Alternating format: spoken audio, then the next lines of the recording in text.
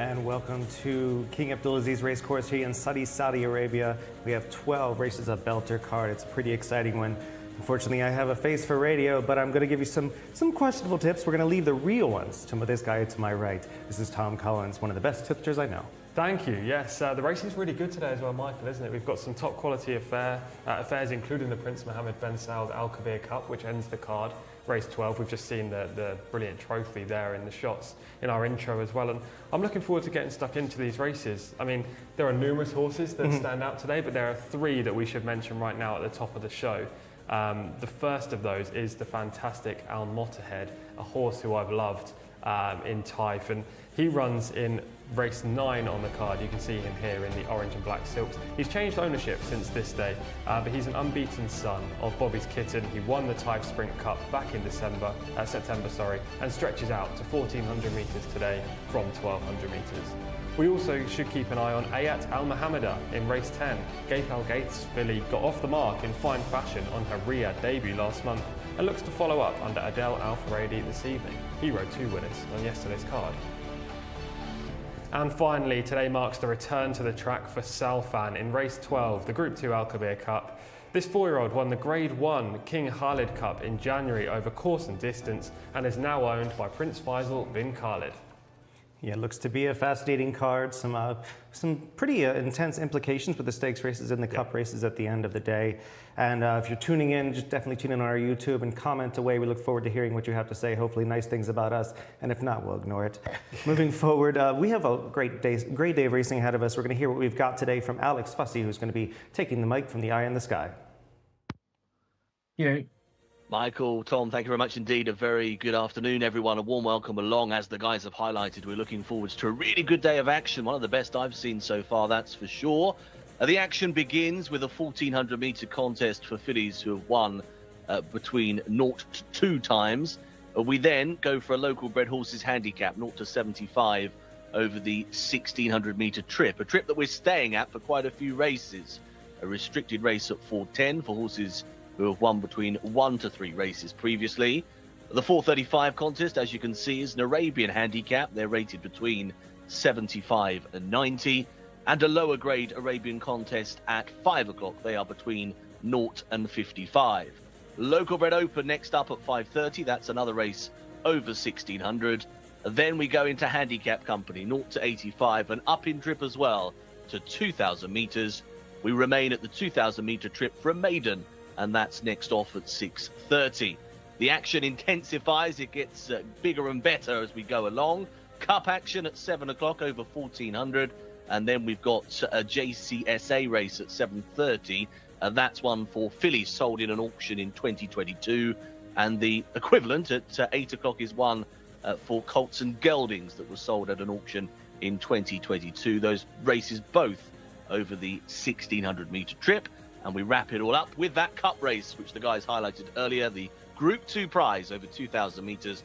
And we saw the very dazzling cup on display, didn't we, in our opening montage today. Let's take a look at the runners and riders for our first. As we highlighted, it's a 1400 metre race.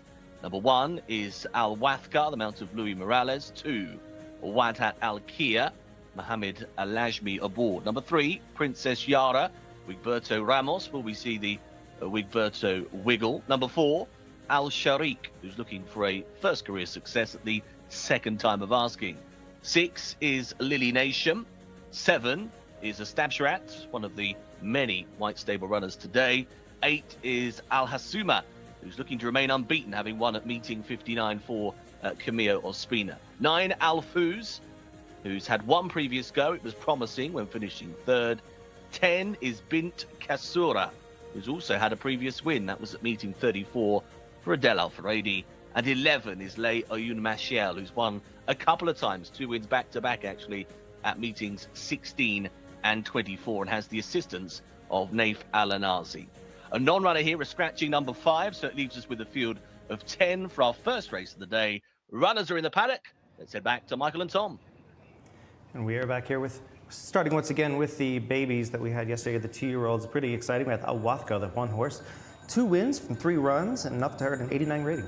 And her only defeat came in the Taif Cup when she finished 3rd, a race that's worked out very nicely since. She won a 1600 metre open here last time up. Drops back in trip, but I don't see that as an issue here. Wadad Al-Kir, 0 wins from 3 starts, needs to show more. Definitely, not today for me, for this daughter of unfortunately relatively disappointing in all 3 outings. Very intriguing one for me is the 3 Princess Yar, only 1 run and was second. Closed well from off the speed on debut as well. I think this filly's probably better suited by a mile, but 1400 shouldn't pose an issue if there is plenty of pace on in the early stages. Pardon me, Al-Sharik the 4, 6th in the first start. Cost 30,000 guineas, this daughter of Invincible Army. Tough task for a maiden to win a race of this nature. In the 5, as we mentioned, is a non-runner. We'll go to the 6, which is Lily Nation. 4 runs, winless so far, but that does come out of a 2nd place finish. Yeah, and that 2nd place was behind Al-Wathqa last time up. She ran pretty well. She set the pace that day, and she's likely to be the pace setter again once again. Astab Shrat's in the screen now. Is a daughter of Tajweed. It was an Arlington Handicap winner. I was there for that. 1 win from 4 starts. Another horse that was behind Al-Wathqa last time up, finishing 3rd in that race, where Lily Nation was also 2nd. Represents the white stable though, so cannot write this horse off. Al Hasuma has had 1 start and done nothing wrong here. Impressive first time up as well, this daughter of Premium Tap. Camila Ospina chooses her instead of the 7 Astab Shrat. Al Fuz, number 8, is a have to zoomed in, who's a winner. Has 1 start and was 3rd in it. By Vino Rosso, so you'd suggest that this horse would get a little bit more distance in time. Actually the better looker to my eye in the prelims. Number 10 on the screen right now, that has been Kasora, earned a 75 rating so far, 1 win from 3 starts. Finished 2nd in this grade 20 days ago as well. It was a pretty good effort back in meeting 60, and Adele Alfaradi's on board. Leia Moon Al-Shayel has 2 wins, the first 2 winner we see, so 2nd 2 winner we see so far, and that is from 5 starts. Seemed to love the track at Taif, that deeper surface. Last 2 efforts weren't as good. She's very close coupled. Naif Alanazi will try to get her to the front. So it looks like it's going to be a, well, I wouldn't say, would you say it would be wide open? I wouldn't say wide open, but you can make a case for a few. I think there are probably 3 or 4 that stand out, and one of those is Al-Wathqa, who won last time up and previously was 3rd in the Taif Cup. Hopefully we will see in a few seconds that victory of Al-Wathqa, but she's a nice looking type. She seems to be getting a touch warm, but not overly. This early in the day, not too much of a worry. No. It is warmer today slightly. Exactly. We see her on the front end here. She was very good this day at Riyadh, her first start of the track. And again, she showed the early pace. She wasn't actually in the lead in the early stages. That was Lily Nation, who's on the inside in the grey cap. Al-Wathqa passed her going around the bend and manages to fend her off all the way to the line. It looks like she's tiring, but she actually opens up a touch in the closing stages and wins a shade cosily. The 3rd place horse here is also in the race today, Astab Shrat. Jockey did not seem worried whatsoever in that final bit. No, exactly that. Just ease down in the closing stages. That would suggest to me that the trip's absolutely fine. Another coming off a win is Al Hasuma. Yeah, Camilo's choice today. We see the white stable runner out in front, as per usual with these Premium Tap first-time starters. Always look to go to make the pace, and this filly doesn't have much size about her, but she was impressive on the debut. She managed to fend off the only challenger, you can see there in the red and blue silks, and hits the line pretty strongly too. On the back of this, I thought that 1600 was probably the right distance for this filly, and they're obviously cutting back today to the 1400, but she has early speed. Camilo rides these horses one way and one way only, and that's to the front. So you'd expect that Al Hasuma will be one of the pace players, along with Lily Nation, Leayoun Mashayel as well, and maybe even Al-Wathqa from the inside gate. Should be a lot of speed up front. Does that set it up for the closer in Al Fuz, or maybe even Princess Yara, or does the likes of Al-Wathqa get the dream trip? We also have to worry about whether or not the track is going to play a little bit more speed favoring earlier in the day as it did yesterday. Exactly. The first, I think it was 3 races, were dominated by front-running types. So if you have early speed, it can be a positive. I mean, I'm going to stick with Al-Wathqa just because I think she's the form setter in this race, maybe the most obvious and logical winner after those 2 victories and her only defeat coming in the Taif Cup. I like her inside draw, and Louis Morales rode a winner yesterday as well. So there are lots of ticks for Al-Wathqa. But I am wary of horses number 3 and 9, both of whom are maidens, but ran well first time up. Yeah, I really am leaning toward Princess Yara here. I love Mastery in general. He's actually caught the attention of Japan. I think he's just gone there as a stallion. He started off pretty well at Lane's End Farm and has done quite well as a stallion, just didn't quite tick all the boxes of Kentucky and has gone away. She's out of a Sunlit Forest, who was a Godolphin mare. So you've got some really nice breeding on the bottom there, a serious filly she could be, and that first run was quite good. So I'm going to give her a shot here to beat some winners. And I feel like the 3-post is absolutely perfect for what she's going to need to do. Yeah, she's going to be closing from off the speed. There's no doubt about that. You just hope that Roberto doesn't get too far behind. The thing with her is she's going to be a longer term prospect as well. I really liked how she shaped on her debut. She hit the line powerfully. Unfortunately, we weren't able to show that footage, but if you go on the Fruzia website, you can watch back the replays in both Arabic and English, and you can see the fact that Princess Yara really finished off that race strongly, hit the wire more powerfully than any other horse in the field. So she's going to be better over longer in time, but this race has come up, and Connections have obviously thought it's a good opportunity to pick up some good prize money. We've got Al Hasuma in shot right now. We showed her earlier winning. You say she has one way to go, but she does have 6 horses to her inside to pass. Exactly. Camilo's going to have to be sharp from the gates, but he always is. Look, she could probably stalk as well. It's just, I think she's going to be better on the front end as she gets much further. Her pedigree suggests she'll get further, and her running style also hints as much. So I think Camille will want to make as much use of her in the early stages so that her stamina comes into play late. The one that's really intrigued me as a second shot here is Alfuz, another maiden. Just the Vino Rossos have come up and been quite useful, and they've actually shown a little bit more speed than expected. He was late blooming. He was his best at the end of his 4-year-old season where he won the Breeders' Cup Classic, but he was no slouch at 2 and 3. And he's been bred with a lot of precocious lines to sort of make up for that. And he had a lot of size being a curling, so there's a lot of smaller, sort of compact, speedy mares have gone to him, and it has shown.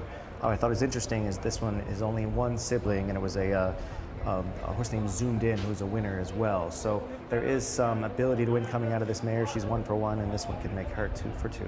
Yeah, I liked how this horse shaped on debut as well. She stuck on well in the closing stages.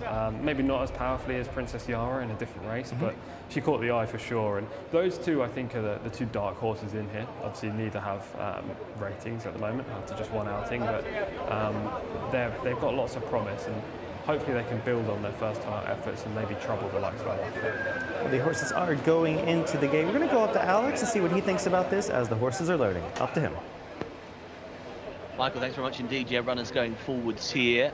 Quite a variety of shapes and sizes I've noticed here down at the start. I thought Stab Strap was a really big, imposing filly, but Al Hasuma slightly more smaller and compact, but I probably would side with her because I think Camille's riding style here suits the track to a T. Jump and run, get to the lead, and hopefully not have any rivals pass her. The other little bit of notice from down at the start was Lay Ayun Machiel was getting rather warm, a little bit sweaty down the neck and between the legs as well. About half of the field are in.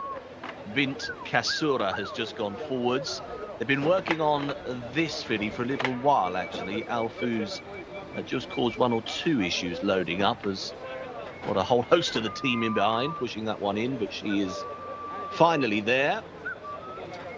Princess Yara slots forward, stall 3, down the card in terms of the draw here, just a heads up. Al Huathka comes forwards now as well, and Al Hasuma's in. Stand by, very edgy. Bint Kasura tried to jump away before the gates were opened. They're off. Racing away for the first, they go over 1,400 metres. Alfuz is driven along early at the back end of the field. Princess Yara didn't get the best of breaks, and from the stalls, Bint Kasura shifted to her left.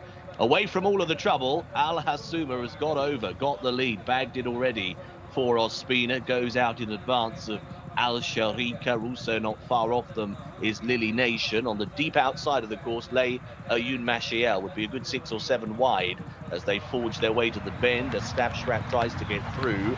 Still right with that group is Bint Kasura, back to the inside fence, Wadat Al Kia. They're followed by Al Wathka, the orange colours of Princess Yara. And as they take the turn back towards home, Alfuz is a long last. Out in front, it's Al Hasuma. Still shows the way as they're about to level on in. Leads up by about a length. On the outside, firmly ridden to try and challenge his Lily Nation. A little bit short of racing room there was Al Sharik in behind. They're then followed through by the green cap of a Stab Strap as they level and work their way to the final couple of hundred. She's finding a bit more. Al Hasuma is digging in and drawing away now. goes clear by 4 lengths here over Lily Nation. They came back to her around the turn, but she found plenty extra in the tank. Al Hasuma, a second career success and in emphatic fashion. Beats into second Lily Nation. Back in third place is a Stabstrat. A really nice start to the day then. Al Hasuma has scored another premium tap filly. Those white stable colours again. Not many races or race days go by without multiple winners. And Ospina got the jump, got across. And they did come back. The gap was closed a little bit around that bend for home, but then she just kept on digging in and finding the extra required to turn the field away, and has gone on to win in a time of 1:26.54. So 1:26.54, 7.25 lengths, a very wide margin victory.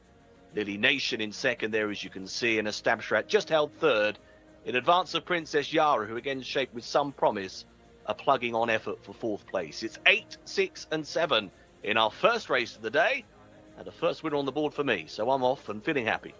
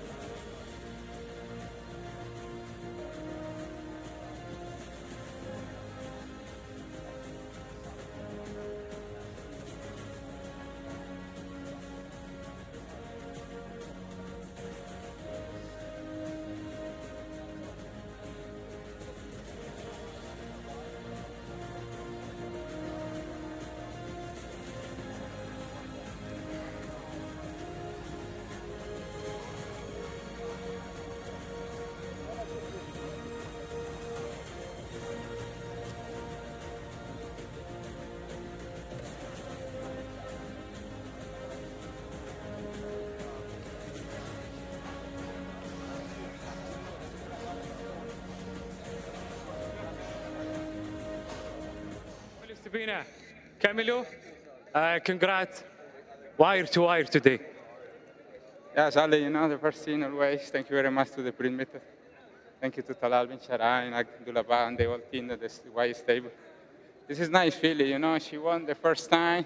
She brought maiden very good. Today I know this is tough race, but this filly after the first win, she's coming improving, she's more better, she wake up now. And thanks God she brought very good and she keep going until wire, yeah. The beginning is good. Yeah, no, very good. When I asked her in the last 400 meters, she is coming very strong. Yeah, definitely. Thank you very much.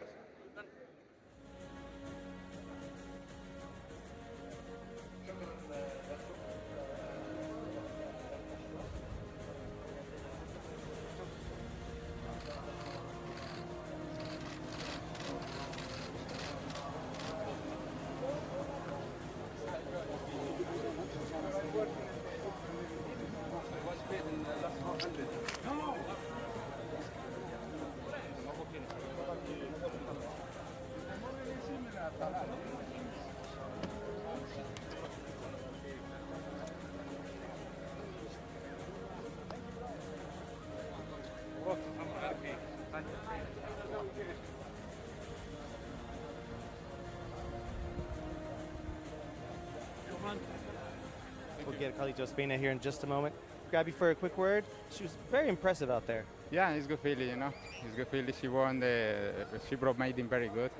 And today she's open race, but she's improving, She's different feeling after the first win. And today in test gas, she broke very good. And when I asked her in the last 400 meters, she responded very good.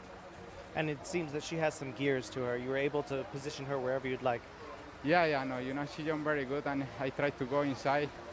And then that's really she's coming relaxed inside, But test gas, she do very good. And moving forward, you have some good rides throughout the day. Anybody in particular you're looking forward to? No, he's okay, Yeah, the another guys is.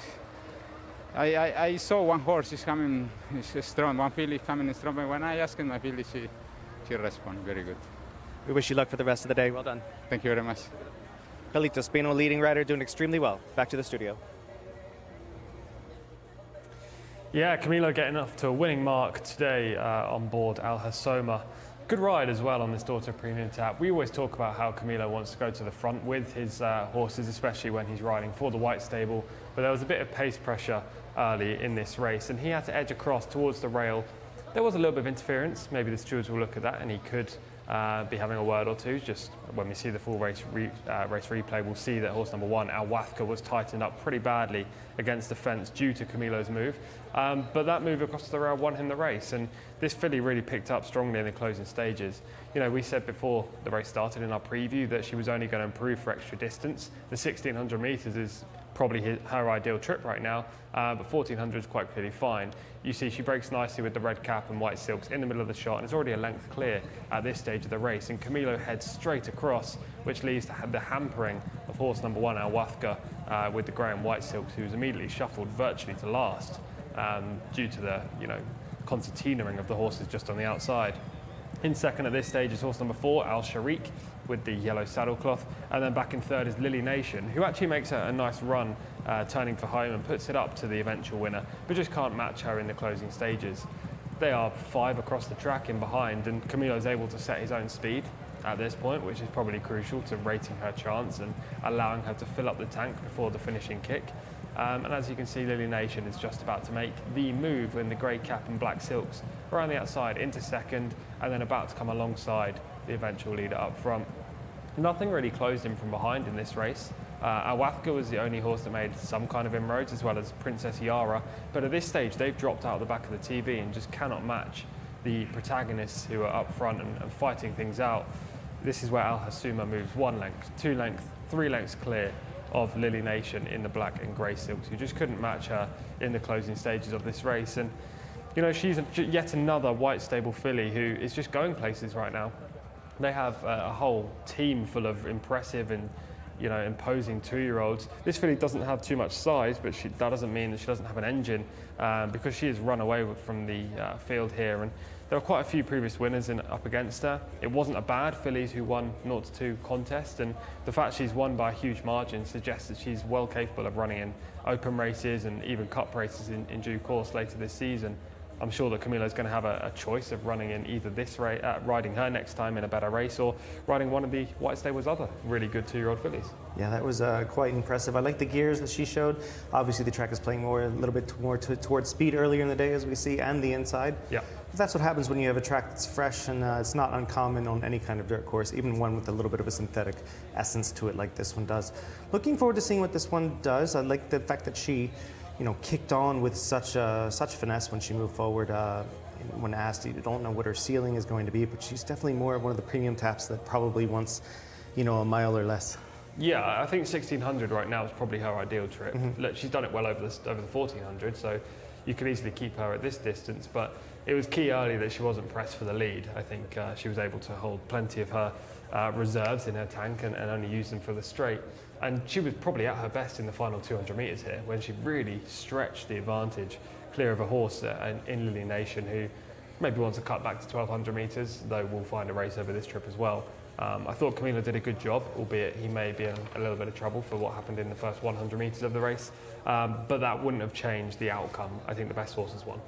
Yeah, it was going to be her race no matter what at that point, and she kind of just stuffed him there. It was very impressive to me. I look forward to seeing which, as I said, seeing what she'll do next.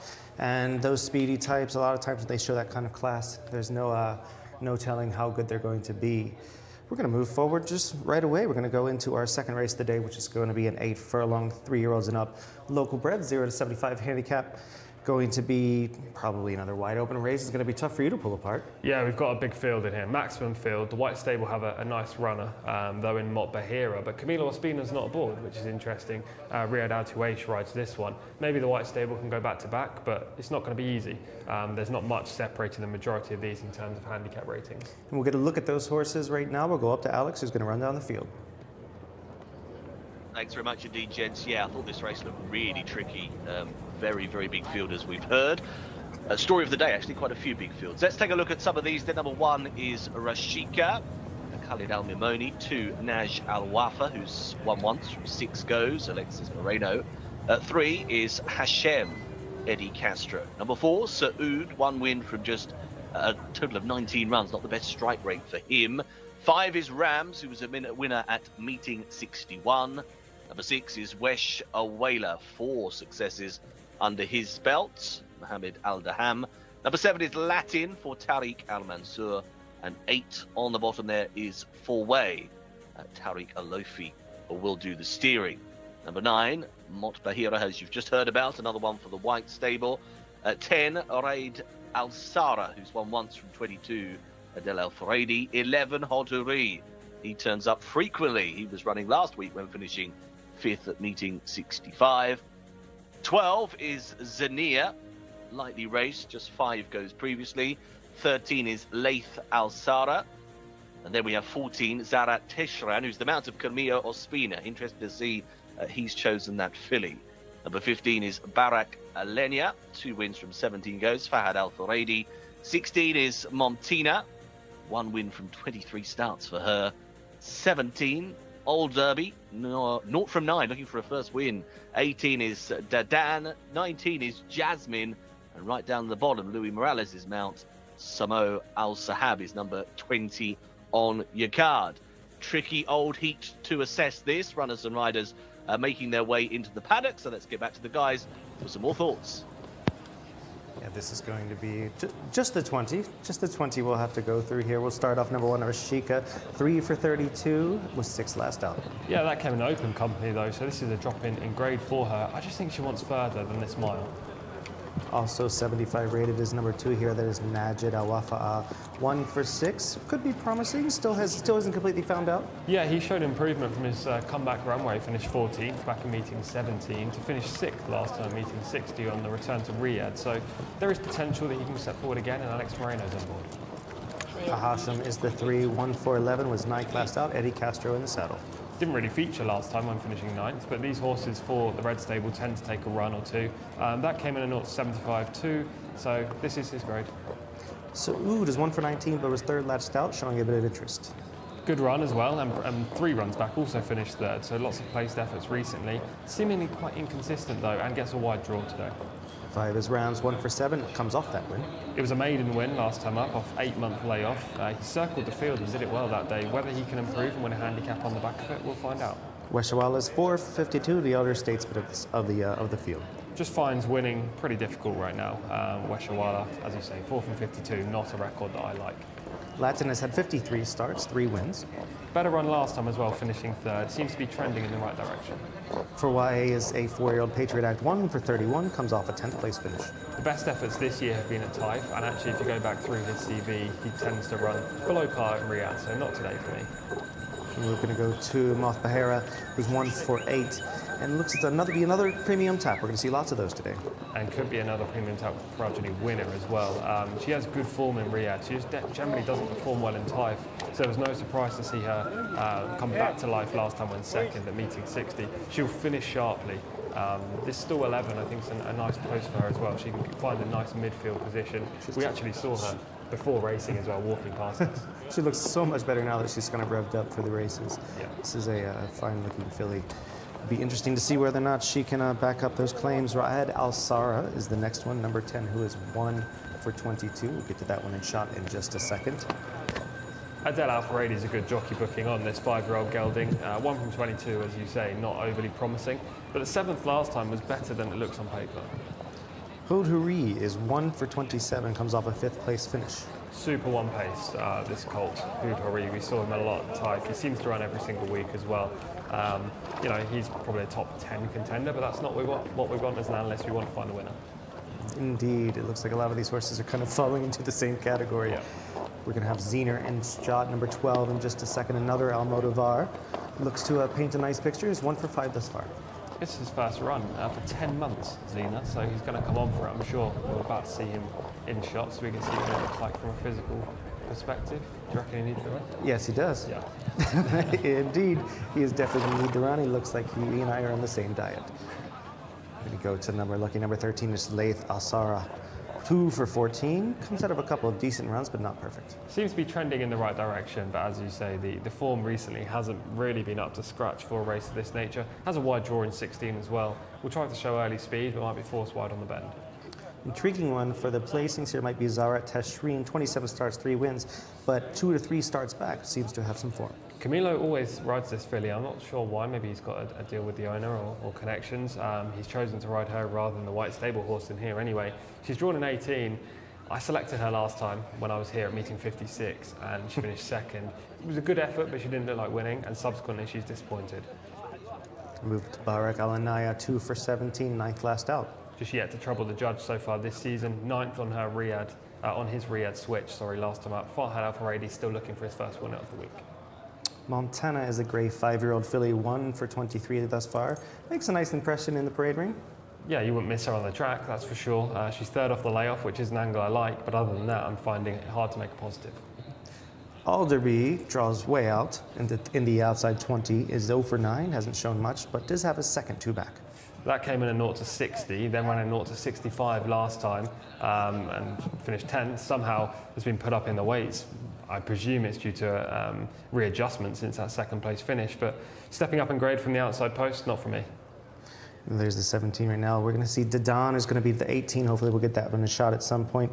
Any thoughts? 1 for 8? You know, there's it's really shown nothing at all so far. Unexposed is the only real angle here. Other than that, the 2 runs this season have been pretty weak. Fawaz Wanas still looking for his first winner since I've been in Riyadh. I'm not sure if he had a winner when the other team was here, but he's not seeming to get all the best rides at the moment, which isn't good. He had a long ban at the end of the Taif season.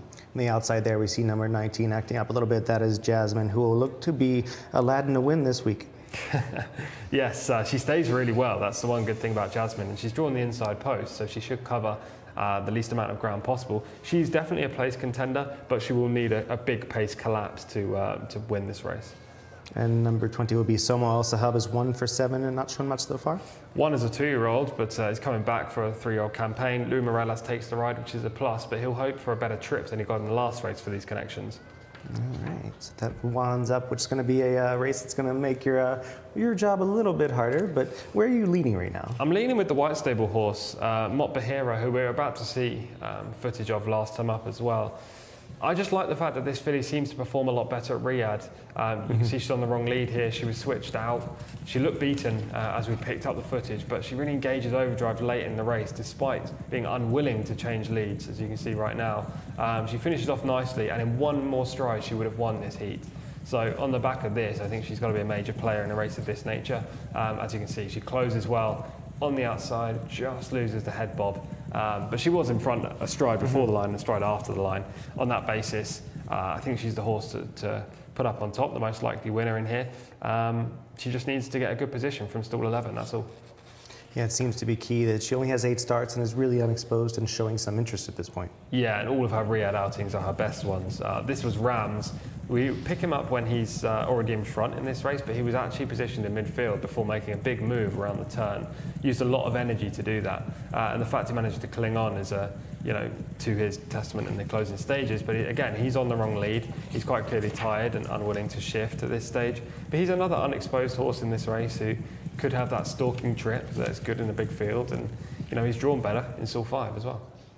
A lot of these horses are coming in probably having either come off a little bit of time off during the summer, or they needed the run back. Do you hold it against them if they do get a little bit tired in that first run, or do you think that they will move forward no matter what? Yeah, I think they'll move forward no matter what. I mean, especially in Taif when they had their first run. If there are some horses in here coming straight off Taif.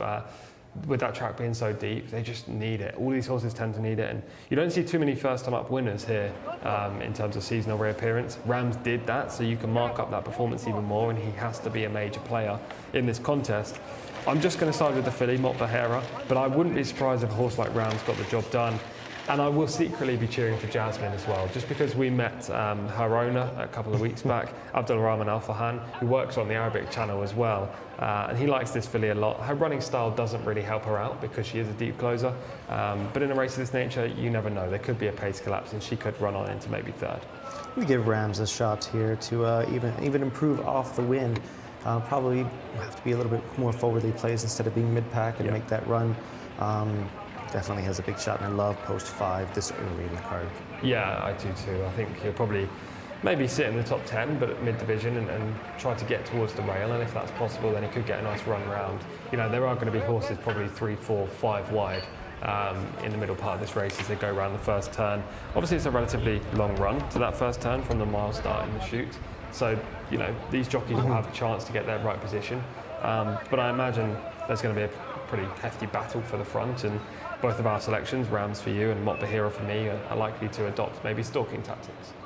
And as far as maidens go, Alderby on the outside has shown some interest, but the post is very much against. Yeah, I just find it hard to make a case for a horse drawn 20. I know that being wide on the track isn't necessarily a huge negative here. Being wide at tight, even if you were 2 off the rail, was a negative. The rail was just like a golden highway, whereas here it's not necessarily. So that perspective isn't a bad thing, but for a horse like Alderby who might want to get some cover into the mid field of the race, what you tend to see as they go around the bend, the horses in behind the leaders shift out a little bit for no reason necessarily that I know of, but that can force the horse to maybe install 27 wide or 6 wide, and you just don't want to be right out there. They have to make a decision quite early to find the pocket if they possibly can, and take the kickback in that, unless they have the bald speed to get up to the front. This looks like another race is going to be difficult to pull apart, but I've gone with Rams, and you've gone with Mott Behera, horse number 9 for me. And we'll head up to Alex and see who he is leaning toward at this point. Thanks, Michael. Yeah, I'm with Tom here. I think Mott Behera is probably the most likely winner. She did go down to post a little freely, a little on the keen side, I did note. Rams is quite a good-looking colt. He looked very well within himself down at the starting point. The other note with regards to Mott Behera is she was kept away. She was behind the tape, away from the main group of the field. Nothing wrong as such, but even you can see there in shot, she's just being circled well away from the others at this point in time. So I'm just waiting to see her join up and link up with the rest of them, as they have now started to load the stalls. There was a few tack adjustments required for Barak Alanea down at the start. It's a 2-time winner from 17 previous goes. Currently working on pushing forwards Dadan, who will go into stall number 9. White jacket, green crossbelts. Just had a bit of a dig of the heels before heading up to the starting stalls. Leith Alcera has just gone forwards there, as you can see, the blue with the white cap, got the red headgear on as well. If you're following that one, quite easy to keep a track of in the run itself. Looks as though Mott Behera is about to join in with the others. That tape's just been dropped behind the stalls. There's the 12 in shot, which is Xena. Very similar colours to the Gigginstown House colours that we have here in Britain and Ireland as they load up. Maroon with the white star, white cap. Hodhuri, regular runner, just gone into the starting stalls. We're a little over halfway now, I'd say. There's Rams going in. Michael's pick will come from 5, so he's about to slot in there, looking for back-to-back wins after that win at meeting 61. Really tight and compressed handicap, 0 to 75, but the lowest rated here is 71, and the highest 75, so really little to separate all of them. 3 back. They're all coming together as well. Move in, set to go.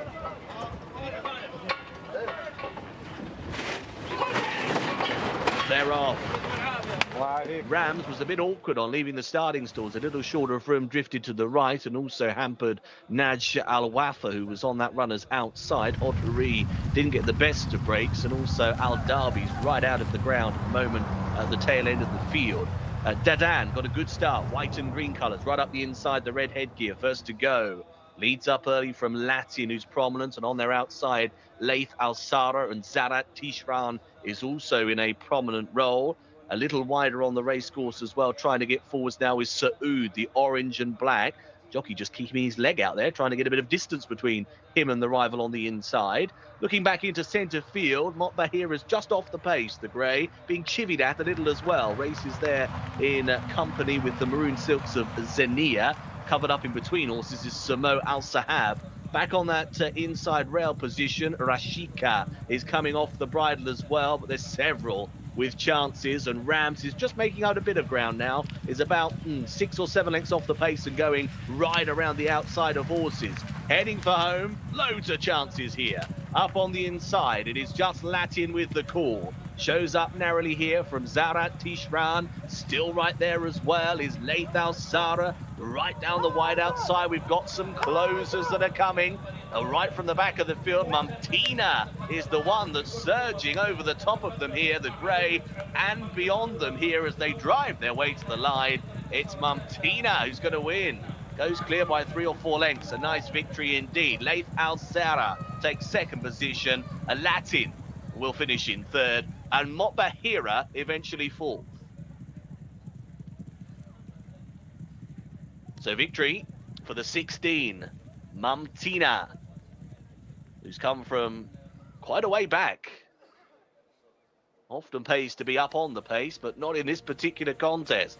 1:40.68 on the clock for the winner, and has come with that sailing effort down the outside of rivals. They were well stacked up, weren't they, as they turned into the home straight. There was lots to be looking at, lots going on, but in the end has won by 3 1/4 lengths, so quite a decent margin of victory for the 16 horse here. Beats Laith Al-Sara into second. The 13, who was always up there actually, always not far off the pace from a wide berth, and Latin in third position, and it's another third. It's back-to-back thirds for that filly after her recent one at meeting 65. Here they are over the line then, the 16, Mumtina, goes away to win by 3 1/4 lengths from the 13, then the 7, and a fair effort from Mot Bahira, but was a little off the speed and being ridden along from quite a way out, was a little out of the ground in terms of pace today. 16, 13 and 7 are order of finish in race 2.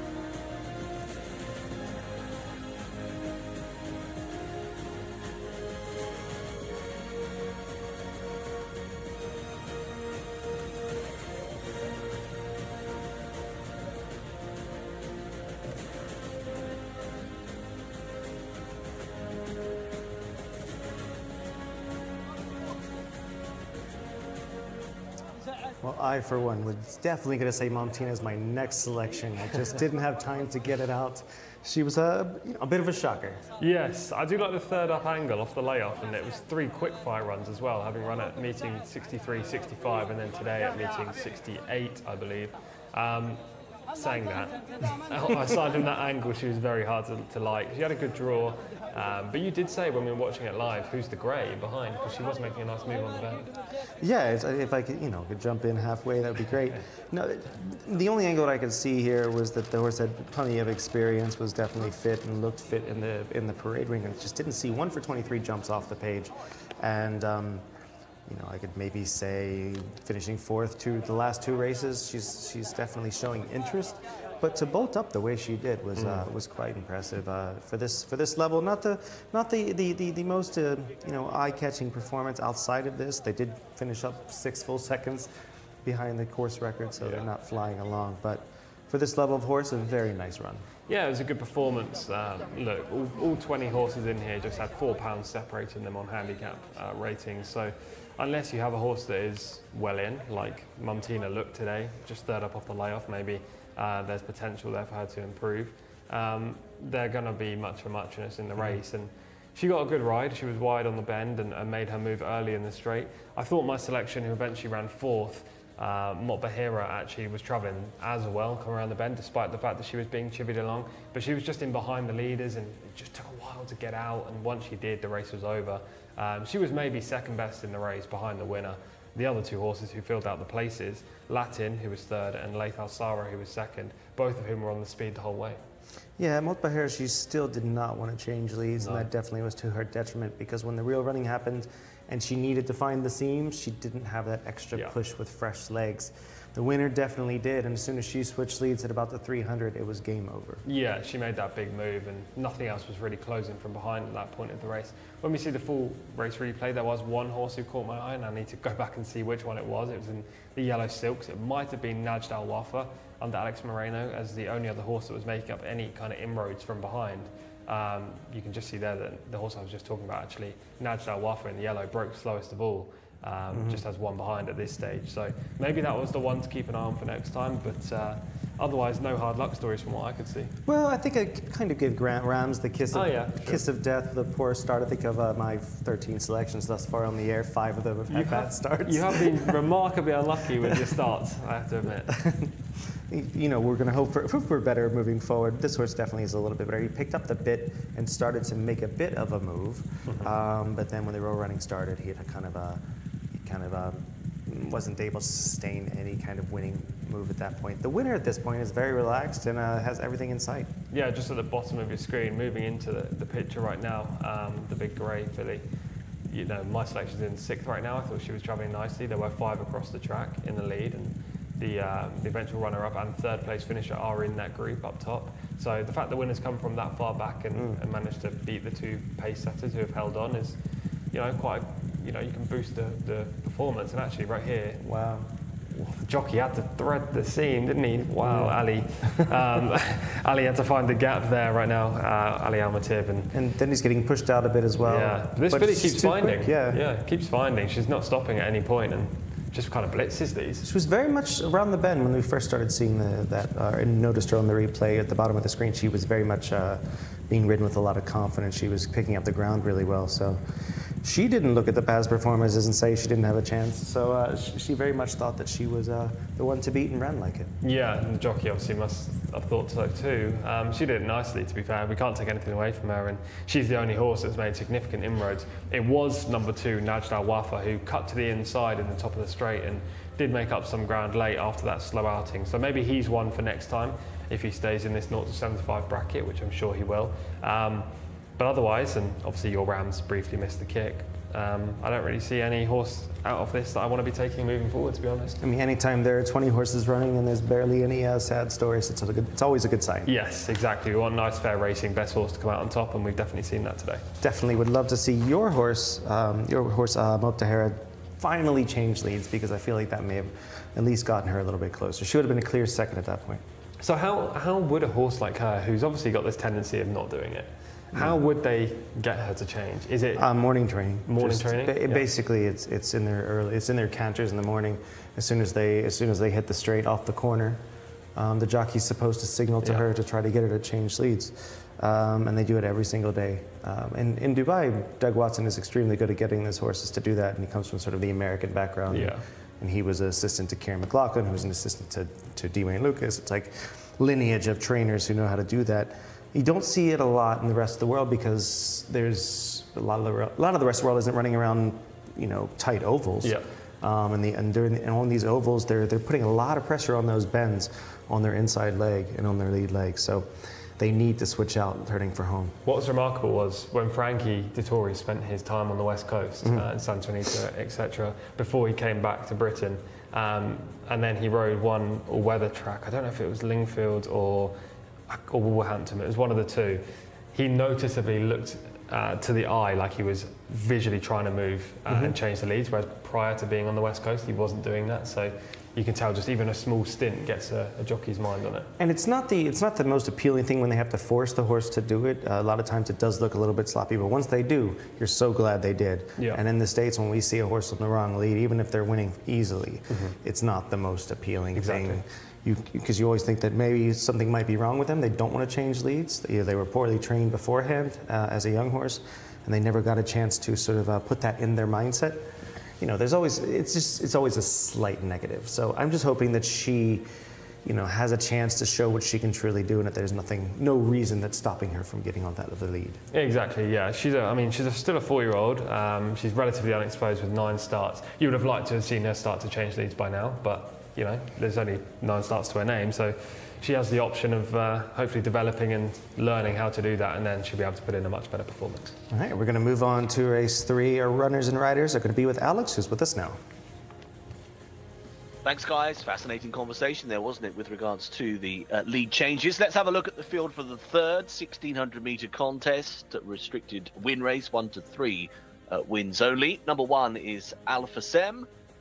Then number 2, though, Al Atal has won a couple of times from 16 goes, Naif Al Anazi. 3 is Anayat Al Daim, 1 win from 4 starts, Abdullah Al Khamis. Number 4 is Al Safdi, looking for a second career success.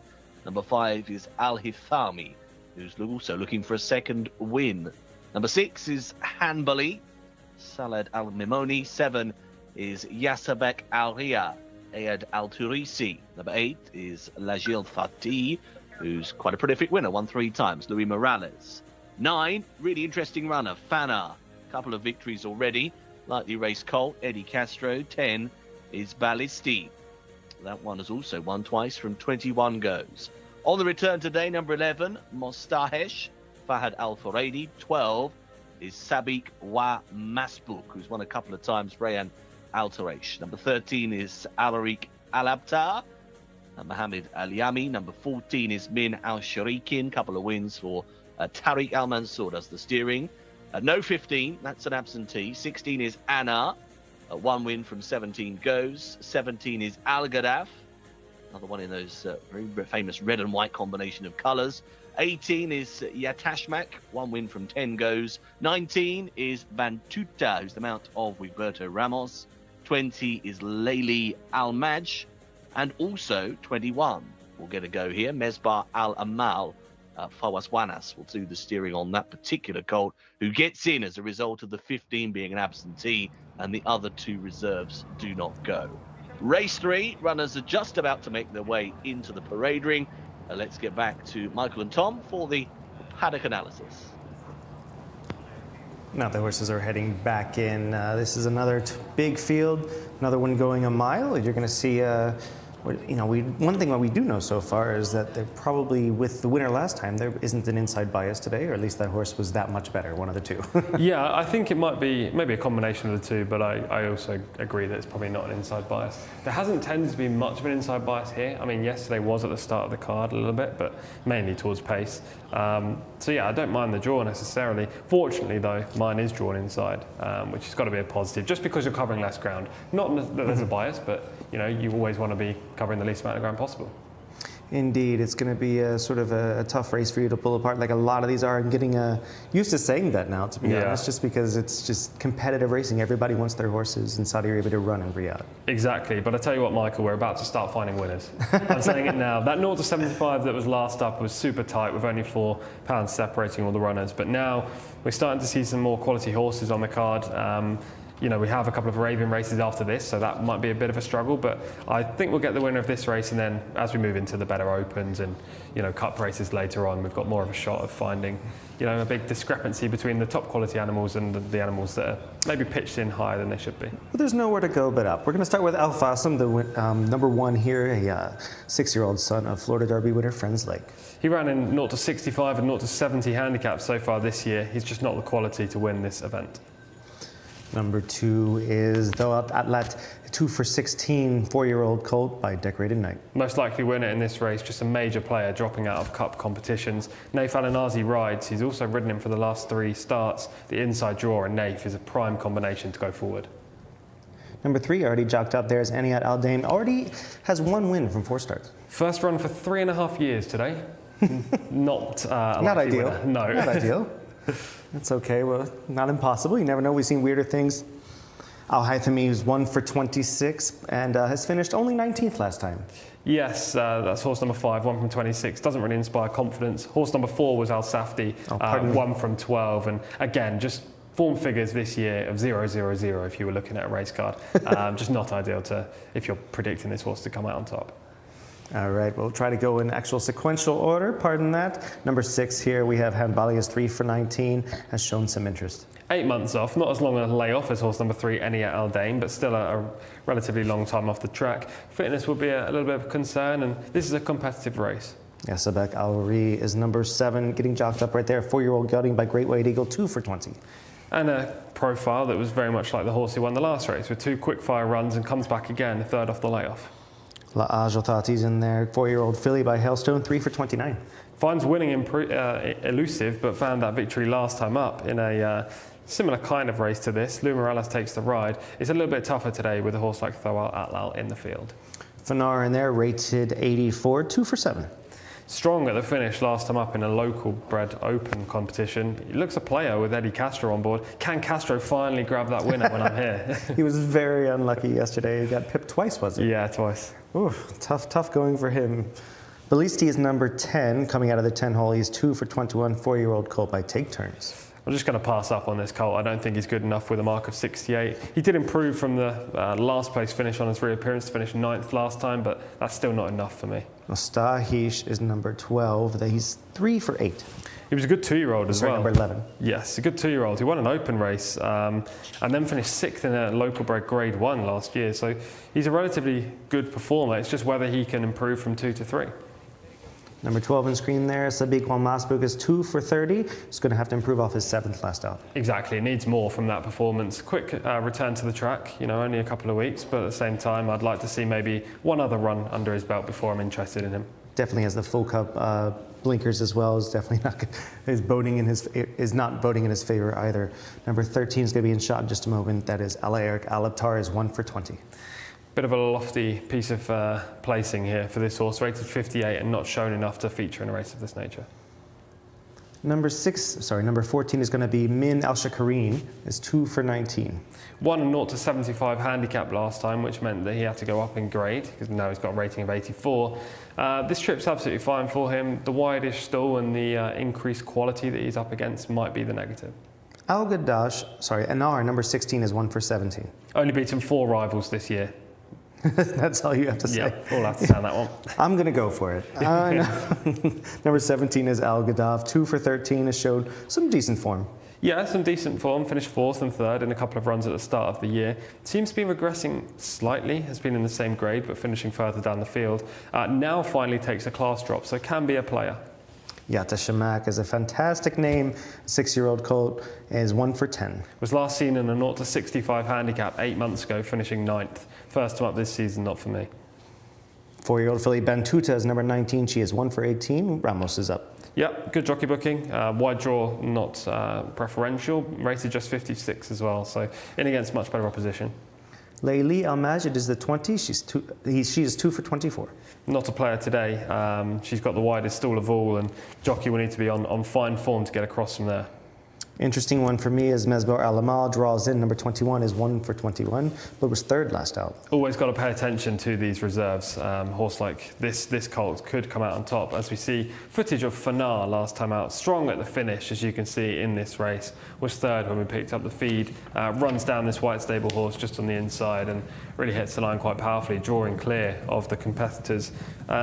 This was a good performance. This was a local open event as well, so now dropping into horses who won 1 to 3 would arguably a bit of a class drop. Could be a major player, but I think this horse in shot right now, Tho Al Atlal, is by far the horse to beat. Rated 90 by Decorated Knight, stays further than this mile. Lots of second place finishes earlier in the season at Taif, and this run wasn't too bad when he finished 5th last time up.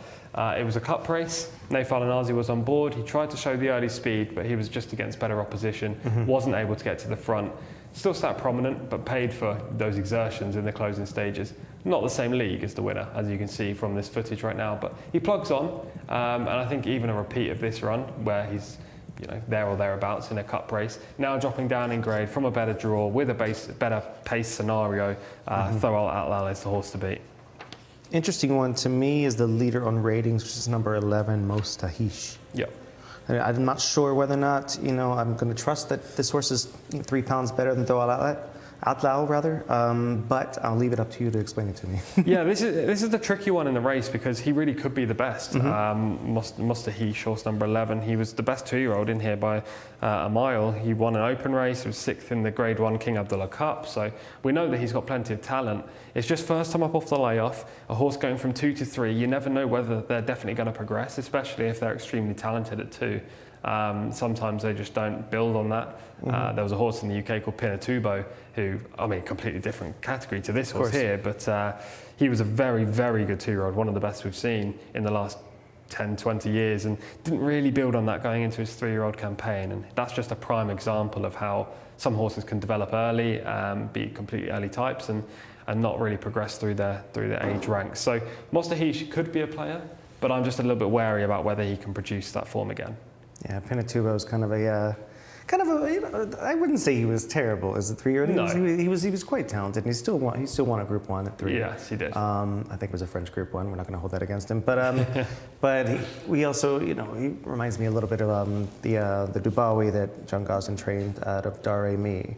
What is his name? He's one of the top stallions right now. It was another one. It was like we had these early 2-year-olds that are extremely talented and just so far ahead of their opposition. Favorite Trick in America is a prime example in the 90s, showing my age. But there was, we win everything by 5 or 6 lengths, including the Breeders' Cup Juvenile. And then as he gets on to be a 3-year-old, he wins a Grade 2. Yeah, exactly. Just doesn't progress as well as some of the other types who are more late maturing. Yeah, it's always tough for these horses to move forward. We'll go a little early to Alex and see what he thinks of these 20 horses. I think that there's a lot of options for him and where he's leaning. Before we get there, who are you leaning toward? Tho Al Atlal from stall 2 for me. I'm going to go with Fanar. I was very impressed with that replay that we just showed. Up to Alex. Cheers, gents. Thank you. Yeah, I would also side with Fanar. I think he's been in good form, obviously. He was 2nd at meeting 49, a good win at meeting 61 last time out. Quite interesting. You've got the combination here, haven't you? You've got Tho Al Atlal, who's dropping down in company and may find this a lot easier. Has been running okay as well, albeit the last 2 runs, the form figures aren't all that special, but they were obviously in much better races. And then you've got the opposite spectrum with Fanar, who's been running well, but obviously at a different grade. So always hard to assess, isn't it? Do you go with the class dropper? Do you go with the horse that's been on the money, hitting the form? Probably just siding in the latter camp on this particular occasion. There's the 6 about to go in. Hanbali will move forwards to stall number 6 there. Is a 3-time winner from 19 starts. Next one to head up will be Mesbar Al Amal, stall 15 for that runner. There's Tom's pick. Tho Al Atlal, who goes forwards now, looking for that 3rd career success.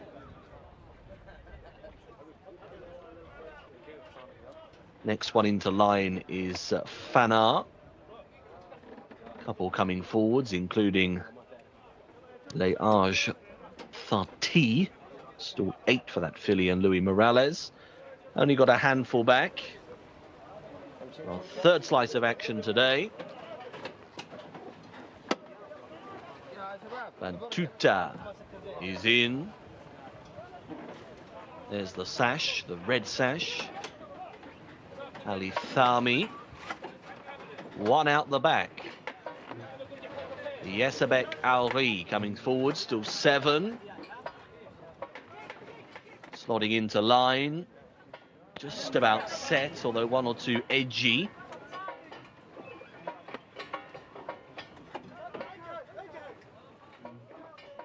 Gates 5 and 7 have been the one restless.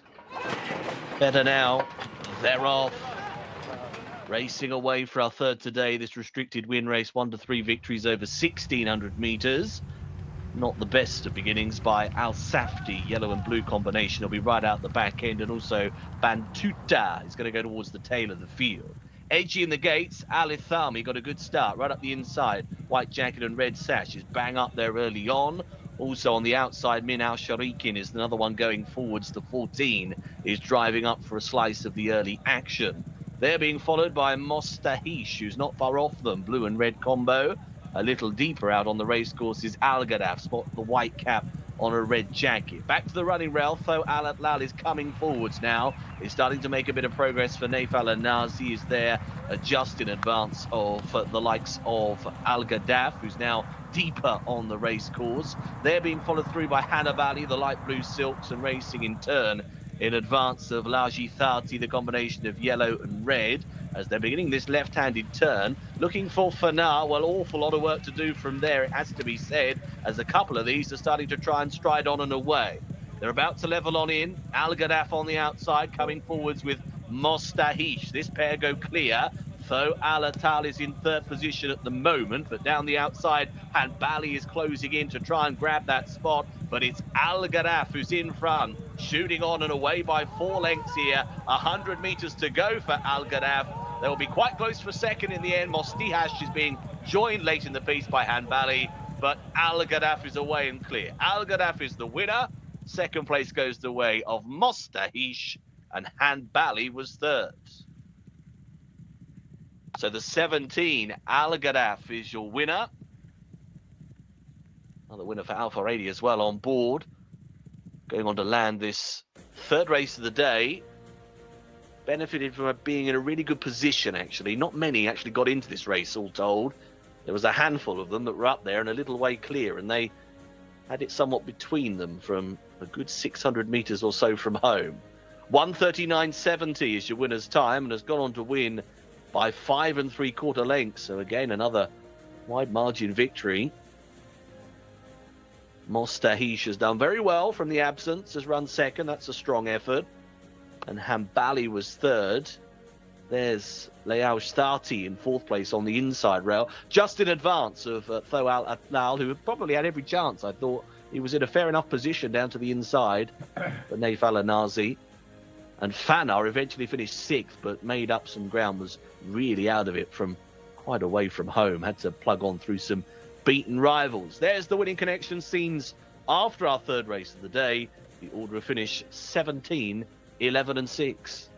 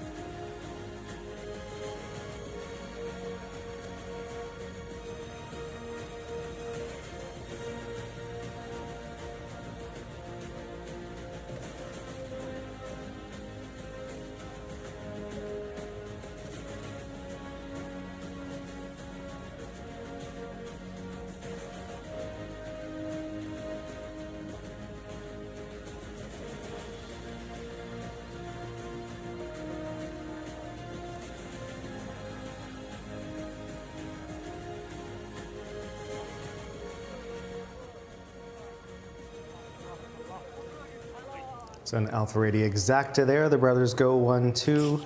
This was, another runaway performance. Is the track getting, not to take away from the winner, but is the track getting a little bit tiring for these horses? Yeah, potentially. The time wasn't very good, was it? 1:39.7. We're looking at over 5 seconds slower than standard there. And actually, if you compare that to the previous race, I think the time was 1:40.6. So about 4 lengths. Yeah, exactly. But that was a 0 to 75, and this is a much better heat. So the time wasn't great in comparison. Good ride by Del Alpharedi, we should say. Made the move at the perfect time. Going into the bend, was closing in on the 2 runaway leaders. Coming off the bend, made the move to the front, and from there kicked clear. Stall 17. We saw Adele win from stall 17 yesterday as well. So he's quite clearly capable of winning from a wide post. And actually that's 3 winners for the jockey so far in 15 races so far this week. So he's doing pretty well closing that gap slowly on Camilo Ospina. Yeah, Al Gadaf was, to me, it was just a really well-timed ride. He got him into the right slot, and he does very well with putting his horses in the proper spot between the 3 furlong and the 2 furlong pole, which I've noticed in just a short amount of time of getting them exactly where they need to be to have at least one chance to get there. Yeah, finding that position is the most crucial part in any racing, really. I always used to say about Rachel Blackmore in jumps racing in the UK and Ireland, because she was always in the prime position. I mean, it's not to say she isn't now, but she definitely was a couple of years ago. So Adele seems to be adept at doing that, and that's probably why he rides so many winners. You know, he's always in the best spot. And the winner was much the best here, runs away with it, never looks tired compared to the rest of the field, which looked like it chucked it a while ago. Yes, exactly that. This horse was dropping down in class, but hadn't shown enough on the last 2 outings for me to suggest that he was going to be the most obvious winner in here. We can see that he broke pretty well, and most of the other horses out wide didn't, so he was able to get across a little bit from that wide stall. The eventual runner-up was Mostahish, the 2-year-old that was really good last year, coming back as a 3-year-old. He ran great first up. Yeah, very much so. Seems to retain ability, right? Yeah, very much so. Interesting thing to me was that all the horses that finished 1, 2, 3 don't have a lot of miles on them. No. And all have at least 2 wins to them, now 3 and 4 for the winner here. Now moves his record up to what would be, 3 out of 14? Yeah. So yeah, to me, it's just horses that are showing interest in racing are excelling. That's the key here. And those people who go to the handicapping or selecting school of believing that younger horses that are a bit unexposed are, I think you're probably leaning on that as well. The unexposed ones are the where you need to sort of put your chips when it comes to these handicaps or these tougher wide open races. Yeah, exactly. Just because the older horses can tend to get a little bit rusty or get a little bit, regressing with age and experience, and some of these young horses we may not have seen the best of them just yet. That could easily be the case for the winner, but it's definitely the case for Mostahish, who actually showed lots of speed and managed to continue that all the way down the home straight. I mean, take the winner out of things, and he would have, at this stage, been 4 or 5 lengths clear. He just hung? I think he just hung on to second, right? Yeah, he was getting a little tired here, and they're catching up with him, but the winner is gone. Yeah. Fanar didn't have the best start. I'm come to the conclusion that when I actually like a horse, I'm going to pick the biggest threat to them. Yes. That way I can curse that horse instead of the one I selected having a good run of it. Hey, you're now cursing Castro, not me. No, I know. It's a tough day for selections. But Fanar definitely wasn't, not that he was hindered too much. We'll see the replay in just a moment, but not that he was hindered too much, that I feel like he was just flat-footed. Yeah, he missed the beat a little bit, and then Eddie was just in behind a wall of horses at a crucial stage of the race, coming around the bend, where the likes of Adele Alpharedi were making his move on the winner. Farhad Alpharedi on the runner-up was also making his move, and Eddie kind of had to wait. Fanar ran fine for 6th, I think, considering the spot he was in. And around the bend, he looked hopeless. Yeah, exactly. He just never looked like he was really in a position. You can see there. He has a slight bump, but that's about it. He's just not going on with them. No, he didn't burst out, did he? He kind of shifted a little bit right from the stalls, but I mean, he didn't stumble, he didn't hop or anything like that. Just took a slight bump, and that led him to be in this kind of position where there's 6 horses of breadth in front of him, and Eddie's got nowhere to go. As the field sort of congeals and condenses there, he's kind of stuck with no real chance to find the position that he needs to win this race or to get anywhere closer than he was. I'm not sure he was going to win and beat looks like his stablemate, but I do think that he's going to be a better horse than that moving forward. Yeah, well, he stayed on really well last time when he won that open race, and he was just in a better position to give him a little more distance? Yes, yeah. So I think, a little more distance, maybe a better break, and maybe a better position in the early part of the race. And your selection through all that lot? He ran okay. Look, he broke fine. Nath put him in a good position. He tried to make a move on the bend with the front two and just couldn't match them.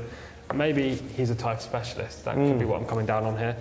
He ran second 3 times in a row at Taif, and his subsequent performances in Riyadh, 18th, 5th, and 5th again today. Just not at the same level. I mean, he was rated 90. The winner's rated, 84? They're running off levels. Maybe the winner's improved, but I'd maybe err on the side of Thawal Atlal just isn't a 90 rated horse at this track. Yeah, he definitely needs a little bit of a break there to find his best place of running. Not sure what else to take out of this run. I think there weren't a lot of sad stories. There are some horses that just didn't run to their form, or to their mark rather, and others who just were outrun by a superior winner. Yeah, we should say we did have 2 proper front runners in the field who set this race alight. They were Al Hathami, horse number 5, and also horse number 14, Mil Al Hashakareen. They both went ridiculously hard in the early stages for horses of their talent. They folded on the bend, but that kind of set the race up perfectly for the eventual winner and runner-up. Yeah, I think that, with the winner, I'm trying to think of what would you do with him now? I mean, he's probably got some limited options after this. Yeah, he could still stay in this kind of class with 3 wins to his name now. That was his 3rd. So he could find another horses who won 1 to 3 over the mile and try to win that. He'd probably be almost a good thing in this kind of class again, because he'll meet the same kind of horses. Or you just go up to an open race with him and hope to find, bigger prize money. But I mean, saying that, this was 62,500 Saudi riyal to the winner. That's not bad at all, is it? Not bad at all. And he definitely enjoyed himself out there and got a nice payday. I do like the fact that he just finished through the line and didn't really have any qualms. It does worry me about his rating, though. Where's it going to go from here? Because if he does wind up going on, winning that 4th race, his rating might be a little bit lofty, and he's kind of going to get the shaft when it comes to getting in the handicap company. It would have to be opens and cup races. There are the occasional 90 to 105 handicaps, but you don't see them carded very often. And then, obviously, if they are carded, you've got to hope they're over the right trip. So he'll be running in cup races, open races, and trying to make his mark in those. If he can get that next win on the board, I presume he'll be kept to this company next. Now we're going to lean into this card. We're going to go into our 4th race. This is an 8 furlong purebred Arabian handicap. Horse's rate is 75 to 90. And we're going to let Alex go over the runners and riders for us. Thanks, Michael. Cheers. Yeah, runners are in the paddock. As you can see, the action coming quite thick and fast today. Arabians in action now, 75 to 90, as you heard. Quite a few tongue twisters in this one. Number 1 is Saif Al-Kisha, who's won twice from 13 starts. Number 2 is Jade Dufaus, the mount of Louis Morales. Number 3 is Umran, a 4 times winner. Victor Gutierrez rides. Number 5 is the next one, which is Montha Al-Amal. Number 6, HM Al-Sabek, who's looking for a first career success. Number 7 is Mountassir for Fahad Al-Faraidi. Number 8, Fatal Ducroat, who's got a wide draw out in stall 19, Mohamed El-Yami. Number 9 is Imperator, 1 win from 4 goes so far. 10 is Merba Al-Khaladia, one of the Al-Khaladia representatives in here. 11, Prakosia Al-Shai was the winner at meeting 58. Number 12 is Melk, 3 wins so far. Ayed Al-Turisi rides. Number 13 is Orja Al-Khaladia. Tariq Alofi does the steering. 14 is Jessan for Roberto Ramos. 15 is Sadia Al-Khaladia. Eddie Castro in those Al-Khaladia stables, white and black colours. Number 16 is Methkal Al-Khaladia, out in stall 20. Number 17 is Sajjadi Castignoli, who's won once from 7. Number 8 is Faza Al-Kasira, that's 18. Number 19 is Janubi Al-Khaladia. And 20, Murshid Isa, also in this field here as well. So, yes, an interesting race for sure. A reminder, the 4 is an absentee. The reserves not going here. And plenty of Al-Khaladias to get our tongues round. Back to you guys. Yeah, so we have 19 running. As again, the 4 is a non-runner, and we go up to 20 in here. So, how's your handicapping so far evolved with the Arabians? Well, it's normally find the Al-Khaladia stable source and plumb for that one. But yeah, look, contests like this are super tough. Actually, the last time I was here in Riyadh a couple of weeks ago, well, 3 weeks ago, there were obviously 2 Arabian races per day, here for 2 weeks, so 6 cards. And the majority of them were pretty obvious where the winner was coming from. There was like a standout in plenty of them, but then they weren't handicaps. They were generally cup races or open races. There was a couple of maidens as well with horses rated 80 plus. And, you know, when that's the case, it's easy to make a case for the horse, and it makes my job a lot easier. This one, Michael, is not easy. There is a big gap between the top and the bottom weight in here, 90 down to 76, as almost the same as what the boundary is for the handicap. But look, it's super tough. Hopefully we land on the right horse. What we will say is that some of the leading jockeys are riding in this race. Eddie Castro doesn't normally ride in Arabian races. He's in here. So is Camilo Ospina. So is Adel Al-Faradi, Naif Al-Anazi. So quite a few of the big jocks have come out and decided to ride in this race. It's worth a lot of money. I presume that's why. Yeah, it's a very nice purse, 145,000 Saudi riyals, which is a very nice purse for these horses that are topping out at 90s. And included in that is the one horse we'll see in just a moment. And this is, I'm gonna, full disclosure, I'm just gonna select it. Nice. I just think that the Saif Al-Qusayya is very much he's got 2 wins from 13 starts. Ospina in the saddle. With the handicap races, especially with these Arabians, I feel like the handicap imposition is far less intense. And when you're seeing him and you're comparing him all the way down to 53 with Murshid Asa, I don't think there's any issue with him defeating horses like that with a few extra kilos on top. So yeah, I mean that brings up another good point. Is I do think that there's a different level of evaluating weights and handicaps when it comes to the purebred Arabians. I'm definitely used to doing it and seeing multiple. It's probably 10, 15, 20 races per week with the purebred Arabians in Dubai, but you're in the UAE rather. But for you're definitely getting it dose by dose. Yeah, two races a card. To be fair to Jcsa, they used to card just one Arabian race. So this year, per card that is. So this year we've got double the dose of the Arabian races, and I do enjoy them, I have to say. Not easy to find the winners, but the actual races themselves are interesting, fascinating, and hopefully we get another exciting finish. I'm sure we will. Horses and riders are already up, so let's just go through the field. Saif Al-Qusayya, number 1, I already mentioned. Yeah, 9-year-old in here, but relatively unexposed. Has lots of speed, which is probably why Camilo's on board, given that he likes to go from the front. Drawn nicely. Hasn't won for 3 years. That was the only thing that put me off, but he's quite clearly got talent. Jade DeFaust is 2 for 8 and looks to have a big shot. Yes, but I think this horse is a 1,200 metre horse. That was what the distance the wind came over last time up. The step up and trip, look, she's run over this before, but at the same time I think she's more of a sprinter, and the outside gate means that Louis Morales is going to probably have a wide trip. At the same 89 rating as number 3, Umran, 4 for 15 lifetime. Runs every week, absolutely loves racing, this 6-year-old colt. He hasn't won since his 2nd start in Saudi Arabia. Not today for me. Monter Alamal is 2 for 17, a 5-year-old grey colt by Dahar. Didn't feature on the return to the track, finishing 8th. He's a class dropper though, down to a 75 to 90 handicap. Al-Sabek is winless from 2 starts. Big ask here. Formerly trained in Qatar, 2 runs here, as you say, pretty middling, finishing 7th and 6th. Yeah, not today. I think there are more likely winners in the field. Muntasir likes to win on the other side of things. He's 5 for 8. Has lots of stamina as well, stays 2,000 metres, and that's the trip he won over last time at meeting 50. First up in Riyadh today. Fertil de Croat, number 8, draws the 19, which can't help, but is 4 for 12. Won a 0 to 80 handicap last time. That was a pretty weak race, and that was when I was here last. He'll come with a late run, but he might be too far back. Amber Rangers only had 4 starts, but is a winner. Yeah, returned back from the layoff, went 8th, back in meeting 56. Could easily improve for that, this son of Munjiz. He was probably my 4th or 5th selection on the shortlist. We have Al-Khalidiyah stables. Merba Al-Khalidiyah is 1 for 4 as well. Powerful team. This horse stays very well, but lacks a lot of early speed. Naif Al-Anazi will be chivying this colt along in the early stages to try and get prominent. Likely to find a bad position and run home late.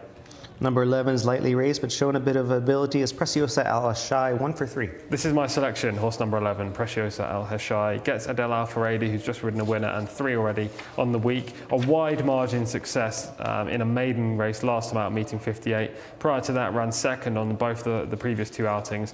Unexposed, which is the angle we've been talking about already today. Gets a good rider for a trainer who won a couple of Arabian races last week and won a race yesterday too. And on top of that, she is a daughter of the phenomenal, one of the best Arabians I've ever seen, TM Fred Texas, who won the Dubai Kahela Classic. We have Melk, That's a name I like to pronounce. No, number 12, 3 for 5. Formerly trained in Qatar. Best form actually came 7 years ago, so now as a 10-year-old, I don't think he's firing on all cylinders. Alja Al-Khalidiyah 1 for 3. Has a win, 2 back, but really did not do well in the last race. Selected this filly first up when she was 6th, and she was majorly disappointing, finishing last in the field there. And then she backed up and finished first, beating a stable companion. Last time up, disappointing again. It's just hard to know what to expect from her. Jcsa number 14 breaks from 12 is 4 for 10. Formerly trained in Oman, and no, I didn't go back to the Oman form. Finished 3rd over 1,200 metres last time up. Looks a 2nd string for Connections. Sadeh Al-Khalidiyah is 1 for 7. Eddie Castro looking for better luck in the saddle. Used as a pacemaker generally, I imagine Castro's going to go straight to the front. This colt's all speed. Methkal Al-Khalidiyah is 2 for 5. Exactly 1 year off the track since the last start, which came on this day in this race last year.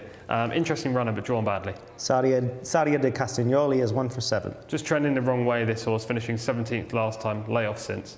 Al-Qusayya is 1 for 5 and comes off a win. Much tougher race today, but that win was pretty good in a maiden contest. Forrest Wanas takes the ride. He'll be hoping for some more luck. Janobi Al-Khalidiyah is 2 for 32. Of the Al-Khalidiyahs, the lowest win percentage. Yes, 3rd up this year. That's the positive. I like the angle, as I keep saying, but it's 11-year-old now. Doesn't seem to be trending the right way. Number 20, last of all, drawing post 13 is Murshid Issa, 2 for 19. No chance on what we've seen so far.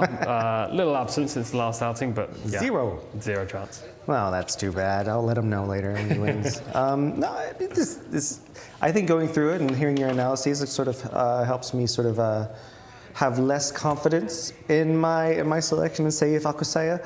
But at the same time, I'm going to take that 90 rating and run with it. You've got speed on your side, and you've got Camilo Ospina, and you've got the best rated horse in the race. So they're the pros. The negative is the without win for 3 years. Aside from that, though, you know, I can make a case for that horse, and hopefully we will see some footage actually of Saif Al-Qusayya. I'm going to stick with horse number 11, Preciosa Al-Ashai, nevertheless, and hope that Adele Al-Faredi gets the job done. Another one, yeah, I'll stick with the one here. The one that I am afraid of the most is Muntasir, number 7, just likes to win. Yes, yeah, 5 victories. 2,000 metres is that horse's ideal trip. So the longer they go, the better for him. But at the same time, if there's pace up front, his stamina will come into play at the end in the final 200 metres. So. Or maybe I should say that I'll go with the 7 when I'm really going with the 1. Yeah, that way the 7 has the bad start, because that's the horse I'm worried about the most. No, it's what seems to be a very tough race to pull apart. I'm going to lean over to Alex right now. Alex, who are you leaning on right now? I think this is a very hard race to assess here with look this. What happened. A couple of these horses in That was action ridiculous. before. You can see Maybury over on the far side there, but I think this is a really tricky race to assess, guys. I agree with Tom. I mean, that win last time out at 1958 for the 11 was a decent effort. Saif Al-Qusayya has obviously got a chance as well. Runners are behind the stalls and circling at the moment, so we won't be too far away from a loading up process going on. These inserts you're seeing are not actually related to this race as well, so just ignore those at the moment. This is the 4th of the day, the 75 to 90 handicap. And a reminder with this particular contest, stalls position doesn't mirror those of the race card. So if you're following number 1 on the card, for example, Saif Al-Qusayya, you're coming from stall 5. So you're a little bit further out than the actual position that you may have expected. There's a variation with regards to the stalls positions here. We are loading up them. First 2 or 3 runners have gone into the stalls. Just gone in is Sadja di Castignoli, who's number 17 on your race card, has gone into stall 16 here. This is one of those races where you've got a whole host of these in the same ownership colours, so you're going to be looking out for different coloured caps here. If you're looking out for Preciosa Al-Ashai, that will be the first colours with the spotted cap. If you're following Jcsa, it's a white cap. They're in the same ownership. And the Al-Khalidiyah stables, you've got Mirba Al-Khalidiyah black cap, red cap for Alja Al-Khalidiyah, and yellow cap for Seda Al-Khalidiyah. And hopefully they're not in a row together as they go inside the final 200. Moving forwards next is Janubi Al-Khalidiyah. Throw that one into the mix as well. The 11-year-old has just gone in. There's the yellow cap. That means it's Seda Al-Khaladia and Eddie Castro who's got the inside berth. Just got in as well is Montha Alamal. I wouldn't rule out Fatal du Croat from being involved here, who's just going forwards, in fact. Couple left. Nearly set to go then. Race 4. Stand by. Still rocking and rolling.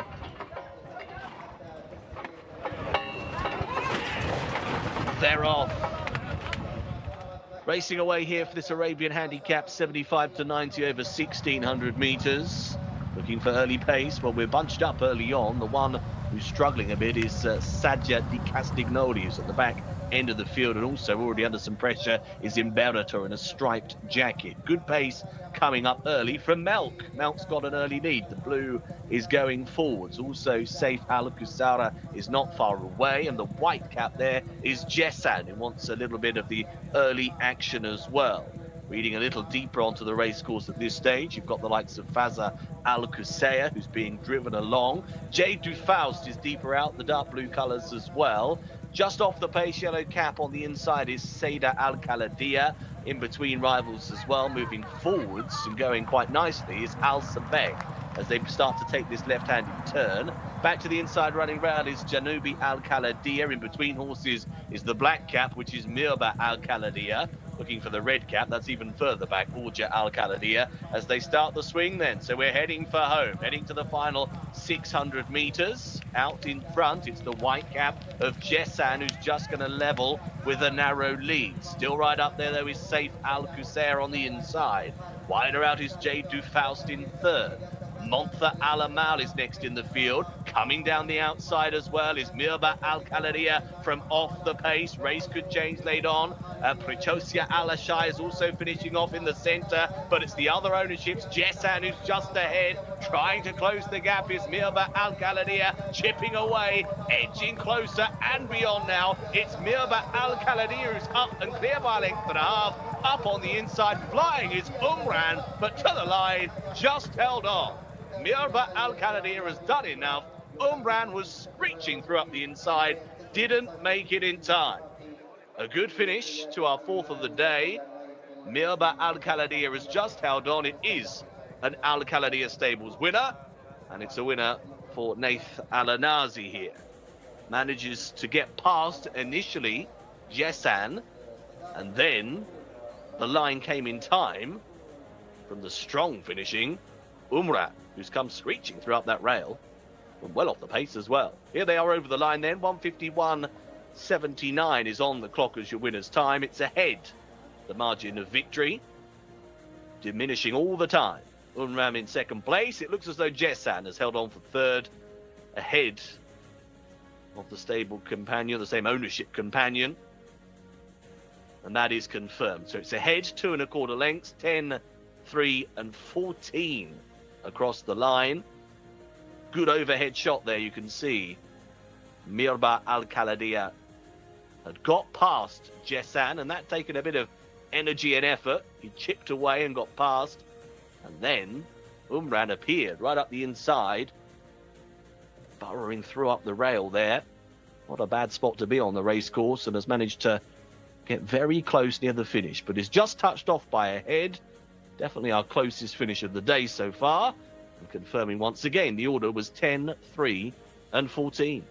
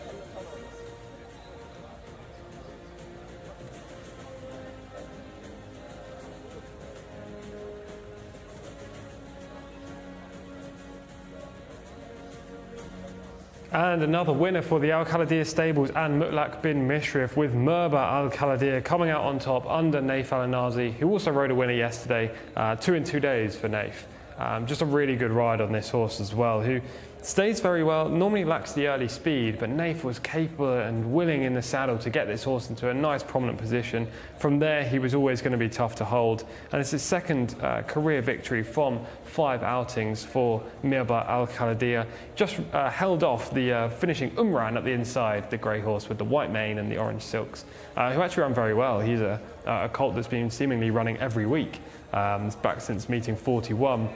His last win came on second start in Saudi Arabia and seems to be bouncing right back to his best today under Victor Gutierrez. He was unlucky to go down fighting in a photo, with third place finisher Jcsa around 2 lengths behind in third under Egberto Ramos. That horse's best form came over shorter, and you could see that stamina was ebbing away in the closing stages as the front 2 drew clear.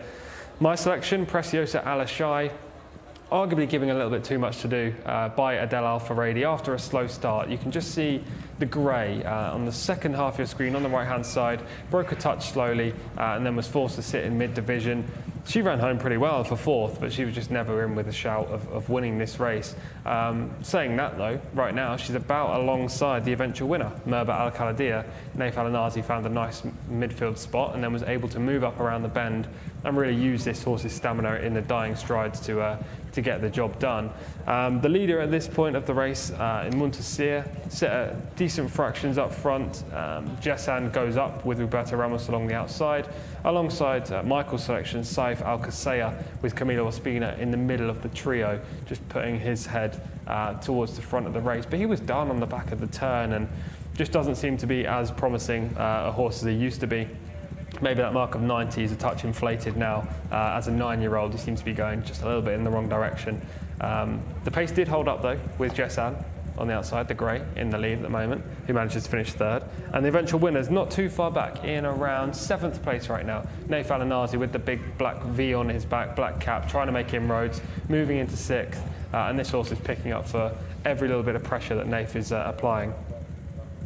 Very much another impressive performance, but one a little closer to your heart there. I guess a lot of people who were supporting the 3 were hoping he would get home. Slicing through here was, are you going to take this Umran next out as a big chance? Yeah, he ran great. As I say, he was running every week and didn't really seem to be getting closer in his prior efforts, finishing 6th 3 times in his last 5 outings. But he seems to relish this test today, and I don't know whether it's because he was down towards the rail or because the pace kind of collapsed in the closing stages that he produced a much better performance. But it's actually interesting there. You see, he came alongside, and actually when he came alongside, the winner, Merba Al Khalidiyah, kicked on again.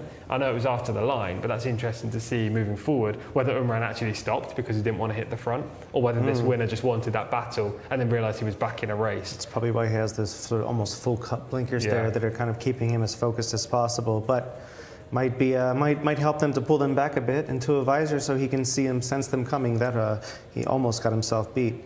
And the jockey at that point, the funniest part of the entire thing is he looked over like, oh, okay, I almost lost that race. Exactly, and although these are Arabian horses and therefore not always the most resolute in a finish, I like to see that little battling quality from the eventual winner after the wire. It suggests to me there was plenty left in the tank, and if that is the case with Merba Al Khalidiyah, then there's every chance he could go on from this and rack up a fair few more victories. He's rated just 83 at this stage. Say the handicapper gives him maybe £5 or £6 for this win, albeit it's a narrow margin. He'll go up to around 88, 89 and still be able to run in a race like this. Yeah, very much so. Only 4 runs he's really made, except for his last run. There's really no mistakes so far. He's shown interest each time. Yeah, and that run last time out came in a small field. He was last of the field early on, made a little bit of inroads late in the day, but I think this bigger field helps him, the faster early gallop, because he doesn't really have much toe in the opening stages. It's all about what happens in the home straight. He's got plenty of stamina and a good finishing kick, and he showcased that today. Yeah, looking forward to seeing how that develops. And we see a lot of these Arabians in this field, and in general, that have so many starts and they're kind of completely exposed. It's nice to see one that's young that we could see develop into something exciting. Yes, exactly that, an unexposed type. There were plenty in here with lots of starts to their name, but Merba Al Khalidiyah ran very well, and just another winner for these connections who are almost impossible to overlook in Arabian races. Just looking back there, Umran completely missed the kick, the eventual runner-up. So maybe you can even mark his performance up a little bit more.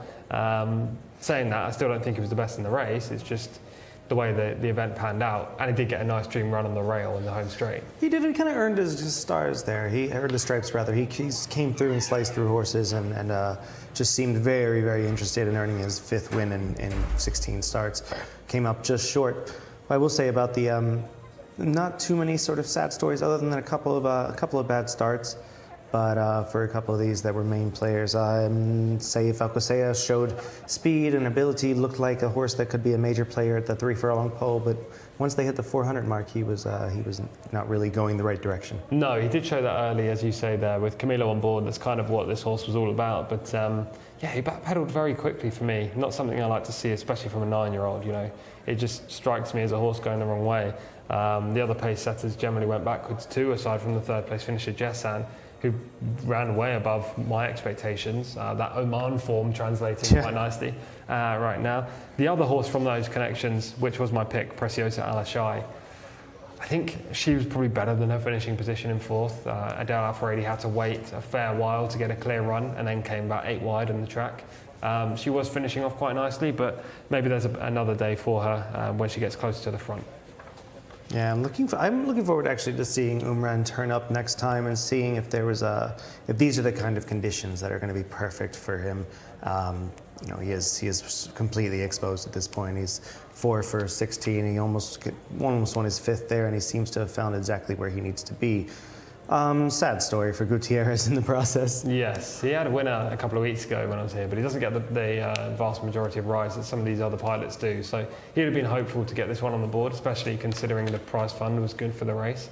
But he'll have other opportunities today, and he's even got a ride in the next race, which is coming up very shortly. I can see the horses are just entering the paddock right now.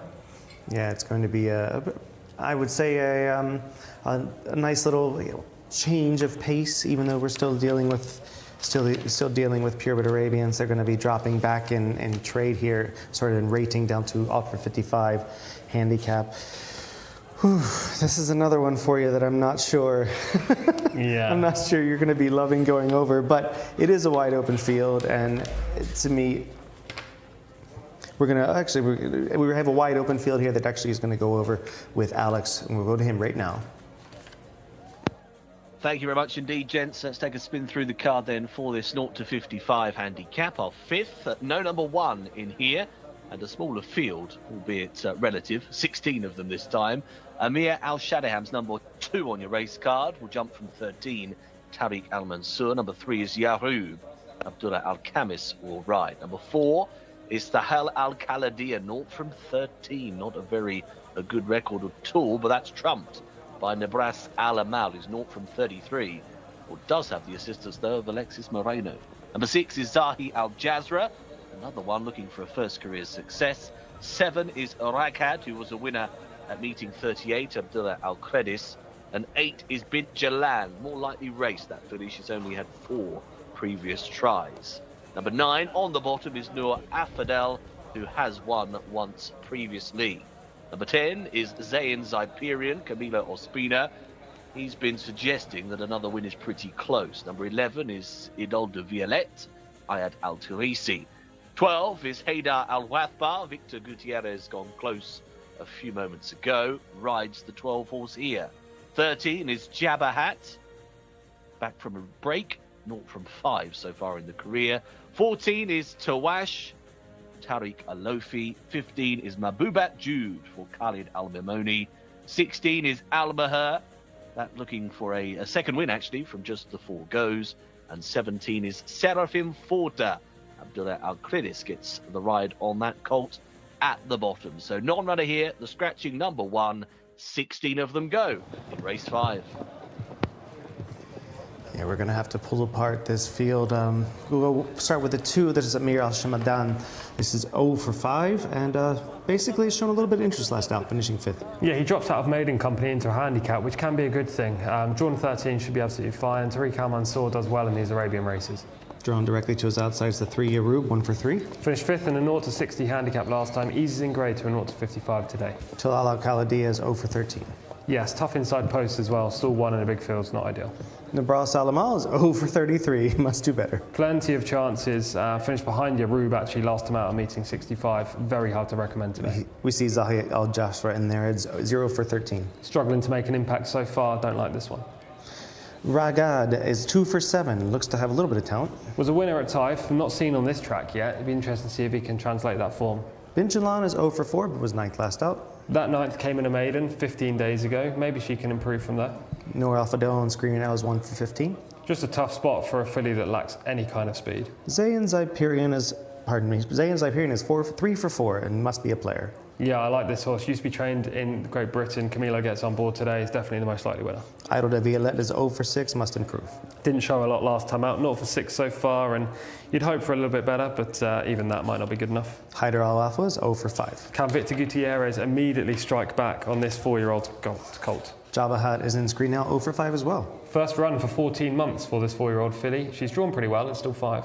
Tawash is 0 for 2, but was 14th last out, but second first up. Yeah, that second came in a 0 to 60 at Taif, which suggests that he has the capabilities of winning this race, but he is drawn in 17. Mahbub Jude on screen right now is 2 for 20. A layoff since the regular running stint at Taif, seemed to run every week again. Is a horse that clearly thrives off races. Al Maher is 1 for 3, 10th last out. Seems to be going the wrong way. 4th, then 5th, then 10th. Has a win to his name, but he's only rated 45. And last of all, we have Seraphim Forte is 1 for 2. Another that used to be trained in the UK, finished 14th in a 0 to 70 handicap when last seen, comes off a long layoff, also takes a marked drop in grade. We're going to try to pull these apart and figure out who are the main players and who are the ones that we're going to pass on. Yes, it's a tricky race. There aren't too many with good solid form next to their name, but you know that's part of the gig with the 0 to 55 handicap. You don't expect too many consistent and promising types in here. I think the most likely winner is Zayn Zyperian. Camilo Ospina on board. Hopefully we can see some footage of him finishing 3rd last time up. The fact that Camilo's on board this 8-year-old is definitely a positive given the way he rides, and I love the draw for him as well. In 2, right towards the inside. He's going to show that early speed, and you know his British races where he was formerly trained just suggests he's far more capable than the majority of these. And you know, since he's come to Saudi Arabia, his last 2 outings, he was 4th in a 0 to 65 handicap, followed by 3rd in a 0 to 60. So he was there or thereabouts in much better races. He's taken consistent and small drops down the grades. Now he seems to have found his right spot. Yeah, very much has done very little wrong since he got here, and has to say you're on the right track there. I think Rube's got a bit of a chance. I don't love the 14 post, but coming off of a couple decent runs, a win 3 back. Yeah, I don't disagree at all. That horse 5th in a 0 to 60 last time. So again, another one that's like showing signs of life in slightly better races, now dropping down. You've always got to factor horses in with that kind of profile. I think they were 2 of the most obvious ones in this race. I mean, there are a handful that just can't win based on recent form. Nebras Alamal being one of them with Alex Moreno, 0 from 33, just not good enough to win. But yeah, I'll go with the 10. I wouldn't be surprised if Yarub got the job done for you either. And the other one to mention is number 14, Tawash, who finished 2nd at Taif, poor last time up, but comes off the layoff. If Turkey Alofi can get this horse out and into a good position from 17, he could be a player. I just narrowly prefer the 10, Zayn Zyperian. Yeah, and on the outside, I'd say if I'm looking for underneath horses, maybe Al Maher and maybe Seraphim Forte, not without a chance they could pick up a piece here, and I wouldn't be shocked with the victory. No, for sure. I mean, their bottom weights in this, they get a lot of weight from their compatriots in this race, and that's due to their low rating. But Seraphim Forte did show some kind of ability in the UK. I'd rather him than Al Maher, I have to say, who's just above and seems to be going a little bit in the wrong direction. But again, like if one of those 2 horses win, I will put it into the category of a surprise, just because they haven't shown too much lately. But a race like this, is there ever any real surprise? These are horses that are most of them kind of struggling to figure out their way, and a couple of unexposed ones that could maybe jump up and surprise us, but. I think you're leaning the right way with Zayn Zyperian. I'm gonna play devil's advocate, sort of jump on Yarub and see if that one can spring a bit of a surprise. You definitely have the advantage when it comes to the post with post 2. Yes, I like the inside stall for Zayn Zyperian, especially considering he will likely go forward under Camilo. Sometimes the inside post isn't ideal because you can get shuffled back or find yourself getting kicked back or behind a wall of horses. But in this case, with a forward-going type, you want to be drawn inside, and he has that advantage. Hopefully, we can get a winner on the board in this race, Michael. I mean, I feel like we're in a good way right now with our selections. We'll go over to Alex and see who he's leaning on and the call of the race. Cheers, guys. Thanks very much indeed. Well, some of us have got a winner on the board, gents, you know, just putting it out there. Zayn Zyperian, I think, will win. Simple as that. I think he's going to be far too good here. He's been suggesting that a win is very near after those placed efforts. And I think Camilo will do the steering once again into the winner's enclosure. So not very unoriginal or exciting or looking elsewhere, but rather keen on Zayn Zyperian here. I thought he was one of the stronger fancies on today's card. There's the 7. Raghaj just going forwards. Red jacket, white disc has moved in to stall number 3. Al Mahir has gone forwards as well. Nabras Alamal just heads up. That's gate 12. We've only got 4 back now. A bit restless in the gates is Jabahat in stall 5. Stad Silks. Zahi Al Jazra is into 6. Couple to go. Zayn Zyperian's one of them, just gone in. Idole de Violette is still out the back as well. Comes on up to stall 8. Set. They're off. Racing away here for this 0 to 55 Arabian handicap over 1600s. Good beginning by Nabras Alamal, the white cap, very alertly into stride. Also bang up there is Zayn Zyperian, up on the inside as expected, not far off the gallop. Yellow and green, Al Mahir is trying to get forwards as well. They're spreading a line as they go to the end of the first 400. They're all in a row. Reading a little wider out onto the racecourse, you've got Noor Afadal. Also out deeper at this stage is Yahoud, the orange and black colours. Just in between horses is Haydar Al Wathbar, the green jacket and white sleeves.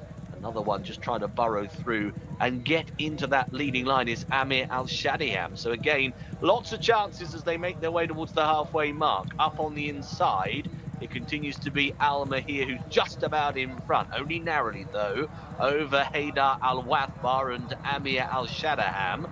Right on their outer now is Noor Afadal, who's come there travelling rather nicely in the white and blue colours. Back to the inside rails, Zayn Zyperian's looking for a bit of a gap through now. He's just trying to move wider out as they're about to level in. He's following Bint Jalan into the home straight, and on their outside still is Mahboubat Jude in a combination of green and white. But really impressed with the way that Noor Afadal has travelled through this contest. He's breezing along up top, but will the challengers come and tackle now? Zayn Zyperian is trying hard. Back on the inside is Amir Al Shahidam. Down the outside of those as well, boxing away is Mahboubat Jude, and now in danger the leader. Noor Afadal's being reeled back here by Mahboubat Jude. Late on the piece is Thalil Al Khaladia down the centre. Also running on is Jabahat, but up top it's Mahboubat Jude, who got the first run, got the win. Mahboubat Jude goes on to land the prize. Jabahat will finish in second place, a good finisher. There was a lot of finishers here, wasn't there? But Mahboubat Jude, Khalid Al Mimoni, has gone on to win a 3rd career success for the 21st time of asking. Noor Afdal had travelled so well throughout the contest, but maybe a little too well at the top of the home straight. There was a sense of that one always going to be caught. Jabahat, big effort, eventually gets second. Winner's time here is 1:54.89. Mr. Al Mimoni's been in very good form, hasn't he? Had a treble yesterday as well, so been riding at the top of his game. Another one today. Thahil Al Khaladia in 3rd position on their outside. They were the 2 closers, but in the end it's a length and a half. The winning margin, 1:54.89, the winner's time. And it's 15 over 13 and 4. In the end, Zayn Zyperian, who seemed to have every chance really, was in a decent position, could only muster 5th. So it's 15, 13 and 4 your order of finish in our 5th race of the day, a race which changed play inside the final couple hundred metres.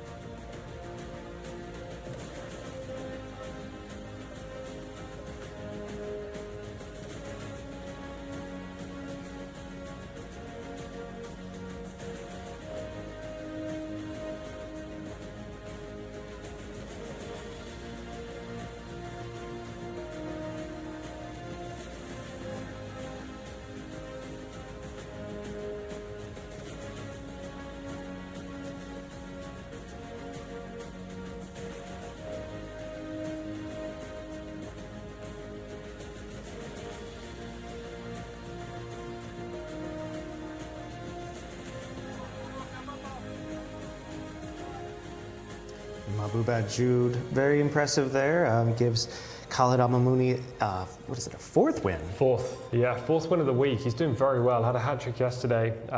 We were looking at the jockey standings coming into today before we came on air, and he's moved into the top 5, which is a remarkable feat for Khalid Al-Mamouni, who's not featured in the top 5 at all so far this season, and actually he's never featured in the top 5 at the business end of the previous years. So he's having a career best campaign, and I don't know whether that victory puts him up to 4th. We'll see in around half an hour or so when we show that live on air, but he's flying. Yeah, he's riding with a lot of confidence, and that was definitely a prime example. Jabba made a nice little run there for the maiden to, he was 0 for 5 thus far, but really showed a bit of ability. First run for 14 months and came back and finished 2nd. I mean, look, this race is super tough when we were previewing it, but the review's even tougher because 2 of these horses, the 1st and the 2nd, I just find it very difficult to make a case for. Mahboubat Jude had at least been running consistently, but had a layoff coming off the back end of Taif. This was the first run in Riyadh, and the runner-up, Jabba just showed nothing prior to this. 14 months off the track, you'd expect a horse to probably need the outing, yet she ran pretty well in 2nd. The 3rd place finisher was Thahel Al-Khalidia, who hadn't run for a long time either, 0 from 13 first up this season. So yeah, I find it difficult to make a strong case for any of those protagonists in the race, but that's what happens sometimes in these 0 to 55 low-grade Arabian horse handicaps. Yeah, they kind of collapse and deflate in the last bit there, and none of the horses that were in front at the top of the stretch were in front at the end. That was makes for an exciting race. We always say not a lot changes when the Arabians are running, but that one definitely did. Yeah, exactly. I thought we were on to a winner there with Zayn Zyperion. I have to say, Camilo was making a big move alongside Mahboubat Jude. And then the horse, I mean, I don't think Zayn Zyperion would have beaten the winner anyway, because just before the interference, it looked like Mahboubat Jude was getting on top. But Camilo, unfortunately, found trouble in running, and that stopped the horse's run. I mean, with a low-grade horse like this, especially an Arabian horse, if you get your run stopped, it's kind of game over. Yeah, and Thahel Al-Khalidia made a nice little run on the outside to finish 3rd.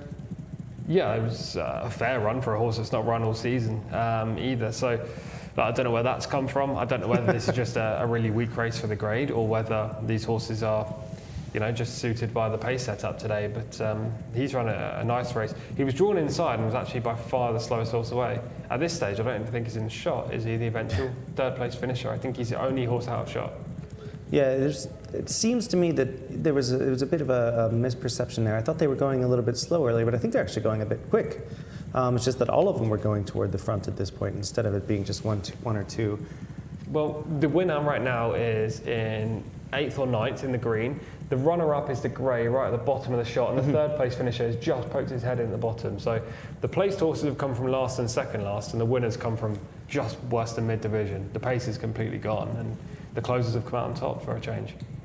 No, it was definitely a race that went upside down from the quarter pole home.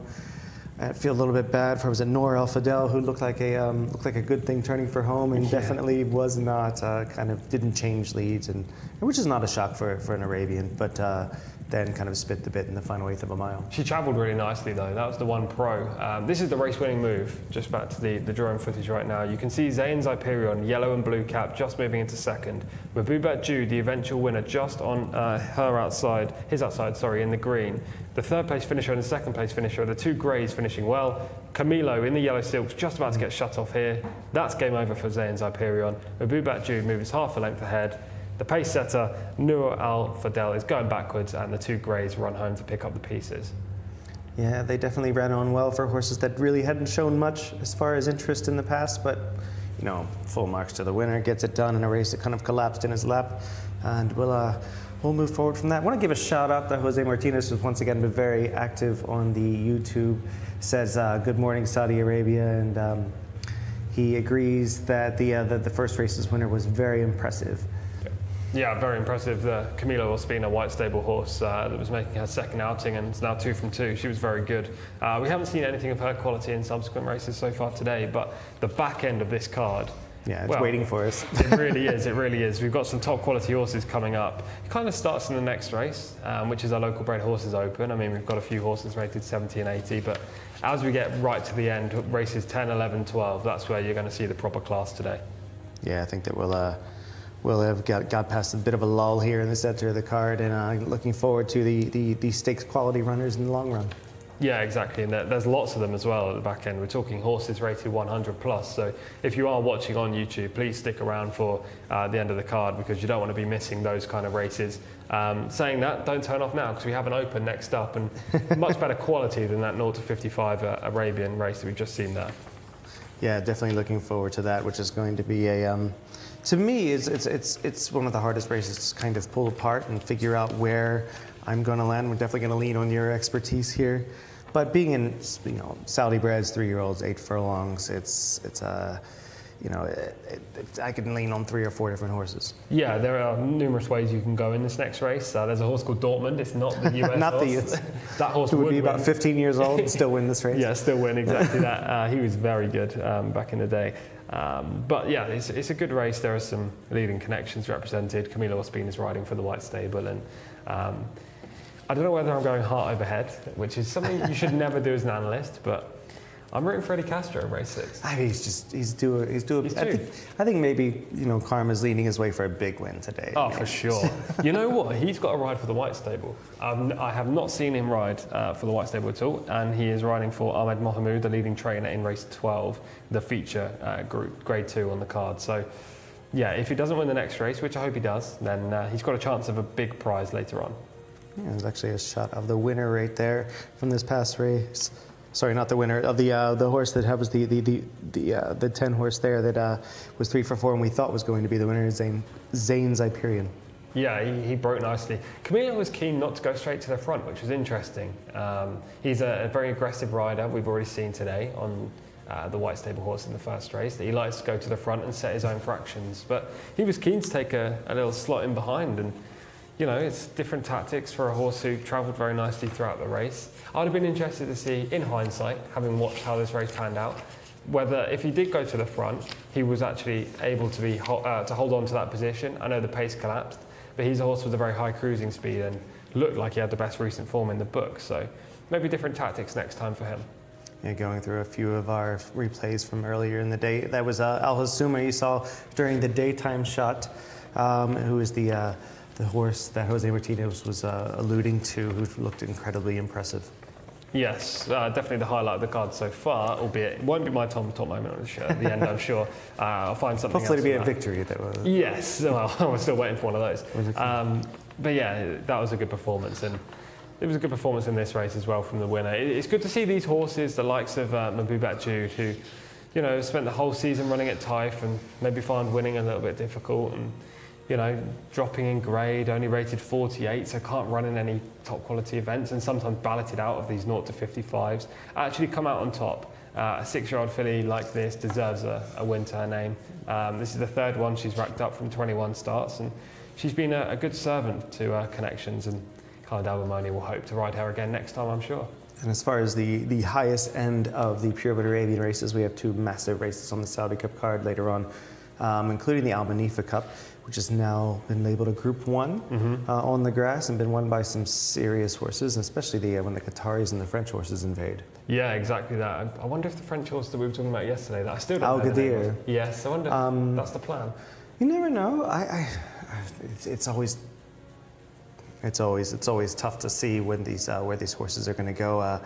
The Purebred Arabians, the very high-end ones, are pretty phenomenal animals, and I'm really looking forward to seeing Al-Ghadir return. I hope it's here. I hope the recruiters are getting in their ear and saying, please come here. I feel bad for my friends who are training or riding the competition, because it's one of the best Purebred Arabians I've seen. Yeah. His run in the Arabian World Cup was he just stuffed them like a turkey. Happy Thanksgiving. But yeah, it was very, very, very impressive that day. And a horse that he beat, First Class, will be running, as we mentioned yesterday, will be running in the Jewel Crown. Yes. $1.35 million on offer in Abu Dhabi, which will be next week. Yeah, exactly. Against Asfan Al Khalidiyah. It's a race I'm definitely going to be tuning into. Need to find a good stream for that's for sure, because these are the best quality horses in Arabian racing right now, and you've got to watch them face off. Usually when you get like Asfan Al Khalidiyah come here, he faces weaker opposition, and it's kind of a bit of formality that he's going to win the race, whereas this race that we're talking about, when is it, next week? Yeah, it'll be next week. It's always the first Sunday in December, and To me, it's always a fascinating race because the post is everything. And they really need to have a little bit of pace to get into position, sort of shut down as much as possible and not go wide at all on that second bend, because the horses that go wide kind of get lost. There's not a lot of camber to it.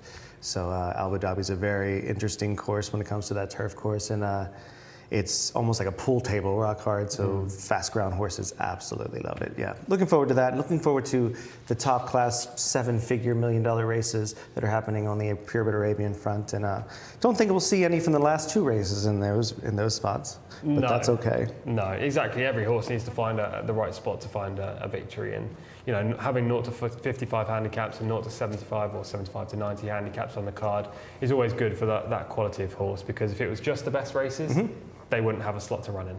So we're going to move on to race 6 here. As we mentioned, it is the 8 furlong 3-year-old Saudi breds, 95,000 on offer. We're going to go up to Alex. Cheers, guys. Thanks very much indeed. Let's have a look at the runners and riders ahead of our 6th race of today.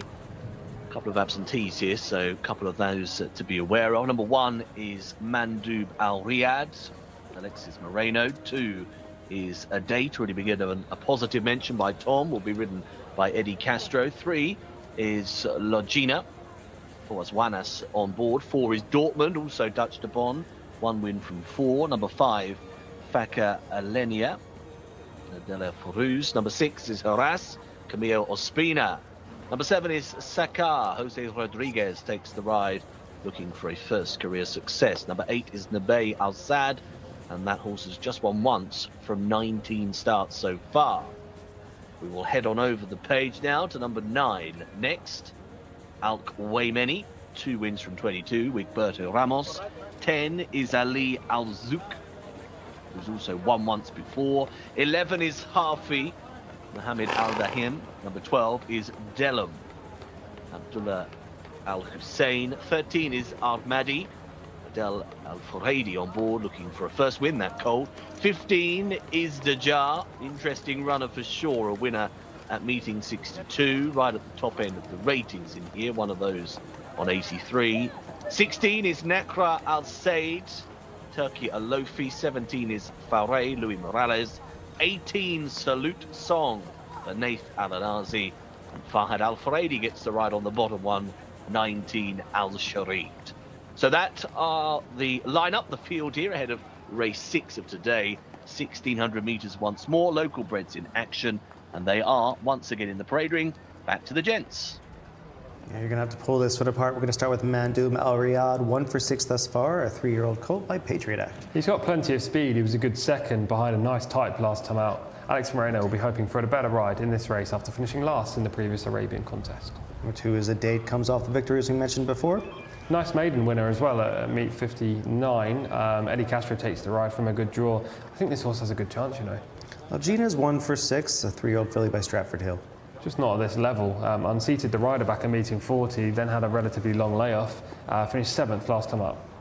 Dortmund is 1 for 4 and did not finish 3rd in the Kentucky Derby. No, well named, but this horse just doesn't have the talent of his US counterpart, or the German football team, in fact. Fakir Alanea has 2 wins from 7 starts, looks to have a chance on its best. Long time off since the most recent run, went 10th and a little bit disappointing, but prior to that, won at Taif. Harris is 1 for 5. Great name. Yeah, great name. It sounds like horse in an Irish accent. Finished 15th on the only attempt at an open contest. Powerful team represented though. Sakar is 0 for 1, but 17th in that first one. All he needs to pass 16 more to win. Exactly. Showed no speed though on debut, which had to be a little bit of a concern. Nabe Al-Sad is 1 for 19, 3-year-old by Casino Host. Handicap seemed to be the play with this one, 0 to 70 maybe next time up. Al-Kawemi is 2 for 22, a 3-year-old gelding by Chief Lone Eagle. His best form's come over 2,000 to 2,400 metres. He seems to be an out-and-out stayer. This is the right class for him. Wigberto Ramos takes the ride, but the trip might be a bit on the sharp side. Very nice eye on Ali El-Zouk, who's 1 for 11, a 3-year-old colt by Worldly. He seemed to peak right at the start of the season, finishing 2nd and 1st in the early part of the Taif campaign. Since then, he's not featured in the top 10. Hafi is 1 for 4, was 3rd last out. It was a good 3rd as well in his return from a long layoff. I quite like this horse. He's definitely a player. Delume, you see on shot right now, is 1 for 10. Consistent. Today's a good race, so he's probably going to come up a little bit short, but I wouldn't rule him out for a top 5 finish. Ahmadi, the 13 you see, is 0 for 3, but has shown interest in his last two starts. Absolutely love the Sire Constitution, one of my favourites, underrated. Second and fourth, as you say, 2 outings this year and gets at El Alfaredi. We have Jcsa is 1 for 3, comes off a victory, a 3-year-old colt by Frozen Power. That victory came in a maiden, and it was a relatively impressive victory too. He has tactical speed. Faure is 1 for 8. Sorry, Nakra Al Sayed is 1 for 8, 3-year-old filly by Latam. Finished 10th last time up after 18th on debut. Needs to take a big step forward under Turkey Olofi. And there's Faure, 3-year-old chestnut colt by Biz Blitz, 1 for 8 as well. Another that needs a step up. Luis Morales takes the ride, which is a positive. Salute Song is a 1 for 16 bay colt. Just rated 60. Going to find it very difficult in this spot. Very much must improve. And Al Sharid, last of all, number 19, Student Council 3-year-old colt, 2 for 17. And a player in this race. Finished third last time and first the time before. Both of those runs came at Riyadh. So the switch to this track seems to have suited him. And albeit the draw isn't good, he could easily be a player. So you see some good-looking animals in here, actually. There's some that are catching the eye, that are outlooking their class at this point. There are some nice types. I mean, it is a local bred horses open, and generally in these kind of races you're looking to see a horse in the 80s or the 90s when you're looking at ratings, but there are a lot in here rated in the 60s and 70s. I don't know, I didn't really love any of the ones in the 80s either, personally. I mean, Harfy, horse number 11, could be the standout on form. The third last time up was behind a horse called Layla Doro. Hopefully we will see that footage in the next 10 or so minutes. And, you know, if we put Layla Doro in this race, she would win. So, you know, on that form alone, Harfy's got to be a player. Second time off the layoff. He's probably the most logical winner, alongside horse number 15, Jcsa, who was impressive in a maiden last time and has that tactical speed for connections who have found winning very easy over the last couple of weeks. But I'm going to take a shot on horse number 2, and I'm going early with this pick as they're still in the paddock. But Adat, a horse I quite like in here. He's drawn well. Eddie Castro rides for Jeff Woodruff. Connections that obviously have come over here and tried for success in Saudi Arabia. I liked the win last time up as well. It came over this distance, and he was strong in the closing stages, over a mile, which you don't always see for these unexposed 3-year-olds, especially second up off the bench. And he actually had a long lap between his first and second runs this year too, so he wouldn't have been primed last time up. Maybe his mark of 70 completely underestimates him. Look, this is me playing devil's advocate towards the better rated horses, and you know, not trying to be Mr. Obvious all the time, but yeah, reading between the lines, I think connections like this are date, and hopefully he can go well, maybe a top 3 finish. Yeah, I'm leaning a little bit toward Dortmund, not just because the name was a name of another exceptional horse, but he's a Speightstown out of an Escondrea, which means he's going to be a little bit burly and he's going to be a little bit stocky. He's not going to probably want any more than the 1600 he's going to get. I think he might be deceptively chunky in the parade ring, so it just might be his build, might be a little bit fitter than he appears. Going to give him a shot here. I know he's coming out of a bad run, but has every chance to turn that around. 6 is looking good. Hars in the wonderfully named Hars, coming off a 3rd place finish, 1 for 5. It's giving a good impression. Yeah, it looks really nice actually. Camilo Ospina on board for the White Stable. I mean, all these White Stable horses do look nice. I'm yet to see one that doesn't. But at the same time, it's not all just about looks, about what they've done on the track. And Hars has been okay, but the sole attempt in an open was a 15th place finish, and on the back of that, I'm not sure that's strong enough to really put this horse up as the most likely winner, or at least one of them. But again, you cannot rule out a White Stable, Ahmed Mohamed, Camilo Ospina, teamed up horse, especially in a race like this where there's no clear standout.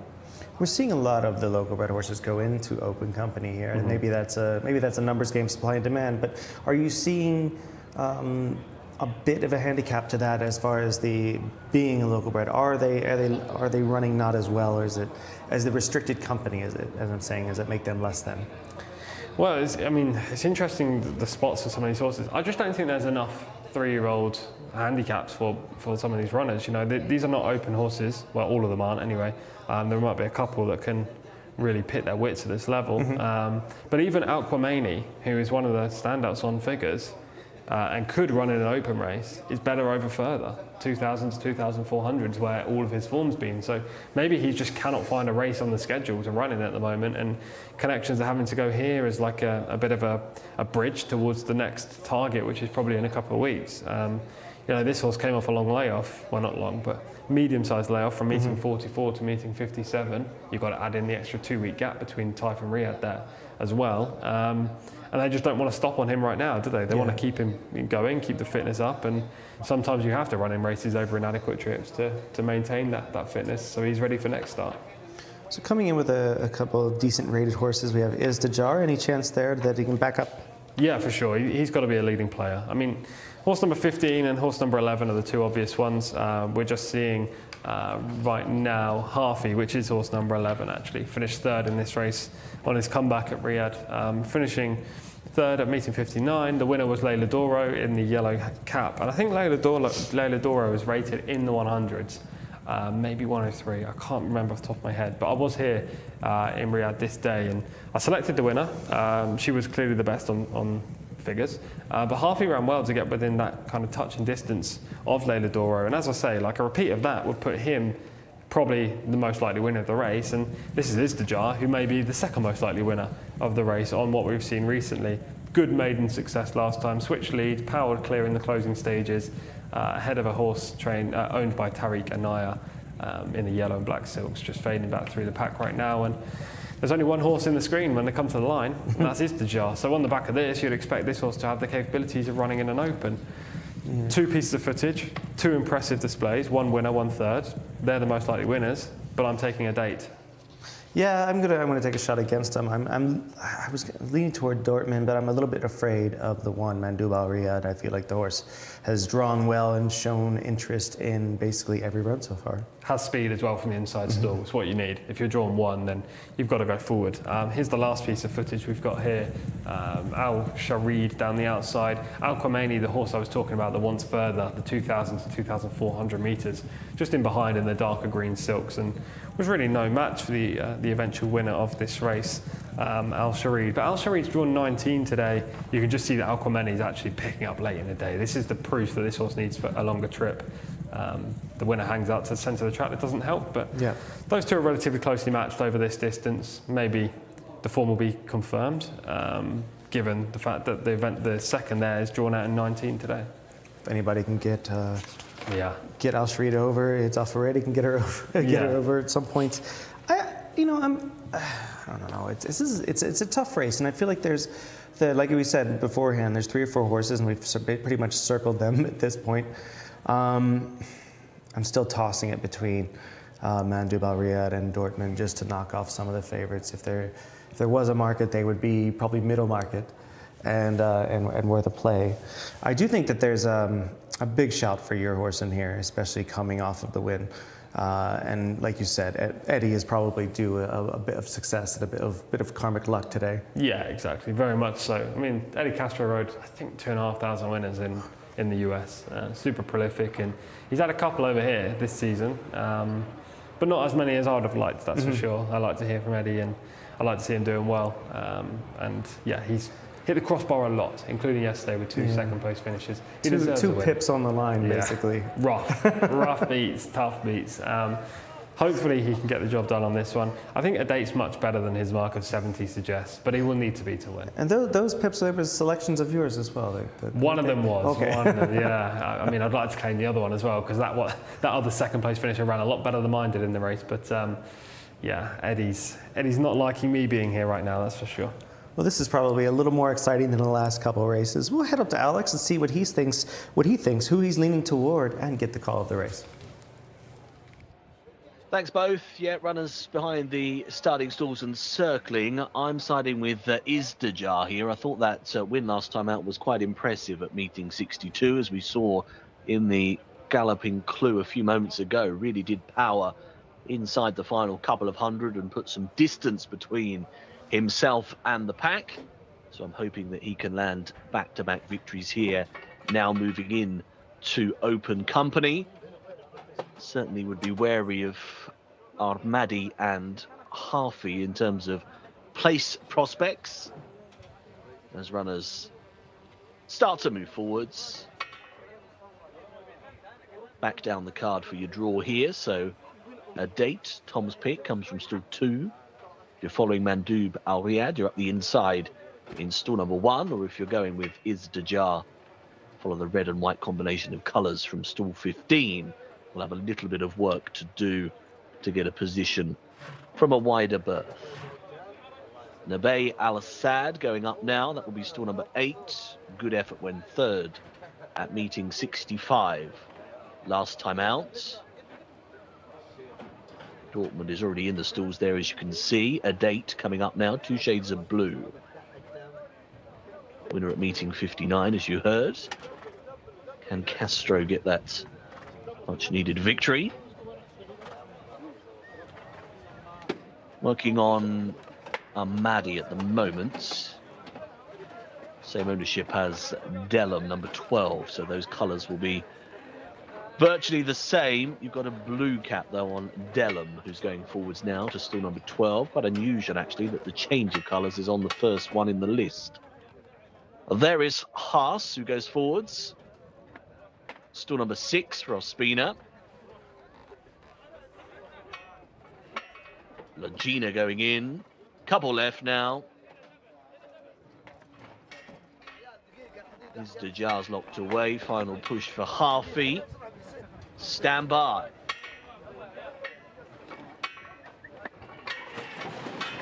They're off. Just leaping up in the air as the starter let them go was Ali Al-Zouk. Just fly leapt there for the 1600 metre local bred open. Looking for early pace. There's quite a bit of it. A date is bang up there, and also Mandoub Al-Riyadh wants to go forwards. Haas is just in behind. The Ospina normal position is to go forwards, but right in centre pack these first few furlongs. Lagina is another one handy, white and red.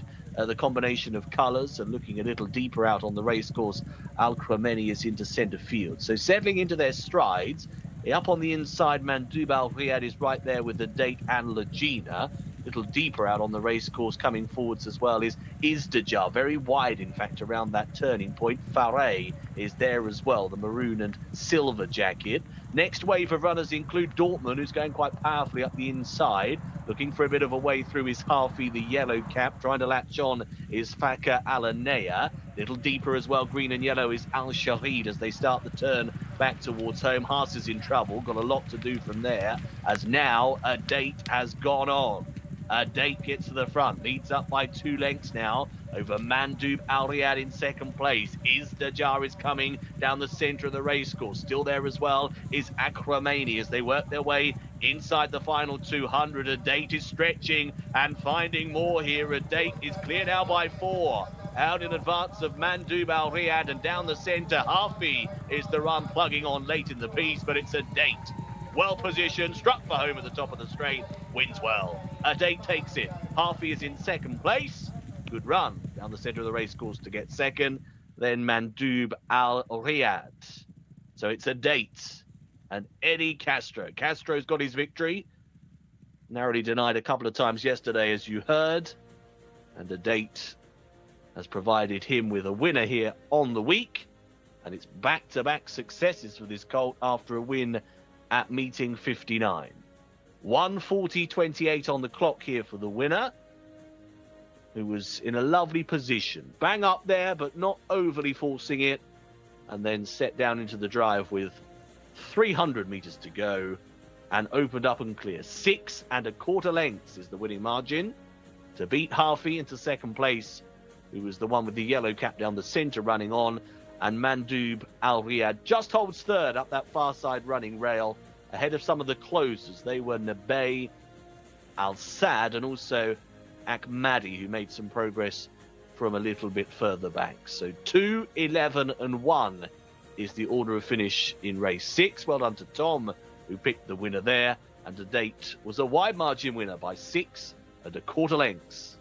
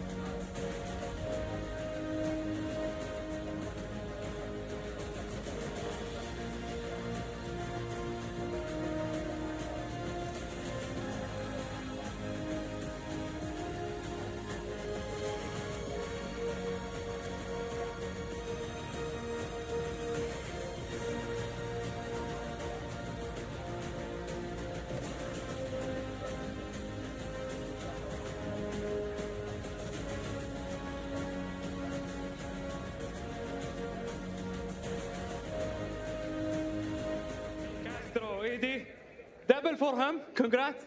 Right, thank you so much. Well, have a good start.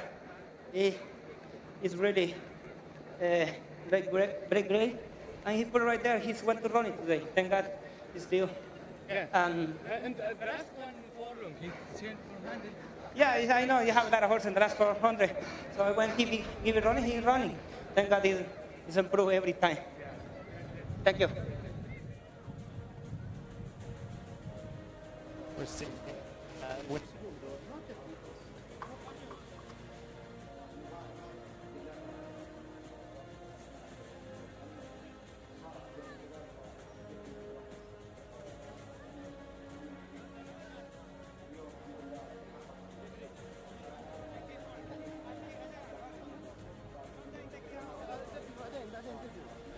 here seeing Eddie Castro get a well-deserved victory on a all-time ride as well, and hats off to Tom Collins for getting this one correct. It's been a long time between drinks for him with a nice horse.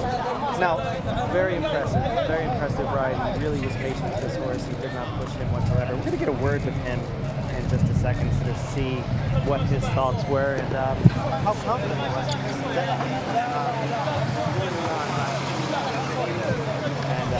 I look forward to chatting with him as we worked together years ago. Get a close in on here and get a nice little chat with Eddie. There we go. Eddie, how are you? Here with Eddie Castro, nice win there of the day. How confident were you going around the turn? It seemed like you were full of horse. Yeah, he played good. He went to run today. He improved in the morning. He worked good. So thank God he's really confident with 3 and 600. I keep him happy to hang and let him because he gave it to me and have a lot of horse and 400. Thank God he finished great. It's well deserved for you. You had a couple tough beats yesterday. How good does it feel to get one in? Yeah, it's feel everything good. It feel great. You know, every time I win, it feel very happy. Thank God. Thank you. And how are you finding Saudi Arabia? How's it treating you? I'm pretty good. You know, sometimes the business is a little rough. Sometimes come down. Sure. So thank God keeping in the business and keep it up. Well, we hope you keep it up and well done today. Thank you. There you go. Eddie Castro having a great win there, a well-deserved win. Back to the studio. Yeah, fantastic to see Eddie come out on top. I've been waiting for that for about 8 weeks, so I'm glad Eddie's got the job done there on a date. And he was perfect from the stalls. You can see a date's already in the lead after around 5 or 6 strides. Just Eddie veers slightly away from the rail. I don't know whether that was on purpose or whether the horse just took him there. But you can see the gap between the early leader, which was Mandoob Al Riyadh in the 2 shades of blue up the inside against the fence, and a date, the eventual winner, in second right now, 3 horse widths away. Just on the outside. Maybe it was a ploy to keep the horse outside of him, Legina, in a bit of traffic and managing to go wider on the bend, or whether Eddie just didn't want the horse to eyeball the early leader. But at this stage, a date was wanting to take Eddie to the front. The early leader, Mandoob Al Riyadh, is already starting to backpedal, and Eddie's really got no choice but to kind of allow a date to continue his momentum and run forward. The worst thing you can do as a rider is to rein back a horse that's a speed horse and disappoint them early in the race because they just might not give it to you back later in the second part of the contest. Right now, a date's gone too clear, and I was secretly celebrating in the studio off air as you're watching this because I thought he was travelling unbelievably well, especially for a horse rated 70. And we previously saw that this one has got plenty of stamina over the mile trip, and it would have really taken some big performance from one of his rivals to pick him up in the straight, and it just wasn't there for any of those. A couple of horses ran well from off the pace. The likes of Jcsa, the last time out maiden winner, much like a date, showed good tactical speed, was there or thereabouts for much of the contest before just being worn down in the closing stages for minor money. There were a couple of others as well that finished well, the likes of Harfi, Alay Al Zouk, who didn't break overly well, was there at the wire as well, and Mandoob Al Riyadh generally fought back pretty well against the fence under Alex Moreno, despite being down on the turn in terms of losing the lead. It was a really good race, full of young and improving 3-year-old horses in here. I think the right horse got the job done in a day, and he won by a big margin, as you can see him cross the line with no other horse in shot. Right now, the runner-up has also performed nicely. That was Harfi. I believe Mandoob Al Riyadh got third, but it was a tight photo there. no real hard luck stories in behind. I mean, there was some scrimmaging at the start. Horse 10, Ali Al-Zouk, hopped. Dortmund from stall 4 just bore out from the start and caused a bit of interference to horses 5 and 6. There were Fakir, Alanaya and Haas. Camilo Ospina would have wanted to go forward on his ride, but that wasn't to be after the outing. And that allowed the eventual winner to get into the prime box seat alongside Mandub Al Riyadh, who finished 3rd, and Eddie got the job done. Yeah, that was, to me, that was just a lot of confidence there. A typical Eddie Castro ride that I'm used to seeing. He's never lacking in confidence when you know he has the horse. He kind of tips his hand every time, and he usually saves a bit as well, and he did today. So it was nice to see just a top-class rider, always has been. He's a nice-looking type as well. Compare him to the selection Mandub Al Riyadh, who finished 3rd. He's big and imposing and bulky individual, isn't he? And he covers a lot of ground. He's well made. It was just very smart performance, and not one that I truly expected. Obviously, you didn't, and full marks to you. You were on that from the get-go, and I know seeing you celebrate here in the studio is definitely fully deserved. That was just very nice performance. Great for Eddie. Great for you. Great for people that were on top of this horse. To me, I didn't. My Mandub Al Riyadh did not quite really man up to it. Showed a little bit of pace on the inside and just didn't quite get there. No, I think he ran fair though. You know, a date kind of took over going around the bend, and it looked game over, didn't it? At that stage, it looked like he was going to go back through the pack, but he fought unwillingly under Alex Moreno and finished 3rd. So, you know, you can't hold this defeat against him. Maybe a date is just far better than Mandub Al Riyadh is right now, and despite the fact that the handicap ratings suggest that Mandub Al Riyadh is £8 better off, I think a date is quite clearly just well in with a mark of 70. They could have gone to a handicap with a date, a 0 to 70, and he would have romped up. But they've gone to an open for the bigger prize fund, 47,500 Saudi Riyal to the winner of this race, and they've pocketed it. Yeah, very much so. As hats off to him. I couldn't see a lot of excuses for, say, Dortmund. I do know one horse that did have an excuse. I believe it was Ali Al-Zouk, who kind of hopped in the air at the start. Yeah, I think Haas is the other one, horse number 6. Just not an excuse for Dortmund, but he shifted right out of the stalls, which then bumped into Fakir Alanaya, who then bumped into Haas, and he was further back than Camilo would have wanted. But aside from that, those two were the only hard luck stories. I thought Harfi had every shot and finished a good 2nd. Jcsa, again, had every shot and was there at the top of the straight, but just faded in the closing stages. And Al Sharid? Well, he never really showed up. So that form line that we saw of Al Sharid beating Al Qamani last time up didn't come to fruition at all. Neither of them played a major part in the finish. Yeah, this was very much a really impressive performance. That I mean, where do you go with him? Because he definitely chose the option of the open now, so he might be a little bit stuck with it. Yeah, but I like the look of him. I think he's one of the best looking types we've seen today. I like the way he went through the race with the natural early speed. He kicked clear on the bend and powered home in the straight. I think he's well capable of taking another step forward. And look, I don't know what his true ability is right now, because I don't think that was the best of races, and those that were rated above him may have either underperformed or situation just went against them. So maybe he's a mid-80 horse at the moment.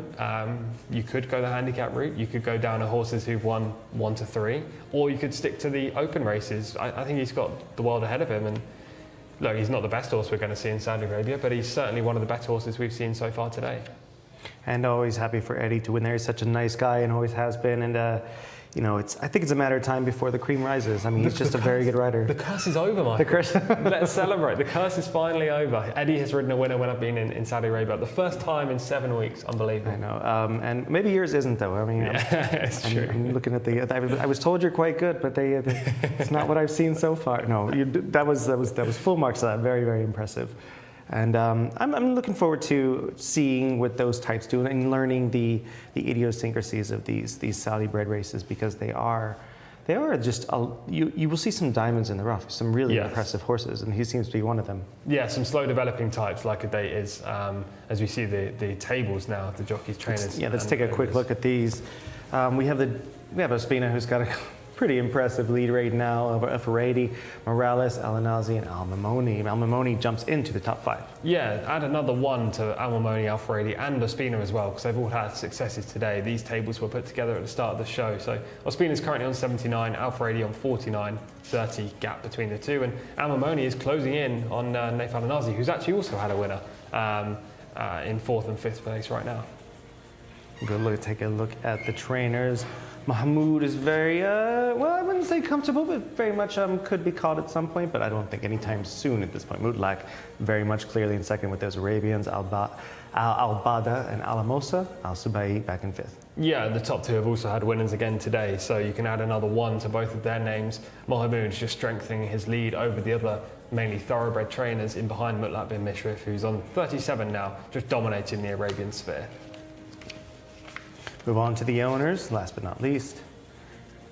King Abdullah bin Abdulaziz and Sons, it's very much, pretty much over. Yeah, it is. We've still got a few months left of the season, but you're not going to see much change at the top here. That lead is insurmountable. You could even add up, I'm trying to do quick maths here, you could even add up the remaining 4 below King Abdullah bin Abdulaziz. I don't believe that it would even match the 90. What are we looking at? 17. Okay, it would. Just, but I mean, you know, that shows the dominance right now. I mean, if they were maybe 40% more Arabian races carded, and the Al-Khalidiyya stable could sort of rack up some wins, maybe that would give a proper threat. But I think the die is cast when it comes to that, and I don't think they're slowing down anytime soon. They basically have a wealth and an enviable amount of quality. Yeah, they buy the best horses. They've got, in my opinion, the best rider at the moment in Camilo Ospina, and you know, they've got all these fantastic pedigrees as well, Premium Taps just being one. The yard is literally full of them. So there's no surprise that they're dominating right now. But look, the owner's title is number 1, the top thoroughbred owner, number 2, the top Arabian owner, and then there's a big gap. And that's kind of the lay of the land at the moment here in Saudi Arabia. Well, it's halftime, but there is no halftime show, unfortunately. It's just us. We're going to go to Alex, who's going to take us through race 7's runners and riders. Thanks very much indeed, Marco. Yeah, 6 down, 6 to go. We keep on rolling. Race 7 is a handicap 0 to 85. Number 1 is Tafish for Adel Al-Furedi, a winner at meeting 50 last time out. Number 2, Single Minded. Victor Gutierrez on board has got the widest draw out in stall 20. Number 3, Maker of Light, 1 win so far from 20 goes. That was recently, though, at meeting 52. Number 4 is Rafio, who's coming back from an absence. Mohamed El-Yami rides. Number 5, Bottle Rocket Man for Alexis Moreno. 6, Carrejón, has won 3 times in his career from 35 starts. Number 7 is Honor and Pleasure for Rayan Al-Tarash. Number 8 is Forgivable. Tariq Al-Mansour will be in the saddle. Number 9, My Code for Luis Morales, a winner just once in his career from 9 goes. Number 10 is Maybury, who ran pretty well last time out, finished second at meeting 62 for the Jerkins team. Number 11 is Ragadan, Khaled Al-Mimoni, 1 win from 7 for him. 12 is Sam Al-Mogatara on the return. Wigberto Ramos is a good jockey booking. Number 13 is Alajwa, Naif Al-Anazi. 14 is Nordic Lights for Abdullah Al-Kredis. 15 is Land of Eagles, who's had some placed efforts this campaign, including the latest start. Number 16 is Al Jazil.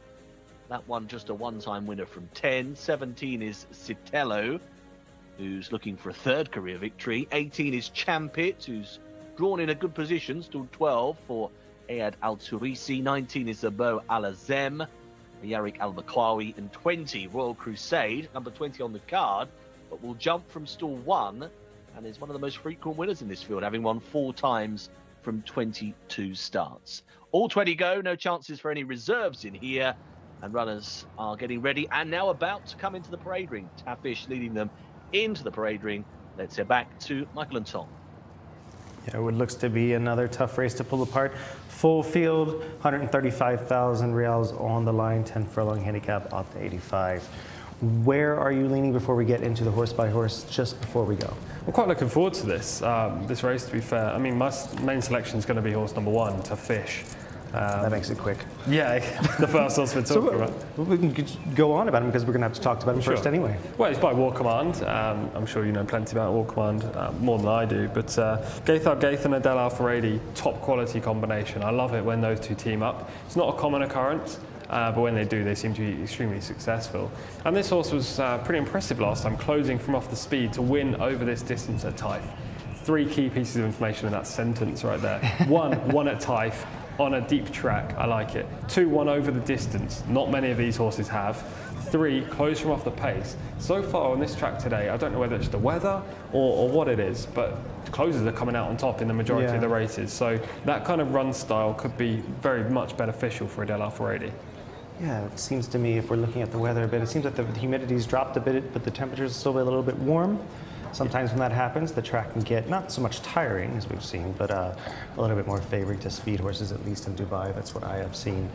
But here, totally different track, totally different set of situations. I'm leaning toward, well, we'll get to that in just a moment, but we're going to go through the horses in just a second. I think, as you say, Tafish is the horse that 3 for 12 is going to have to be respected. Yep. War Command was a very, very good horse in his own right, and very good on, like a lot of the War Fronts, was very much an all-weather lover, and those horses transfer their form pairs to this kind of unique dirt surface that has a variety of materials in it that help it to be not only be one of the best in the world, but not have a lot of intense kickback and to drain extremely well. For sure. There are some other very nice eyes in here as well. I'm sure you've had a look down the card and the eyes opened up when you saw the likes of Into Mischief, Honor Code, Ifraj, Oasis Dream, etc., etc. And Caravaggio, who's set records as a freshman sire in his first run. There's a good magic in here as well. Good, always a huge fan of him. He has done extremely well with all sorts. It seems like everything from sprints to horses that can run up to 1.25 miles on the dirt, and a couple of them on the grass. So not necessarily the most grass leaning, but not dealing with that anyway. So we're going to lean forward and try to figure out the best winner. I'm leaning a little bit toward Mayberry. We'll get to him in just a minute. There's a comment as well from Mitch talking about Mayberry, saying Mayberry is a lock for Jimmy Jenkins. Love the confidence. Yes, I didn't think he was a lock, but I think he's very much, I think he could be Jimmy's probably best chance of the weekend to get on the board at least. But we'll get to him in just a moment. But the jockeys, it looks like we're not going to have a horse by horse. We'll just do it ourselves. We already talked about your favorite. Single Mind is number 2, is 1 for 14. The Caravaggio we had mentioned before, 4-year-old gelding. Or colt, rather. Yeah, he used to be trained in the UK, single-minded, by a guy called Sylvester Kirk, who's not known for having the most talent in his yard. Not because he wouldn't be able to train it, but just because he doesn't have the best stock, not the high purchasing owners. And this horse was rated 70 in the UK, rated 84 over here. The trip's absolutely fine, I've got no questions about that. It's just whether he can really live up to that mark. And also he's breaking from stall 20, which has got to be a little bit of an issue. Yeah, it would be not an easy task from there. Maker of Light, number 3, 5-year-old, 1 for 20. Another horse that came from the UK, this horse was trained by Roger Varian and only cost 15,000 at the sales. That came 3 years ago. Was rated 60 as a 2-year-old when he was trained in the UK. Now suddenly rated 84, so he's grown since he's come over to Saudi Arabia. He won back at meeting 52, but 2 Riyadh starts since have been a little bit disappointing. Rafael, number 4, draws 17, which cannot be easy. Elusive quality 7-year-old from a huge female family. Stop me if you've heard this before, but this is another one formerly trained in the UK. Formerly trained by Gary Moore. In 2021 was super prolific in handicaps. Wasn't the most talented performer, but likes winning. And that's a big tick in the box. You can see 7 wins next to his name on the race card. Bottle Rocket Man is number 5. He's a horse that had a lot of trouble finding the winner's circle in Dubai. In the States, he did quite well. I believe he was with Rockingham Ranch and Peter Miller. I could be wrong in that regard. But a horse that does have 4 wins from 28 starts must find his way here. Yeah, I think he was also with Chad Brown just at the start of his career and moved. Definitely with Doug Watson as well. Trip's a worry for me. I just think maybe 1600's the right trip for him. Very much so. I feel like that's a big issue. He was running between 6 and a mile in the States, and also in Dubai, they barely stretched him out. So big worry. Into Mischief sometimes do not stretch out, especially when they got speedy bottoms to them. Correa home 3 for 35. Yeah, and just not good enough on what we've seen so far. Nice draw, but just not prolific. Doesn't really tend to win in his races. He seems to run every week too. Honor and Pleasure, done quite well. Oasis Dream, 5 wins. Finished 5th in the grade last time up over this course and distance, so the trip and track caused no issue. He's also owned by Carlo Ancelotti. Football fans would like to know that the Real Madrid manager is represented here. He'll be hoping that Honor and Pleasure gets the job done, though I would be surprised if Carlo was tuned in. Much like your record yesterday, number 8 is Forgivable. Ifraj, 4-year-old, getting 2 for 10. Yeah, inconsistent, like my record yesterday, and lacks a little bit of early speed, but he did finish 3rd last time up. We go to number 9, My Code and Honor Code. Honor Code throws some interesting horses every once in a while, a very good one. This is a 3-year-old, 1 for 9, doesn't have a lot of miles. 12th in the grade last time up, didn't get a good trip in that race. Represents leading connections, Shala Aladiani, Prince Sultan bin Michel and Luis Morales. The draw just unkind again out in 18. Mayberry, 2 for 14. I think this one has a big shout today, a 4-year-old colt by a day. Second in the 0 to 80 last time up, so it's taking a little step up in grade to 0 to 85. This horse was rated 74 in the UK for William Jarvis. Showed a decent level of form, but has taken to this dirt track well, and Jimmy Jerkins, top form at the moment. Ragadan is a 4-year-old colt by a very good sire in McLean's Music. It was a Stone Street horse that only ran once. It ran a 114 by your speed figure, and then they retired him. Yeah, not what you want to see when you want to see these horses, these top quality horses on the track for long. But Ragadan's consistent. He's a pace player. Finished second last time up, and Khalid Al-Mamoni's just ridden the last winner. Salma Mukhtar is 3 for 24, 6-year-old colt, oh, 6-year-old horse rather, by Northern Fleet. First run of the year, Roberto Ramos takes the ride, but fitness has to be a little bit of a worry. Alaj was 1 for 3, shown some interest in the last couple. Fair efforts both times as well, finishing 4th. Came off the layoff last time from meeting 3 to meeting 65, and Nathan Anazi's on. Nordic Lights, number 14. I believe this is the same Nordic Lights with the big white face that used to be with Charlie Appleby. Has gone through the sales ring in Dubai and has now landed here. Used to have a lot of talent. Is 8-year-old gelding now by Intello. Correct. He's a closer. I selected him when I was here last. I think that must have been meeting 62 when he finished 4th. He ran home fine. He's just a little bit one-paced in the closing stages now as an 8-year-old. Land of Eagles on the other side of the other side of the spectrum only has 5 starts, 1 win, 4-year-old gelding by Havana Gold. Trip is a little bit of a concern. I'd rather 1,600 metres for him as well. Al Jazeera by the underrated sire Tapazar, 1 for 10, a grandson of the great Tepet. Not shown too much this year, still unexposed. Drawn nicely. I expected improved performance, but it's not difficult to do that when he was only 16th last time. Another Intello is Citello, 2 for 8, 4-year-old gelding. Big gaps between all 3 runs this year, meeting 3, meeting 35 and meeting 64. Take a little peek at some form here. We have Tafashir finishing 1st on September 29th. Yeah, I like this performance. Came from off the speed in the yellow, you can see, at Taif over this trip. The field was always strung out at Taif when you were running over distance races, in distance races, and Toughish stayed far better than the majority of these. Like, I'm not saying it was the best race of all time, but I like the way he did it. And the 2nd, 3rd and 4th were all on the speed in the early stages. He was the only one to close off. I like how he finished up there too. Me too. Yeah, he just pricked his ears and he had basically done it properly. We have right here Mayberry finishing 2nd on November 10th. Very nice run here. Yeah, good performance. He showed lots of early speed. He's on the right lead, and he's finding for pressure in the closing stages. He could be you could be forgiven for believing he was going to be swamped, as we just took this footage and maybe fade back into 4th or 5th. But plugs on well to just take 2nd, chinned on the wire.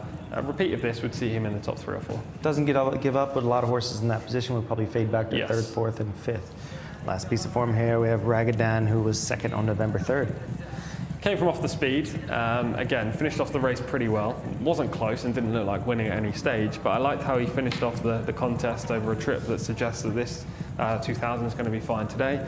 He's drawn in 10, so should get a similar kind of setup and similar kind of position during the race, and if he finishes off this well, a place looks pretty high on the probability scale. And he doesn't have a lot of miles behind him. He doesn't have a lot of experience. I feel like he's very much a serious player here. Yeah, he is. Ragadan is a player, and anything Khalid Al-Mamoni rides at the moment is going in. So yeah. Watch out for Al-Mamoni on Ragadan. I'm going to stick with Toughish. Look, it's not my most confident player of the evening. I just think he's the most likely winner. I can see your case for Mayberry, though. Yeah, I just love that replay, and I feel like he could have chucked it at any point. He decided not to. He pinned his ears a bit and toughed it out. And the horses that beat him were 5 and 6 paths out from him, not exactly an eyeball level. Maybe if he would have been eyeballing them, he could have been right there. That's him in shot right there, number 10. Hopefully to give Jimmy Jerkins a nice win this week. Yeah, lots of comments as well. We always get lots of comments when Jimmy Jerkins has a runner. Joey Martinez commented saying, Jimmy Jerkins. It's good to see him have a runner at the moment. Midstore commented too, as did Awal Mia. Please keep your comments coming in. We love to see people getting involved in the action. And we love to see all the love for Jimmy Jerkins. One of the nicest guys in the game, one of the best trainers there is, period. So we're looking forward to what will be pace-wise, let's look at this.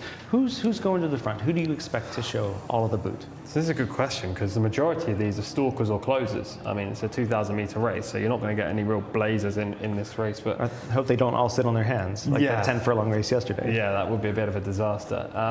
Mabry should be there or thereabouts in the early stages. We saw the footage of him being close to the pace. I think a few of those drawn wide as well will probably go forward, but let's see how it develops. Yeah, we'll throw it up to Alex, see what he thinks, and let the rest of the horses load. Yeah, fascinating race, isn't it?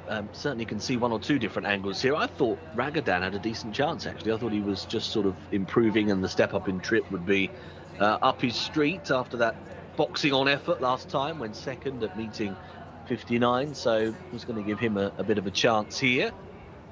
Certainly respectful of Mabry and Tafish, the two that the gents highlighted. Rule out Alajwa for Naif Al-Anazi, putting in a pretty fair effort as well, albeit the only doubt would be the wide draw, of course, is out in stall 19. We've got about 5 or 6 left to load now. There is Maker of Light going forwards. Has got a black cap on that particular runner. Just about to go in as well is Nordic Lights. That will be stall 8. Sam Al-Moghtara is still out the back. They're working now on Abo Al-Azem, who goes forwards to stall 15. And we're still waiting for My Code and Mabry. They're the last 2. Mabry still 7 for that runner, just coming up. My Code wider, a lot wider, gate 80. Standing by, race 7. Signal given. Gates fly, off and away, racing over 2,000 metres for this 0 to 85 handicap. Where is that pace going to come from? Karehom up the inside, got a good start. The white headgear is very much one of the first to go. Ragadan's not far away, actually. Sam Al-Moghtara trying to get up in between horses, just losing a bit of a pitch. Looking wider out, Champit as well. Red cap, blue sleeves is another one in a prominent role. But it will be Karehom who wins the battle for the early lead, and then, well, could throw a blanket over the rest. Look at them all together. Up on the inside of horses, Sitillo's not far away. A striped jacket, also the disc of Forgivable is in a handy role. Mabry's bang there, the red headgear. Reading a little wider out, you've got the likes of Honor and Pleasure, the Ancelotti horse, who's in the front wave. Bottle Rocket Man is up there on the outside as well, the black sleeves. Tafish at this stage is in centre pack as they work their way towards the end of the back straight, looking for a few wider runners. Single-minded is trapped rather deep at this point in time. Raffio, the white cap, is also right out the wide outside of horses. Back through them still My Code. Hasn't got many behind as they turn out of the back straight. Champit is the overall back marker. Up top then, it is just Sitello. Narrow advantage, being pressurised all the time by Ragadan, who's moved up quite well. Up on the inside is Maker of Light, and also Karehom, who's always been bang there. Deeper on the racecourse, Bottle Rocket Man tries to get involved. Still between horses as well is Tafish, but as they level, it's Ragadan who's in front. Honor and Pleasure gives chase in second. Down the outside, Nordic Lights is flashing home. Still there, Tafish on the inside as well. Ragadan has the call, but Nordic Lights is the very much late closer, and Nordic Lights now edging past. Goes past Ragadan and Tafish. It's Nordic Lights by over a length for a 4th career success. Tights for second, Ragadan and Tafish went past together. Honor and Pleasure was next. So it's Nordic Lights, number 14 on your card. Goes on to win here for a 4th time. Finished 4th when last seen out at meeting 62, is a classic closer and has got through past rivals. Centre of the track job. Bit of a theme developing, not for the first time. Today at 2:08.64 is Nordic Lights' winning time. Going to be close for second. We're going to have to wait for the confirmation on that, because Ragadan went past alongside Tafish, and it's Ragadan who's finished second and Tafish in 3rd place. 2.25 lengths, the winning margin for Nordic Lights. As you can see, eased up near the line as well. Head down, bowed low for Ragadan in second. Far side, Tafish has run well again in a good, consistent vein of form. And Honor and Pleasure just behind them, a further half length away. Land of Eagles was one of the best in terms of closing as well, got 5th position. 14, 11 and 1 is our order of finish in today's 7th race.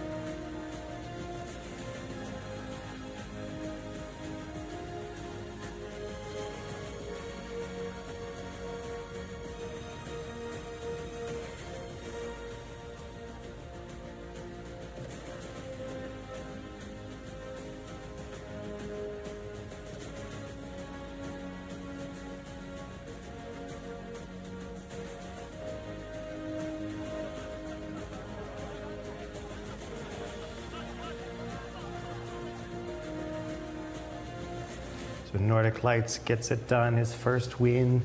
Nordic Lights' first win in about 4.5 years, I think, actually. I think his last one was in 2019 at Maidan when he won a 9 furlong handicap on the grass.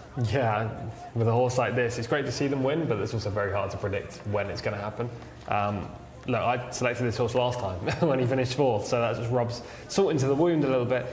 But it's great. He's a lovely, big, white-faced individual who previously shown good form in the UK and in the UAE. So for him to come back to life is fantastic. Right? He looked a winner a long way out, which was impressive to me. Just showed that sort of class that he's always had. He used to be 109 rated, now down to 77. He's going to run with his friends from now on, and he's going to be very. He's going to be very competitive at that. They've not been shy about running him. He must be a very sound horse. I believe they purchased him, was it at the Racing in Dubai sale a couple of years ago, or was it at the end of the season in 2022, and they've kept him busy here. Yeah, very busy. 19 starts now in Saudi Arabia. Just the 19. Just the 19 as an 8-year-old. Still obviously loves the game, and he's produced a season's best, that's for sure. He's been running in 0 to 80 handicaps recently. Finished 2nd, 7th and 4th, so he's been there or thereabouts, but this was a slight step up in grade, 2 0 to 85, and I don't know whether that's done the trick, whether the track being more suitable to the closers has done the trick today, because he does come from off the speed.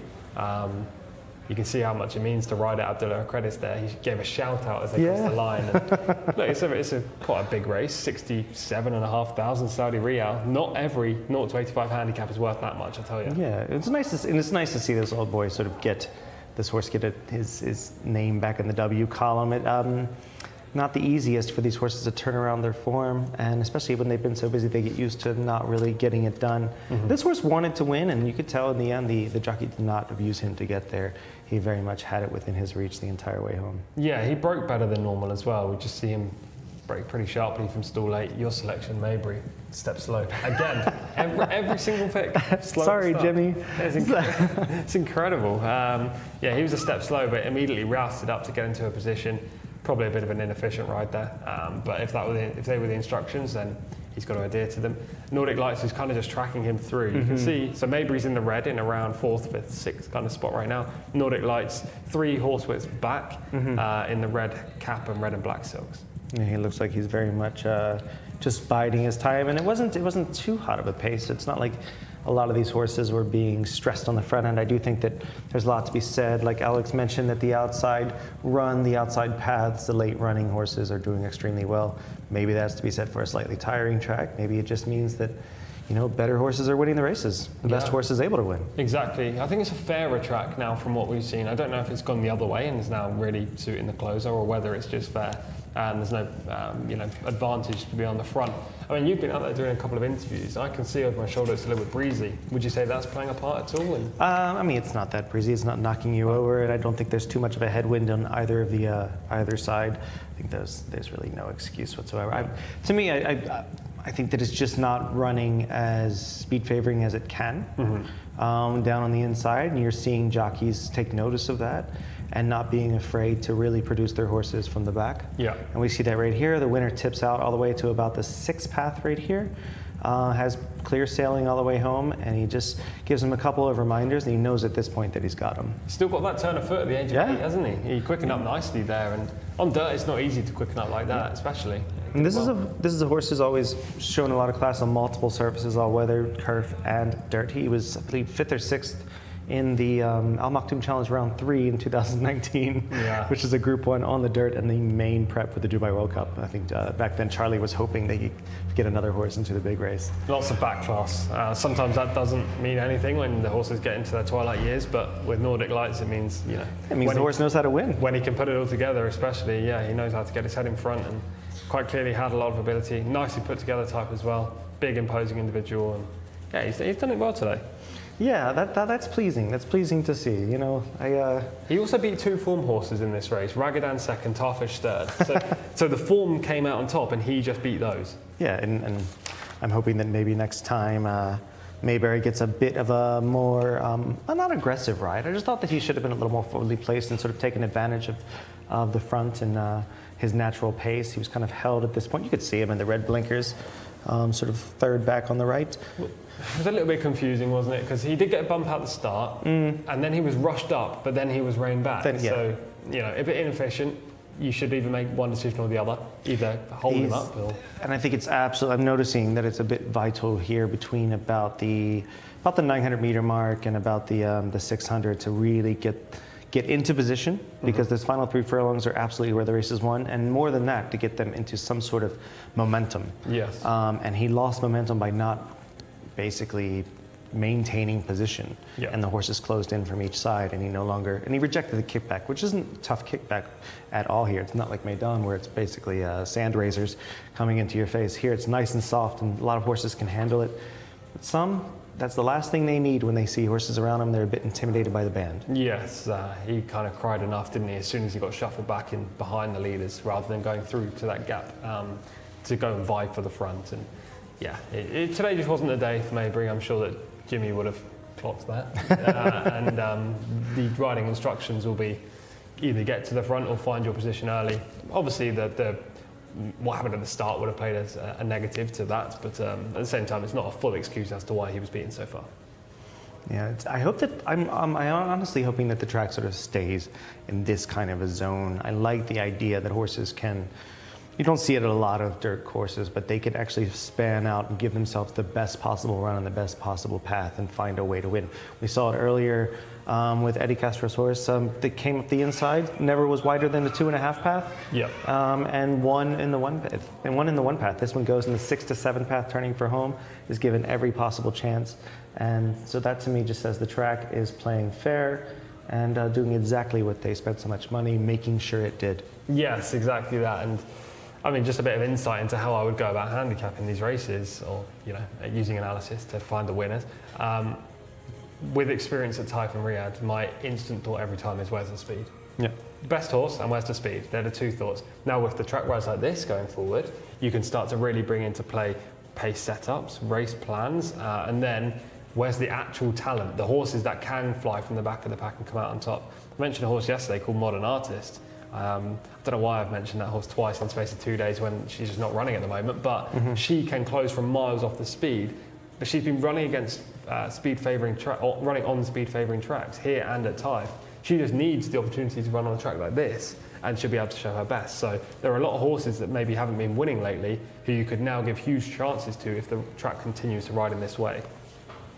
Yeah, I'm looking forward to these final stakes races at the end of the card, and these cup races where you might have to change your selections now that you know the track is going to play a certain way.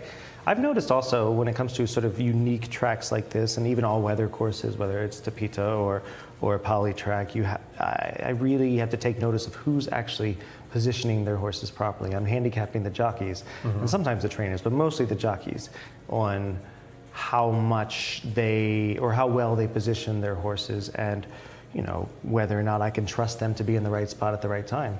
Who's the number one jockey that you've seen right now positioning? It's got to be Mr. Alfaredi, hasn't it? Yeah, to me that's just the function of twice. Yes. Twice going from the 17 hole over to the second or third path. Yeah. So that wins the day. But I do think that Eddie's ride earlier, even though the horse was probably much the best, he had every chance to sort of mess up that ride, and he did not. For sure, it was a very good ride as well. I liked how he was 3 off the rail at a certain point, not to get into a battle up front. And yeah, I mean, there's a good jockey group here, not just the imported riders, the likes of Eddie Castro and Camilo Ospina, etc. But Adel Alfaredi leading the Saudi riders at the moment. But you've got Naif Al-Anazi, who's been in the winners' enclosure a few times. Farhad Alfaredi, we're yet to see win today, and obviously that man, Khalid Al-Mamoni. Yeah, he's riding with just resonating confidence right now, which you'd like to see, especially when the big races are at the end of the card.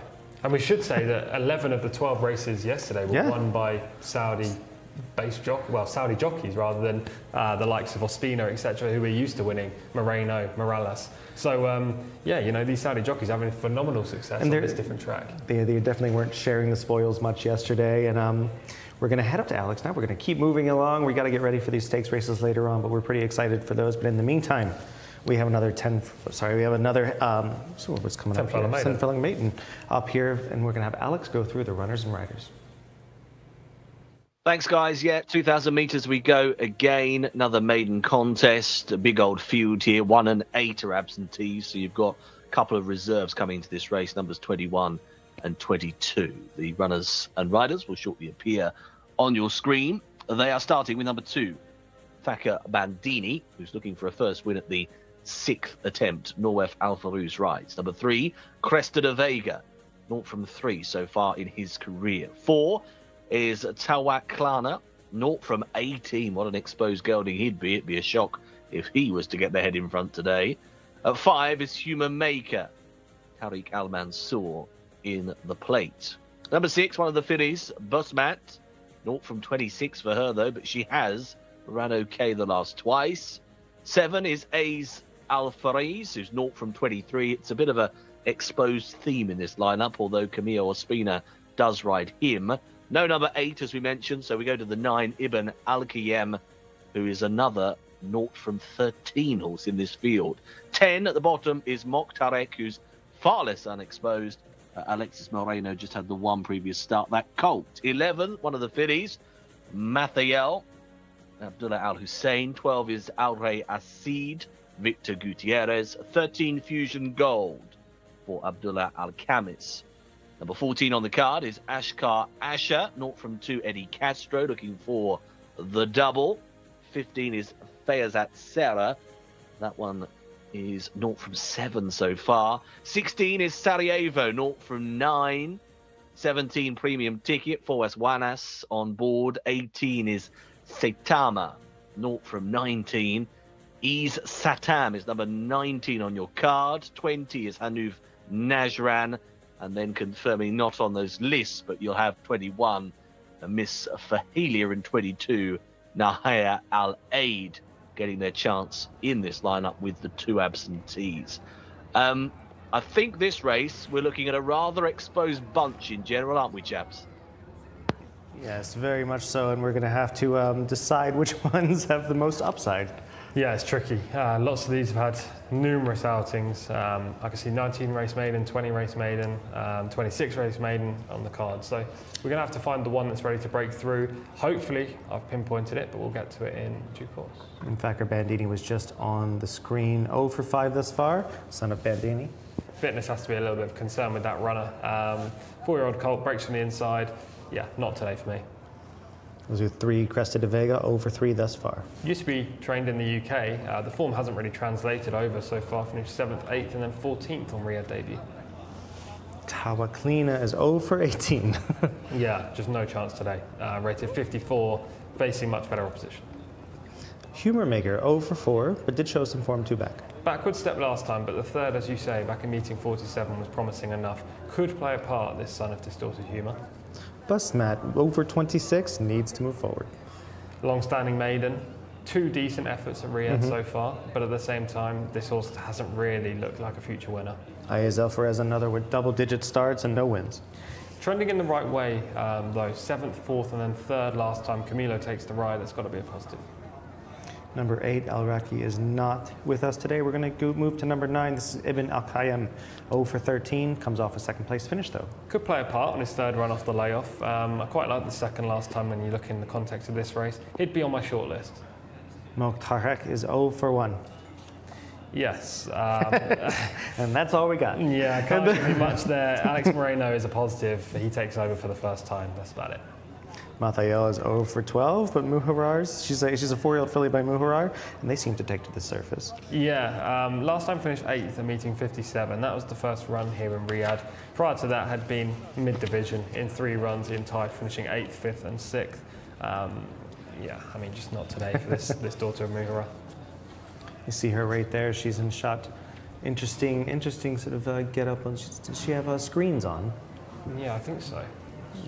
Well, moving on to number 12, that is Al-Rai Al-Sadid, 0 for 11, comes off a 5th place finish. Showed signs of life that time, but prior to that showed no ability whatsoever. Very tall individual, this 4-year-old colt. Victor Gutierrez was close in his 2nd place finish earlier on the card. Number 13, Fusion Gold, gorgeous horse, used to be in Dubai when I was there. He's the son of Union Rags. He's 0 for 1 here. He's going to be my pick in this race. 0 from 8 for Bupat Simar, but has plenty of speed, and that 3rd place finish on his Saudi debut was pretty encouraging. I love the pedigree by Union Rags, and we'll see the footage of that run last time out after we go through the run of our runner. Ashkar Asha'a is 0 for 2, 12th last time. Kennedy Castro records a double. He's on board this horse. Just a no-show last time though, finishing 12th. Faisal Sarah is 0 for 7. Place player, finished 3rd both starts so far, so you couldn't completely write this filly off. The wide draw though isn't ideal. Sarajevo, interesting spelling of that, 0 for 9, 4-year-old filly by Casino Host. 4-year-old returned to the track. As a 3-year-old showed some kind of ability, but not enough to win this race. Give her a shot there. She does look well in the parade ring, I will say that. Not one to throw out on looks, but he's definitely not shown much thus far. Number 17 will be Premium Ticket, 0 for 9 thus far. Highest rated horse in the race with a mark of 81. Faris Wanas will be looking for that overdue victory. 15th last time was disappointing. If he could bounce back to his Taif form, then he's a player. But 5-year-old maidens, not for me. Saitama is 0 for 19, 5-year-old gelding by the late closing Icebox. Yeah, same thing applies here. He's also a small type. He's not exactly standing out in the prelims. We have Ayaz Satam coming in there, 4-year-old gelding by Pablo, 0 for 4. I don't know too much about Pablo, I have to say. This horse rated just 54 and didn't show enough last year, but Khalid Amamoni's on. Not impossible. And number 20 here, we have Hanouf Najran, 0 for 11, 4-year-old filly. Yes, she ran okay last time when she was 5th. The wide draw is never going to be a positive, despite the fact you can seemingly win from anywhere today. Miss Vahaila, 0 for 3, 4-year-old filly by Klimt. We see a lot of Klimts in the Middle East. I don't know what deal he has, but you just see a lot more there than I do back home. Yeah, 100%. There's lots of Klimts seemingly on every single card. Nice looking type as well. All right, let's see what they can do here. It's going to be a wide open affair. Crowd's really packing out, isn't it, for the cup race later. They've got a couple of cars there. They weren't there last time I was here, I'll tell you that. Sorry, I parked anywhere I wanted today, guys.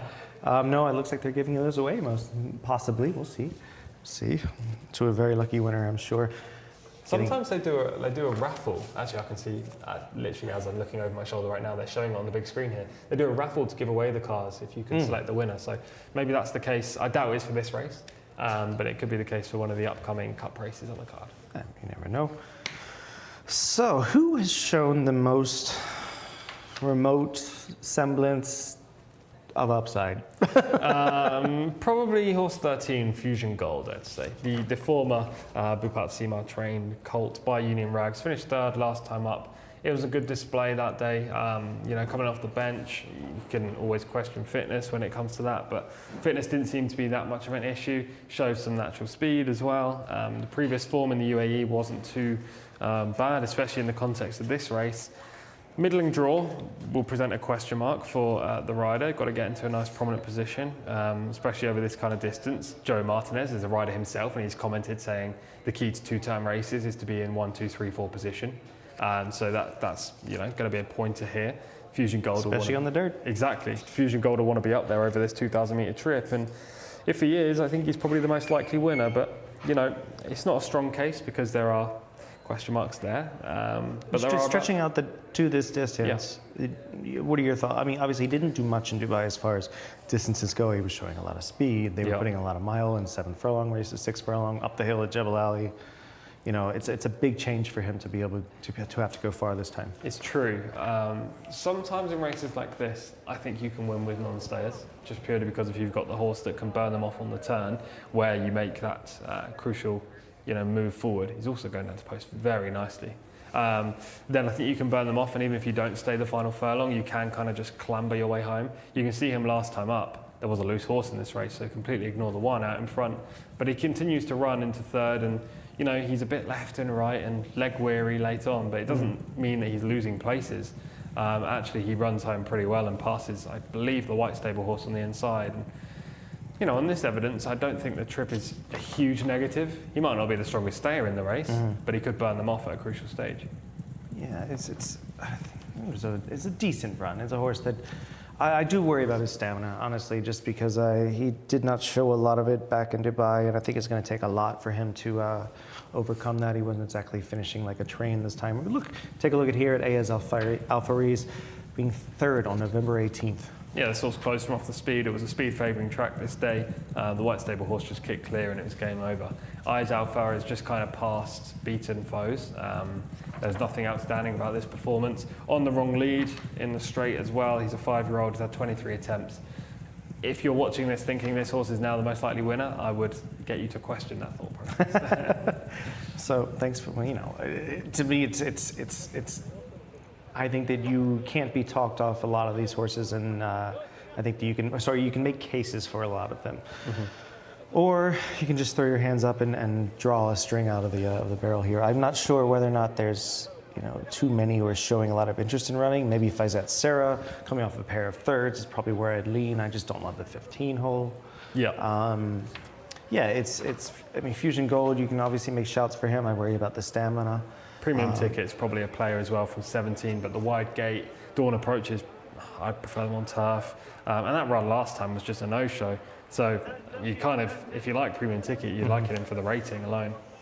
Ibn Al-Qiyam comes off a second place finish, has shown, obviously coming in decent form. Yes, which is what you like, because not a lot of these are. So you do like to see some Valid good point. recent runs to the name. Yeah, look, it's hard to make a very strong case for any of them. Lots of these are long-standing maidens. Even Busmat, if you're looking at the race card, you're seeing the last 2 runs from Busmat and you're seeing 2nd and 4th. Therefore, this horse could easily be a player. But 26 attempts. If this horse can finally break through, absolutely phenomenal stuff for connections and great for persevering. Well done to the horse. But at the same time, you're questioning the actual quality in this maiden. Yeah, I very much think quality is a bit missing, and then obviously the last 3 races are going to make up for it. Yes, but in the meantime, we have to sort of pull apart what is the best one. So you're going to stick with Fusion Gold? Yeah, I'll stick with Fusion Gold and just hope he can burn them off on the turn. I'm going to take a chance with Ibn Al-Qiyam, and we're going to head over to Alex and see what he thinks. Thanks, guys. Yeah, this is really hard, isn't it? Not much strength at all in this lineup here. Fusion Gold, I thought, was an obvious one of interest, as Tom's highlighted, a fair third at meeting 55. But again, stamina, a little bit of a query. It was sort of one-pace stuff, wasn't it? inside the final couple of 100 meters there. Jcsa, a couple of placings, couple of thirds. I suppose that would throw her into the mix.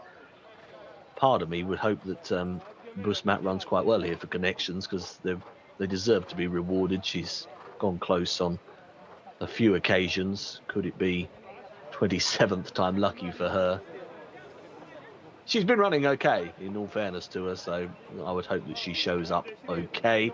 Human Maker's quite an odd one, because that run at meeting 47 was all right, but it's been sandwiched in between two poor efforts. I suppose it depends what variation of him turns up and shows today. They are arriving at the starting point. The 19 is in the middle of the group at the moment. Jcsa, who will need some adjustments by the look of it. In fact, there's quite a few of them. There's a trio all doing that now. The 11, Mathiel, is another. So one or two just needing some tightenings of the saddle before they get back on board and load up. The other runner in that category is Saitama, number 18, who's 0 from 19 so far in the career. Stall's position, of course, will be crucial to the runner's chances here. And Fusion Gold 13 shouldn't be too bad, should it? It's a fair slot in the middle. Got a mark of 73. Premium ticket with that mark of 81 towards the top end of this list. But 15th only last time out. That was at meeting 54. Placed efforts had come at meetings 35 and 45, so a little while ago. Following those particular fancies in the race, while Fusion Gold's about to go past us there, was going to go past us a few moments ago. There we are, the yellow and black checks, if you're following Tom's fancy here. Fusion Gold. Jcsa will be in orange with black braces, and if good old Busmat could win, that's black with orange chevrons as well. Right, we're loading up now. We are getting ready to go.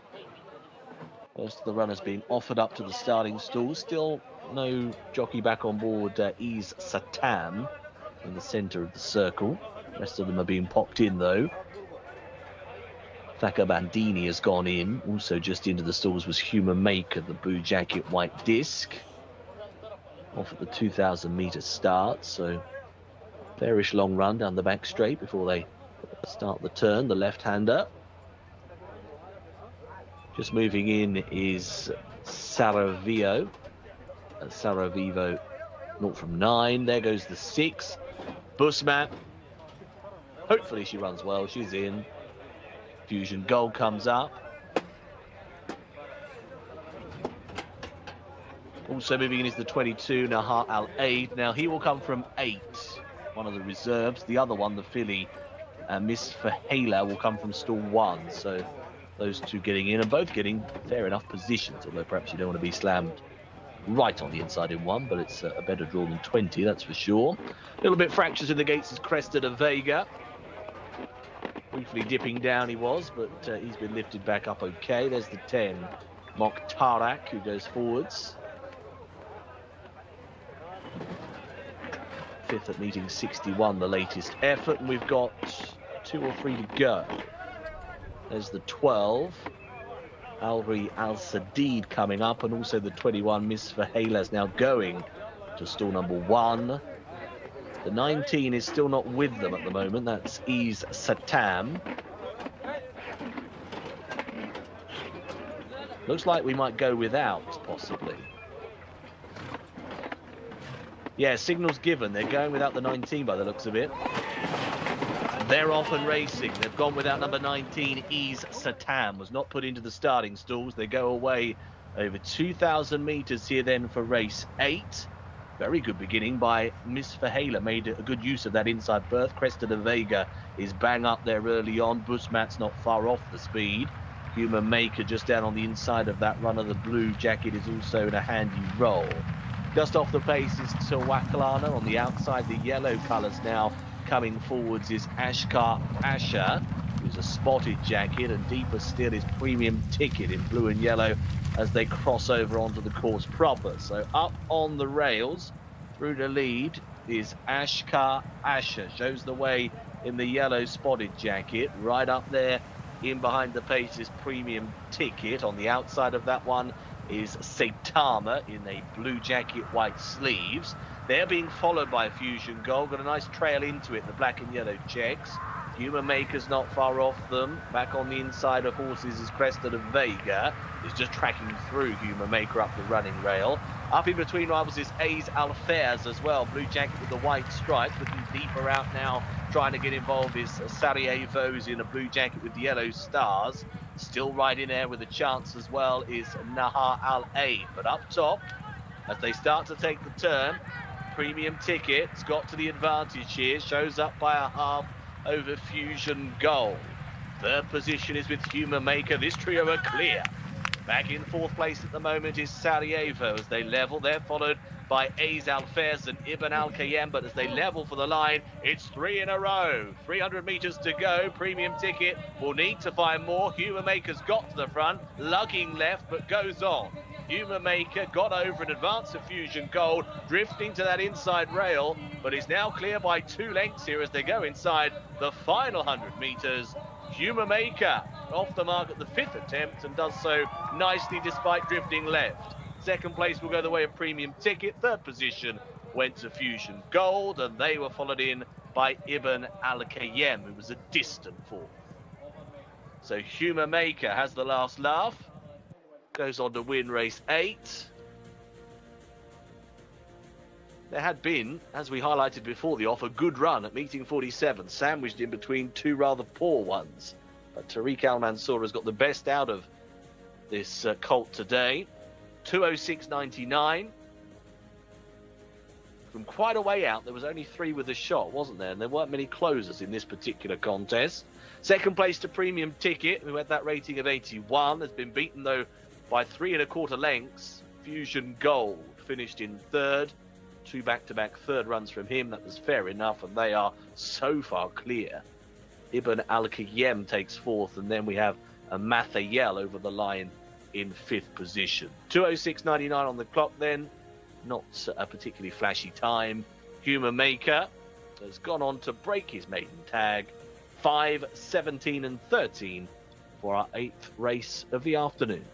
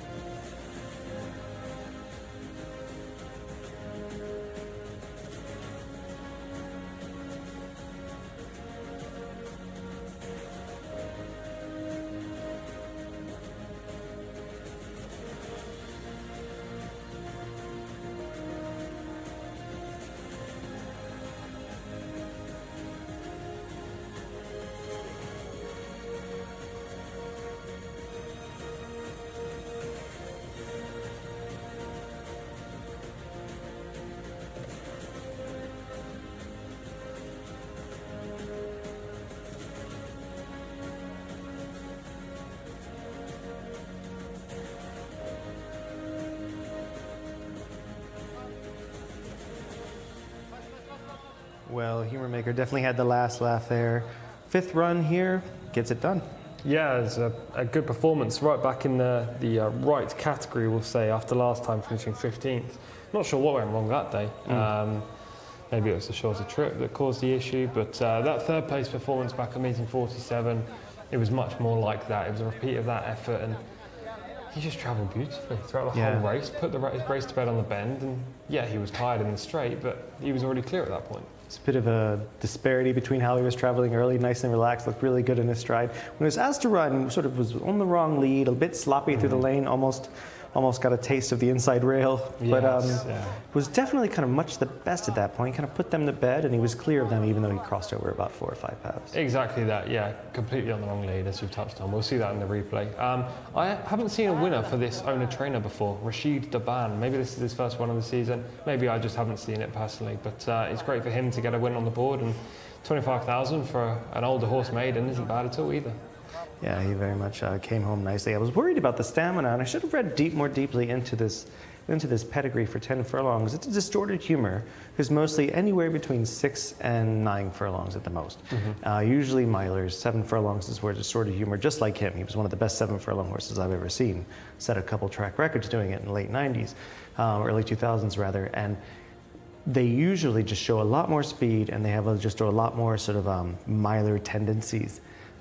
This one is out of an Empire Maker, showing a lot of stamina on that bottom, favors the Empire Maker side physically, and runs like it as well. Yeah, clearly got the trip pretty well, despite being by distorted humour, as you say there. It's weird to me that this horse still didn't change leads even after the horse came alongside the rail. I thought that might be the catalyst, but it turned out not to be.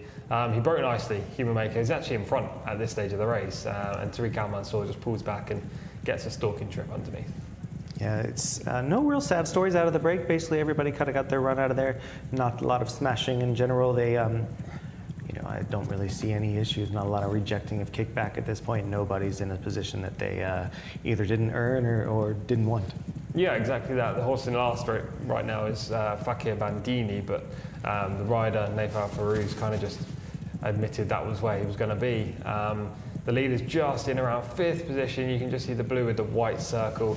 The eventual 3rd place finishers, Fusion Gold, in the yellow and black, just ahead of him. So they're in 4th and 5th at this stage of the race. And the runner-up is Premium Ticket, who is now in the lead. So pace is held up in this contest. Again, I'm going to refer back to Mr. Joe Martinez's comment, saying the key to 2-turn races is to being in 1, 2, 3, 4. Well, the 1st, 2nd, and 3rd have come from positions 1, 4, and 5. So very close to that. Yeah, exactly. Kind of just proves that being aggressive in the early stages and grabbing that spot is crucial. Not a lot of excuses for Fusion Gold. I thought he got a great ride by Alchemist. It was basically put into the perfect spot. A lot of horses win with his exact same move. He just could not sustain it. Yeah, completely agree. I wanted him to go forward here, and obviously went, having put him up. But yeah, no excuses. He was in the right position in the race. He just couldn't outlast a horse who had a little bit more stamina and definitely a turn of foot. Outside of the Saudi Cup, did they run a lot of 1800 races? Because I feel like that might hit him on the nose. There's the odd 1 or 2, but not that many. He'll need to find the right spot, but yeah, I mean, it could be perfect for him. Yeah, because it seems at this point they're coming up on 1800 meters at this time, and if he'd have made his move a little bit earlier, been a little more aggressive, that would have hit him on the nose there. The winner at this point crosses over. Let's see how close he gets to the rail here, because I was pretty sure he was about to touch it for a moment there, because it looks like his heels were hitting on the lighter part of the dirt. Yeah, right now, look, there's literally no dirt between him and the rail. Tariq Al-Mansour was virtually riding on 1 rein for much of the straight as well. First 3 were clear, we should point that out. Yeah, very much clear, and I mean, that makes a big... Well, we've seen that a lot today, that to be fair, we've seen horses that are truly finishing out the race that are absolutely burying the rest, and they are getting tired out there. Yes, yeah. But, I mean, I'm not gonna... They're not a lot of confusing 0 for 32 horses winning like yesterday, where we're perplexed at why this has happened, and where's the form? Where's the form? Where's the form? Yeah. Today we're seeing the form. These are decent horses. This horse had whatever excuse. He had a line through race last time, finished 3rd the race before, had some semblance of willingness to win, and that's kind of all you're looking for in these kind of spots. Yeah, and the first 3 home were 3 of the top 4 highest rated horses in the race. Yeah. So, the form has come out on top, albeit the winner is rated the lowest of the top 3, but, only 4 starts, now 5 starts to his name. Improvement was always likely. Yeah, I'm looking forward to seeing what the 2nd and 3rd will do after this. Going back to my selection, Ibn al-Qayyim didn't quite get involved at really any point, did he? No, he finished a clear-cut 4th, but miles back. Yeah, he was. Somebody had to finish 4th. Yes. And it was him. Exactly, he was never close. He didn't really get the ideal position in the early stages, and past just tired rivals, I think. He's looking rough. This is a very rough run for this winner. He is being held sideways, trying not to veer in. Yeah. If he does switch leads, and hopefully he does that eventually, he goes on and wins by 3 or 4 more lengths. Yeah, exactly. Would have won comfortably. He just was determined not to, despite Tariq trying his best. And I think Tariq in the end was just like, we'll go to the rail and that'll do. These are the kind of horses and the kind of races where you really have to do your research on the go onto the website and watch the replays, because he had shown when he finished 3rd that he had a bit of turn of foot to him. Yes. To be fair, all 3 of these were the clear form setters. The first 3 home, we saw footage of Fusion Gold, but Premium Ticket early in the season had a turn of foot and stayed the distance in Taif. And this horse had interesting pedigree, was super inconsistent, but on his best had the form to play a major part, and he was quite clearly back to that today. Yeah. What do you do with him from here? Interesting one, because it depends what the schedule is like in terms of races for longer distances. I mean, hopefully he doesn't rise above I can't see him going much higher than 70, 72. It'd be harsh if he did. Yeah, I mean, he's going to need to stay in that below 75 sweet spot. Yes, yeah, to run in handicaps, otherwise you're kind of pitching yourself in against much better opposition in 0 to 80s, and then if they look elsewhere, then you've got to go for horses who've won 1 to 3, and then you come up against unbeaten types. So he's running so comfortably at this point. Yeah, travelled nicely, didn't he, throughout the race. It's kind of in second gear, whereas others were forced into their position. He just landed there. Yeah, a very nice performance by this 4-year-old son of distorted humor with very few miles on him, only his 5th start, and second time really showing the ability to get into the mix. So it could be anything. When you see a horse like that, I will say with the lack of changing leads, with not so many races under their belt, maybe it's just greenness. Yeah, it could be. Only the 5 starts if you include him today, and these horses can take time to learn, albeit he's a 4-year-old, not a 2-year-old, so you would have hoped that he knew by now, but still, And you hope that the reason he didn't, make as many starts until now is not because of issues that were happening in the past. Maybe some hiccups here, left and right, but either way, fine performance and a fine ride to sort of keep as straight of a path as he could by Al Mansour. Yeah, not causing interference was key there, because otherwise Tariq would have found himself getting a day or 2, I'm sure, as a ban. But no, he avoided all interference in the straight. The horse did look a little bit awkward, but that didn't stop him from running in a forward motion, and he got the job done. We're only moments away from one of our feature races now, as we get into the proper quality. We've got 4 races left on the card. Not that we don't love talking about the maiden. Well, no, yeah, exactly. But we've got proper horses here. Watch that horse become a proper horse, and we're going to regret saying that. Exactly. But my favourite horse I saw at Taif is in this next race, so I'm really looking forward to it. Almot ahead. We'll talk about him when we're looking at the horse in the paddock. We got our first Cup race coming up. We're going to go over to Alex, who's going to lead us through the riders and runners. Cheers, Michael. Yes, thank you very much indeed. This is a cracking contest, isn't it? This is the Sultan Rahi Al Quda Cup with a field of 12 facing the starter. Number 5 is the absentee. Number 1 is the aforementioned Almot ahead. Luis Morales will be on board, 2 out of 2 so far. Number 2 is Parkside Boy. May find this class a little bit too much. Number 3, Diadan, another fascinating colt for Camilo Ospina. 2 wins from 3 starts. Albshire won on debut at meeting 55. Alexis Moreno rides. 6 is Sur Al Kuwait. 0 from 4 so far for him. Ajwadi is number 7. Lightly raced individual, just a second start. 8 is Hassan, who's finished placed on a couple of occasions. Emblem Desert is number 9. 2 wins at meeting 6 and 60. Number 10 is Judea, Naif Al-Anazi, 2 out of 2 after victories at meetings 25 and 37. South Army, the same ownership group, is number 11. Victor Gutierrez was a winner at meeting 13. Mutla is number 12, has got some placed form, but yet to get the head in front. Adel Al-Faradi is in the saddle. And 13 is Al-Zuhal, who was a winner at meeting 33, 1 from 2 so far. And Wigberto Ramos will be in the plate on 13. 12 of them, no number 5 here. It's a cracking race. Really looking forward to this. And runners are on their way into the parade ring. This is the first of a few pretty phenomenal wide open stakes races to end the last 3 races of the card. The last 4 races of the card, 9, 10, 11, 12. Did that the same thing yesterday. I can't count. Cannot count. I can speak but not count. And, we have 150,000 on the line here, 7 furlongs, stakes for 2-year-old. And basically, we're seeing a horse with like Al Motahed, who's as high as a 101 rating, which is only 1 behind Mashur, who ran yesterday. Why do you think Mashur didn't run in this spot? Well, it's a slightly different trip. I think Mashur was 1,200. I could be wrong there, but slightly different trip. Maybe Connections wanted to go for a little bit of an easier route with the main target coming up later in the season. I mean, yesterday's race did look a little bit like a penalty kick for that horse. He was miles the best on figures, but he could have run in here. I wouldn't have fancied him. I really like Al Motahed, despite the fact that Mashur is rated £1 higher. Yeah, it's an interesting one. Al Motahed is the one in shot right now, I believe. He is a son of Breeders' Cup Turf Sprint winner Bobby's Kitten, brilliant sire, and excellent son of Kitten's Joy. He's 2 for 2 thus far. I love this horse. There's only 2 horses I'm actually going to say that about in Saudi Arabia right now. Not because I don't love others, but I'm still, getting used to it. I haven't been here for just 8 weeks in total. And this horse and a horse called Hala were the 2 real standouts for me in Taif. Both 2-year-olds, one a filly, one a gelding. Al Motahed being the gelding. He got the job done on debut in blistering fashion from the front, just powered clear. And won by a wide margin. He was my highlight that day. Last time up, I wasn't here. Rory and Callum were, and I watched the replay, and he was great again.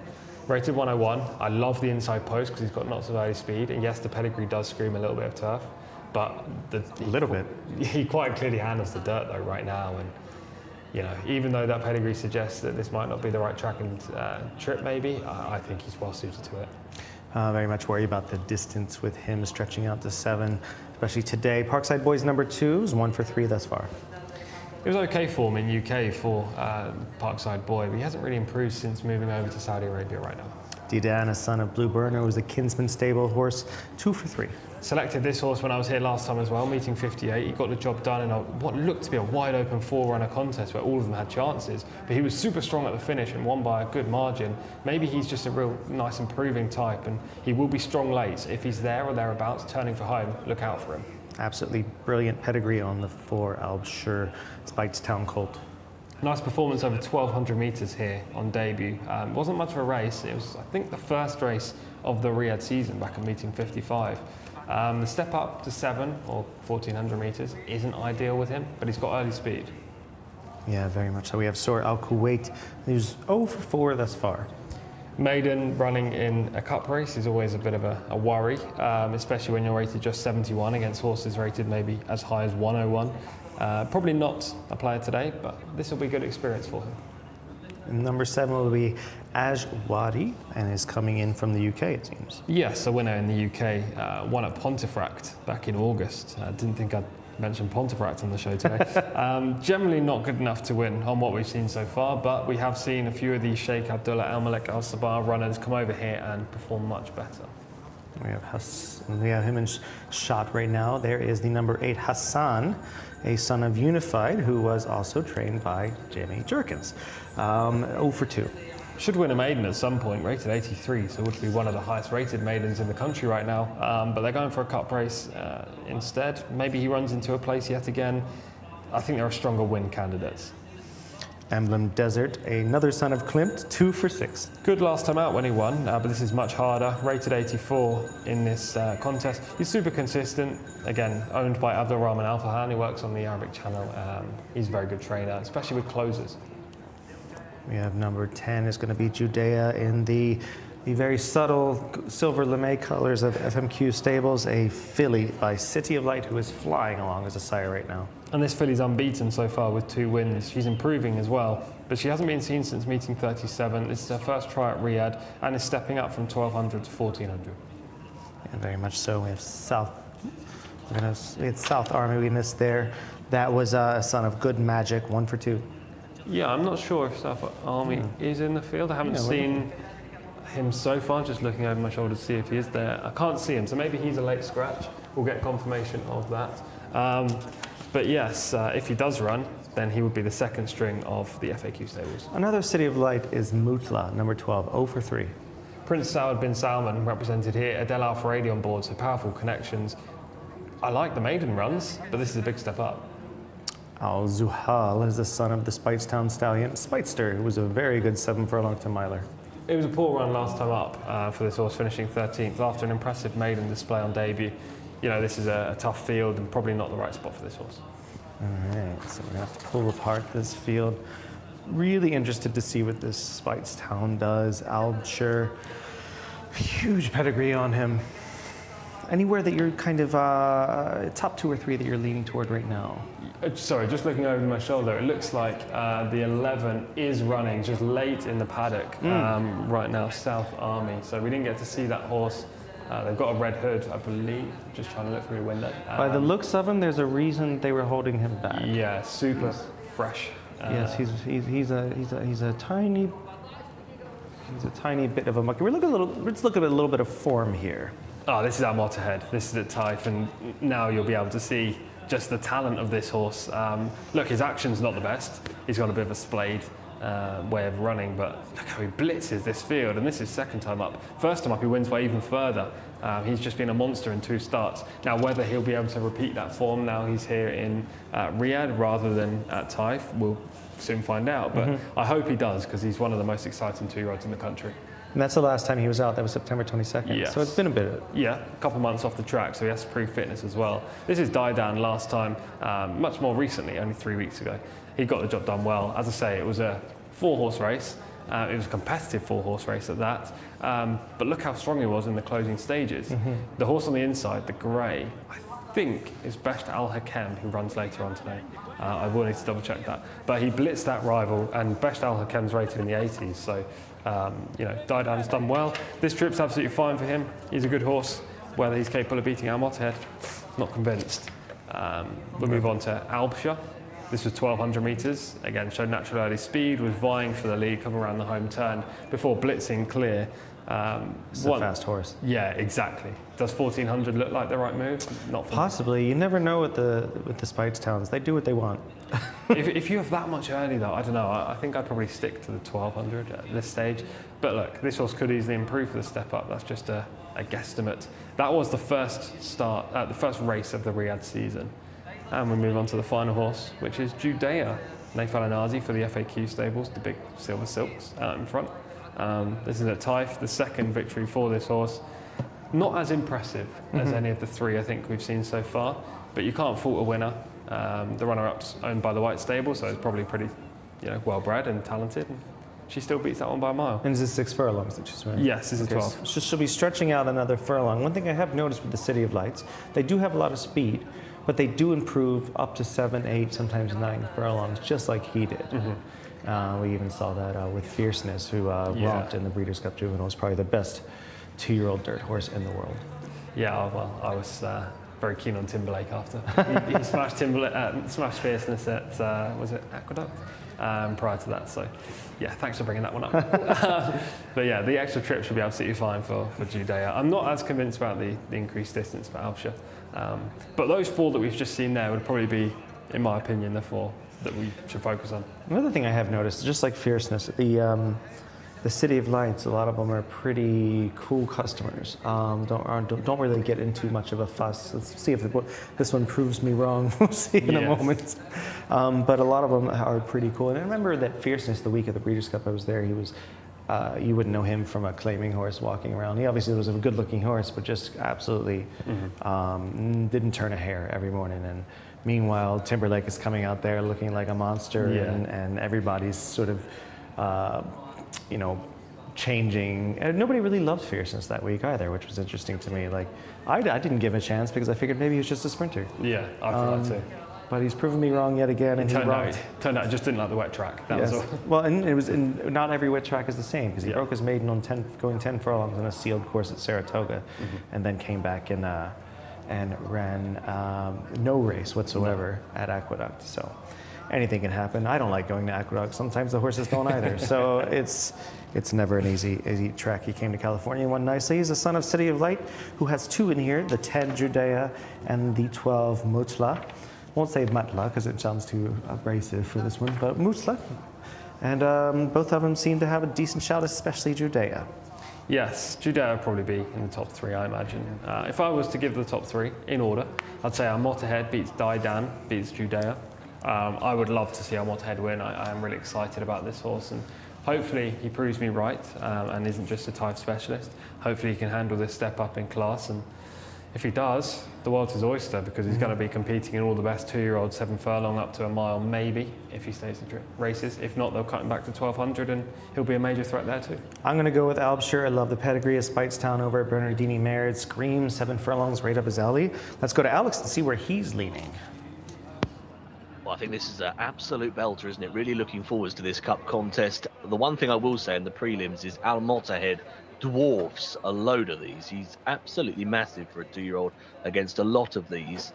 Of course, you've got some fillies in the lineup here, but Judea looks half the size as they were going around the prelims.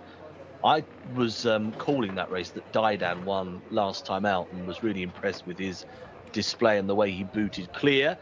So for the sake of trying to cover the top end, I'll go with him, but very fearful of what Al Mottahed can put up here today. Haven't got too many more left to go forwards then for one of our big races of today's cards. Al Mottahed has just gone into stall 1.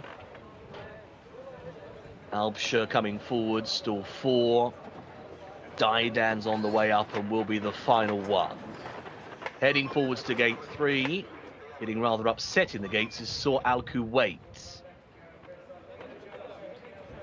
Jockey trying to get back on board the yellow and red colours. Won't go until that one's settled, that's for sure. Just about back in the saddle. Rearing again. Rest are settled. They're off. Racing away in the Sultan Rahi Al Quda Cup. Racing over 1,400 metres, having been restless in the stalls. Sur Al Kuwait not with a good start at all. Albshire got a very good beginning. The white and blue colours right up there. Al Mottahed is tanking along up the inside. Daidan's not far away as well. Ajwadi is next in the field. Up on the outside is Mutla, the white and blue.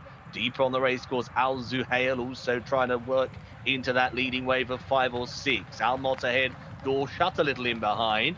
They're being followed then by the yellow and black colours of Parkside Boy. On the outside of that one, Judea, South Army's right out the back end. Emblem Desert's got plenty of work on at this stage. Sur Al Kuwait completely tailed off. Daidan comes up to try and have a go now as they're about to level into the final 400. Still there on the inside is Albshire. Wider out is Ajwadi running a big one. Al Mottahed now diving through, gets the gaps. Here comes Al Mottahed up the inside of Daidan. Inside the final 200, these two classy types start to battle it out. Al Mottahed and Daidan, they move right away. Al Mottahed is just ahead. Daidan has a half length to find, but he's battling on strongly. Al Mottahed and Daidan, stride for stride to the line. Great finish. Ever so close in the featured cup. Very tight indeed. Al Mottahed and Daidan have served up a right treat. They've gone at it for 200 metres, and the judge will be needed. Al Mottahed looking to remain unbeaten. Daidan looking to make it 3 out of 4. What a sensational finish inside the final 200. It looked as though Al Mottahed was going to go through, grab that gap and move clear, but Daidan would not lie down at all. Kept on fighting, kept on pulling it out, but has been beaten. Al Mottahed has won. 125.68. Oh, it's a matter of inches, isn't it? Look at that for a finish. Has beaten Daidan into second place. So Al Mottahed remains unbeaten. It's officially ahead, the margin, but I'm not sure about that. 125.68. They're both clocked the same time. That's a real treat, isn't it, for us today? We said this could be one of the best races we've seen so far, and it's duly delivered. So a head success, but definitely a shade shorter, we reckon. At third place, that went to Ajwadi. Good run. Very well done to Ajwadi on the switch here to Saudi. And South Army was eventually in fourth position. Looking at these two on the overhead, well, Oh, what a race that was. Look at the scenes in the winner's enclosure afterwards as Al Motahed's name was flashed up. Absolutely fantastic to see. It's a 1-3-7 order of finish then to race 9, the Sultan Rahi Cup contest. Ahead the margin of victory. It doesn't get any better than that. And there is your official confirmation.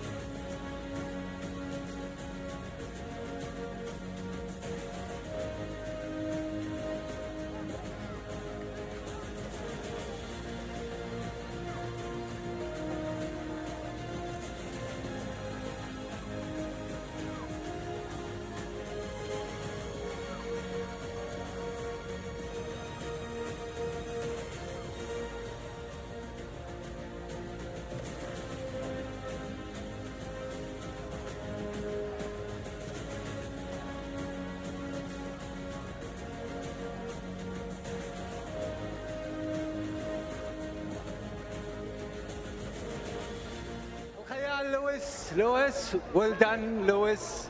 Good race, Lewis. Tell me about the race, Lewis. Well, it was a pretty exciting race. I guess, I make a wrong decision for a while because I break on top and decide to hold him a little bit, and then I got stuck too much, So when the horse started running, he got a little bit tired in the last round, but he's fighter, he's a really good fighter. So, alhamdulillah, he come up with the class, and thanks God. Well done. Alhamdulillah. Alhamdulillah.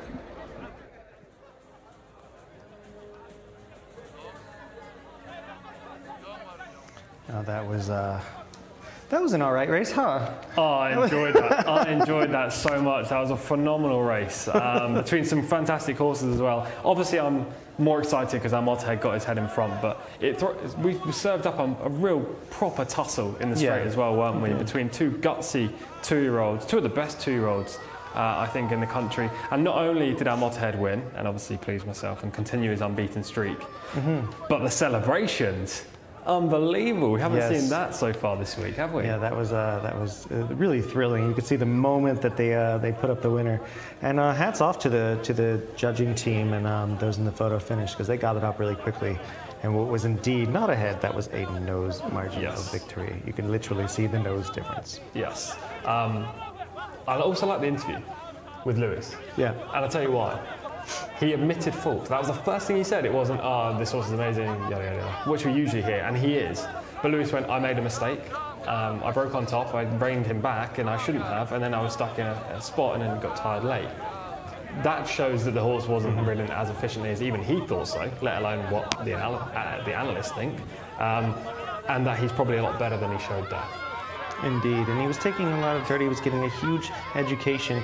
And a horse like this coming in at a 101 rating, he definitely puts himself in the talks, just like Mashur yesterday, puts himself in the talks for the Saudi Derby moving forward. I look forward to seeing what he can do, because a race like this, whether it's an American horse or whether it's a quick European horse, whatever it is, comes over here and shows a lot of speed on the front end, he's going to have to take that dirt and come running again. So it's good to see him do it here, to get that stakes win, and to look like a horse that's going to be very much clashing with Mashur, hopefully soon. Yeah, I think this horse is better. I have to admit, maybe the trip, if they clash over in the mile, might catch him out a little, but I think this horse has much more natural talent. I loved how he was travelling in behind the speed. He was full of run, turning for home, in a pocket. Luis Morales had to burst through the gap, and he instantly found for him, showing that electric turn of foot. He almost got run down late by Daidan, but Daidan's a good horse who's a real battler. He refused to die down. I like it. I was going to have a word there, but I thought, no, that was too good. Yeah, Daidan's a real battler, a horse that definitely stays 1600, and he fended him off, albeit by a nose. So, yeah, full credit. He's on the wrong lead as well for a long part of the race. How Mottehead was. What I did like about he does look a bit like Bobby's kitten did, and he does have that sort of instantaneous push when it's needed. He's definitely going to take to this. I won't see him taking to like a sandy dirt track or whatsoever. No. I could see him, I know this sounds crazy, going on and running well on soft ground. On the turf. Yeah. Well, the Bobby's kittens do like soft ground. So I mean, Sandrine is a prime example. Yes, yeah, for Andrew Balding. We get to see the full race now, and Lewis on the inside on Mottehead in the change of silks. This isn't the same owner that Mottehead ran under previously, but he broke on top and then took a pull. Now he had the choice here as well, maybe not right now, but a second ago, to go up the rail and try to vie for the lead with Albshire, but Lewis decided to sit back in third. Alex Moreno took the front on the horse that won over 6 furlongs last time up, and Mottehead really just found himself in a pocket. You called it the box seat, but at the same time it's probably the worst place to be because you need the gap to open and it's out of your control. Yeah, it went from box to booger seat for him because he basically was taking 3 horses dirt at the same time. Yes. Unfortunately for them, he was able to wait it out and split the pins, turning for home. It was very impressive. I must say, what I find intriguing about this course is that when they do get into a battle like that, you really have to want it on this course. It is a long stretch. It is a trying course. You have to be fit and you have to be willing. And we saw that through. And I think when you see 2 horses who refuse to back down from each other, I mean, there was even a point where Daidan, I think, had a bit of a half a head on him. Probably about the 16th pole, and he came back and he fought it out. So it was nice to see. Yeah. I'm not mad about it. Albshire, I thought, ran his race. Probably just isn't this class. Yeah, I agree. To be fair, I think he can get this distance fine. It's just that he was sort of chucking it by the 4.5, 5 furlong mark, and I don't think he was going that quick to begin with. Yeah, I think he'll get the distance, just not maybe against these horses. He was second under run pressure. though. I mean, what are we doing? Exactly. He's only going to improve from here. He's just outclassed by 2 very sharp sorts. To be honest, I cannot even remember who finished third. I was so focused on the battle up front, so I couldn't even tell you who was third. But I'm hoping it was Judea, because then we had the 1, 2, 3 in order. Of course. But who knows? It's nice to see the trophy presentation. What I will say is the trophies, the cups, are always phenomenal. I'd love at least one of those. I'm going to have to win a horse race to get one, but it's a lovely style on them. That's the Sultan Ray Al Ghouda Cup that Connections of Mottehead have just won. Between my 3 cats and I, we break everything in my house that looks like that. So there's no way I could possibly deal with that. But it does look nice, and they obviously outsourced to a really nice vendor for that. And what does the schedule look like for this horse? Is there a nice stakes race that kind of preps him and leads him in to the Saudi Derby? I need to have a look now because I want to be back here for when it is. I don't want to miss this horse. He's the one horse that right now is really exciting me. I mean, look, there are loads of very good horses in the country. I'm not by any means saying that, but I have this thing for 2-year-olds. I like to see the real sharp 2-year-olds, the real impressive and talented 2-year-olds as well. They wow me more than, say, an older horse who's running at the top level. Like we've seen Sunset Flash over here. I think she's won 18 times, or 18 out of 20 or something like that. It's her record right now. And this horse wows me more than Sunset Flash. Asfan Al Khalidiyah, I love him, and he's unbeaten in 13 starts. But this horse wows me more than Asfan Al Khalidiyah, just on a personal level. So I hope I'm here for when he next runs, and hopefully he'll run in the big race on Saudi Cup Day. Yeah, this is, I think it's, even before that, I think hopefully we'll see Mashur clash with Mottehead. It's going to be really intriguing, is probably the best word for it, to see what happens when they probably go a mile together. Yeah. They have to have a battle. They have very similar styles. They both have enough speed to either set the pace or stalk. They're going to need somebody like Albshire to jump in there and secure it. Yes. I'd be less confident, I think, with Mottehead over a mile. I think you can see here his natural burst of speed through that gap. And his high cruising speed in the early part of the race suggests he's maybe a sprinter.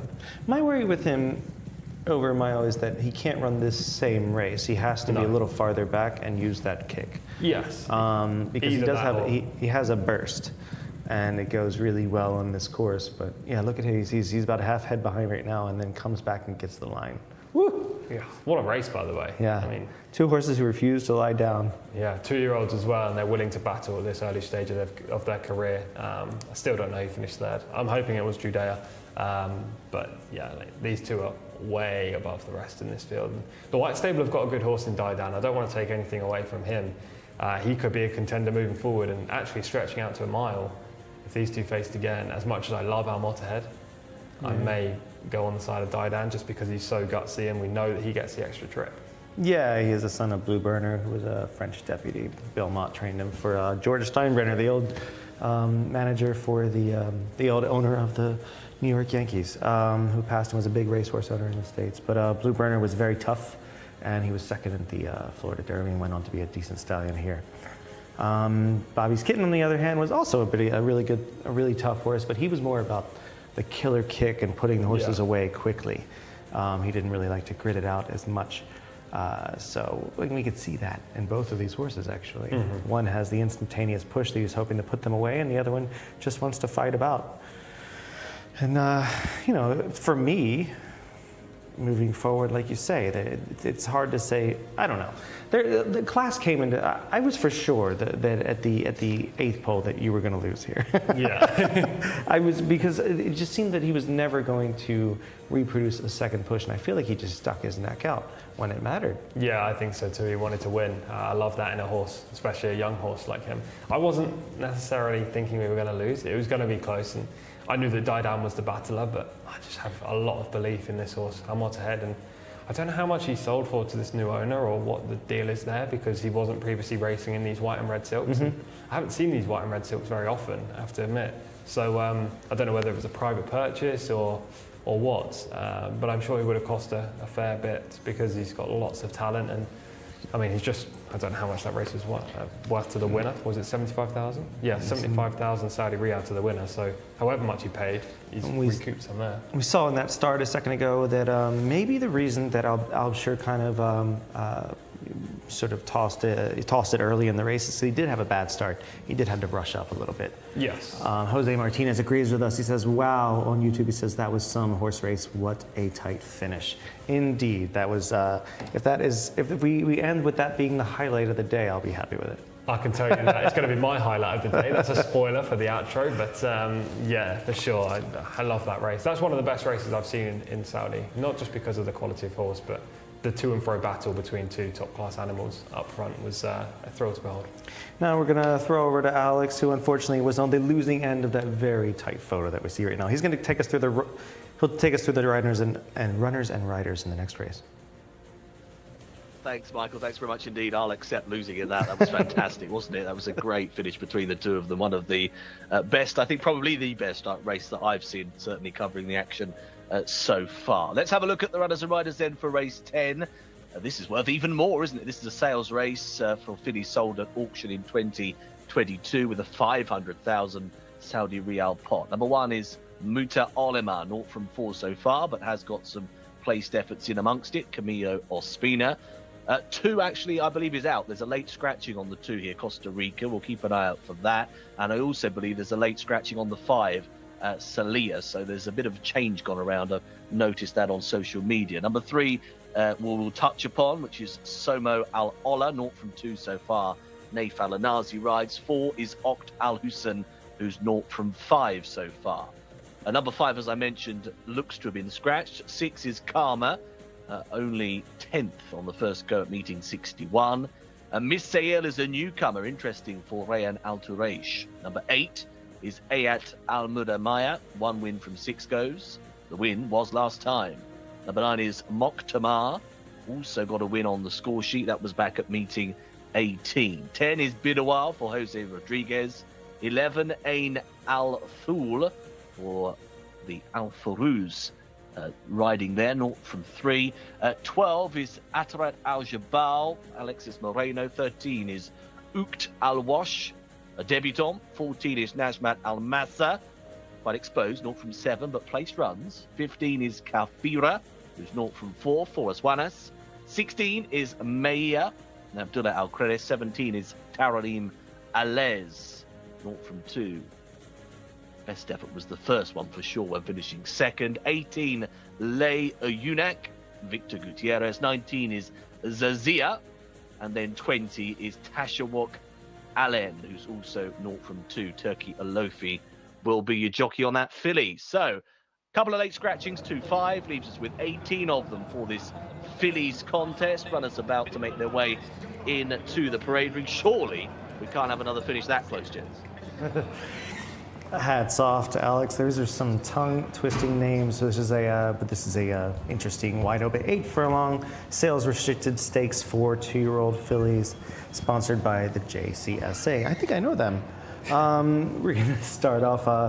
I'm sure she'll be in shot in just a moment. We have the 0 for 4 runner.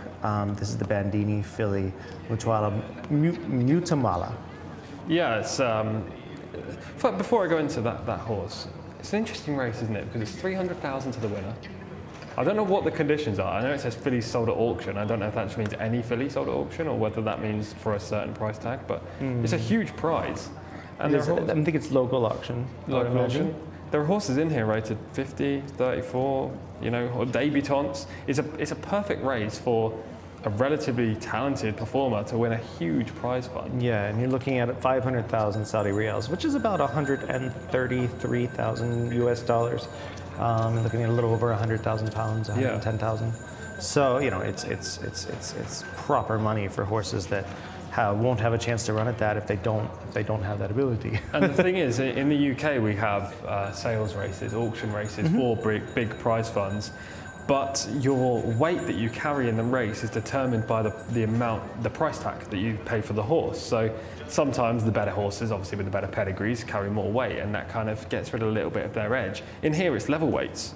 So all of these horses are carrying 57 kilos, yet you've got horses rated 84, who I believe is going to be the winner in here. We'll come to her. And then a horse rated 34. So there's a big gap, and it's just a great opportunity. Back to Mitolama, who's horse number 1, as we see her in shot right now, the daughter of Bandini. She ran home strongly last time up, over 1,200 metres. Now, the step up in trip should definitely suit this runner. Camilo's going to be desperate after just losing out in that narrow photo as well in the last race. Sama Alaola 0 for 2, but was 7th last time, number 3. Just not shown enough to win this race so far, but you can't fault connections for running here. Akhtar Huzin is 0 for 5, was 11th last time. Similar kind of thing here, albeit this horse definitely has 0 chance. A maiden would even be a bit of a struggle on what we've seen so far. 0 for 1 Karma with 2 A's there, 0 for 1 and 10th first up. 10th, yes, didn't show any early speed in that race. We'll need to be a little bit quicker from the start, otherwise has very little chance of making impact. Debutant Misael, any angles on that? Well-bred type. I had a look back at Patriot Act. Powerful barn as well. I mean, when Sheikh Abdullah Al Malek Al Sabah puts a horse, yeah, exactly. When the owner puts the horse in a race like this, you've got to pay attention. Very much so. We have in screen now. There he is, Ayat Al Muhammadiyah. The most likely winner in this race, this daughter of Taprit. Oh, as we see horse number 9 play up a little. Horse number 9, Moktama, is letting us know that she would like a bite of the bush there. Yes. Quickly back to Ayat Al Muhammadiyah. Yeah, the most likely winner. She ran over 1,400 to win her maiden last time up, and she did it impressively. That was her first start in Riyadh. She seemed to relish the track that day. She has early speed. She gets Adel Al-Faradi, Gaith Gaith is a top 10 trainer. There are just lots there to like about the 8. Yeah, and the one that we saw sort of playing up a bit there and enjoying a bite of the shrubbery that is Moktama. There she is. Yeah, 1 from 5. So that's 9. 1 back at meeting 18, but since then it's disappointed a touch, regressing maybe. Also could be just a type specialist. The Riyadh run most recently wasn't overly promising. Ayat Al Muhammadiyah is in the shot right now, looking very, very well. We have Bidawa, number 10, 0 for 10 this far. Yeah, not good enough to win a race of this nature, rated 67, which, I'm saying that in a bad light. The next horse rated just 34. Ain Al Thul is number 11, 0 for 3 this far. Yeah, 10th, 13th and 17th so far. Not massive eye catchers. We just see Bidawa going down to post a little quick. Yeah, looking a little bit out of sorts indeed. Al-Tarat Al-Jabal is 0 for 4, but was 3rd last time. Seems to be improving, and Alex Moreno takes the ride again, a positive. A couple of promising runs so far on the CV, but not enough to suggest that this horse is capable of beating the better horses in this field. Another debutant was Oud Awash. Don't know too much about this one. I've just seen her go down to post. She was bouncing a little bit rather than running properly. But Bedan Al-Sabai is the trainer. He's currently 5th in the standings. Nazmat Al-Masa'al, number 14, is 0 for 7, but has 3 thirds. Yeah, 3 placed efforts, all of which came over 1,400 metres. I don't think this horse will place again with the step up in distance, but there's a maiden in her, that's for sure. Kafira, Semper Fortis Bay filly, 0 for 4. Finished second back at meeting 20, then had 2 subsequent performances that were slightly less impressive, finishing 4th and then 13th, and then an absence since then. She'll need to prove fitness today. Maya Year is 0 for 4 and has not shown much. No, 15th last time up. This seems to be a shot in the dark with her. Taranim Alayez, intriguing sort, 2 starts, was second first up. Long absence since the most recent effort back at meeting 17, finished second on debut. A return to that form could see her being a player. We move on to Lay Ayunak, 0 for 3, was 4th twice. Victor Gutierrez will be hoping for a better performance there, and she'll need to be better because this is Ayat Al Mohammeda last time up. Just see how she romps. She's very much so. Really good in the closing stages, over 1,400. She earned a rating of 84 on the back of this, but she could be even better. And there's no other horse in shot right now. She's won by probably 12 lengths at the wire from a white stable horse back in second who was regally bred. A repeat of this is good enough, Michael. November 9th, is that a bit of a tight turnaround? Could be. I don't hate it. I really don't hate it. I like these tight turnarounds, especially with horses that have won like that. They've got so much in the locker, they could probably just go again. Over to tape, we have Mutal Lima finishing second on October 5th. Closed from behind here. I don't love the head carriage, I have to admit. It's up in the air a touch. Got the blinkers and the noseband, but we do see a lot of white stable horses have those aids. Made some good late progress in the race, but never looked like winning. Yeah, very much a one-paced run there. Not sure I can support that one. And the last 2 we haven't covered, number 19 is Jcsa, 0 for 5, comes out of an 8th place finish. Only rated 57, finished 3rd back at meeting 21. Tariq Almansour's had a winner on the card though.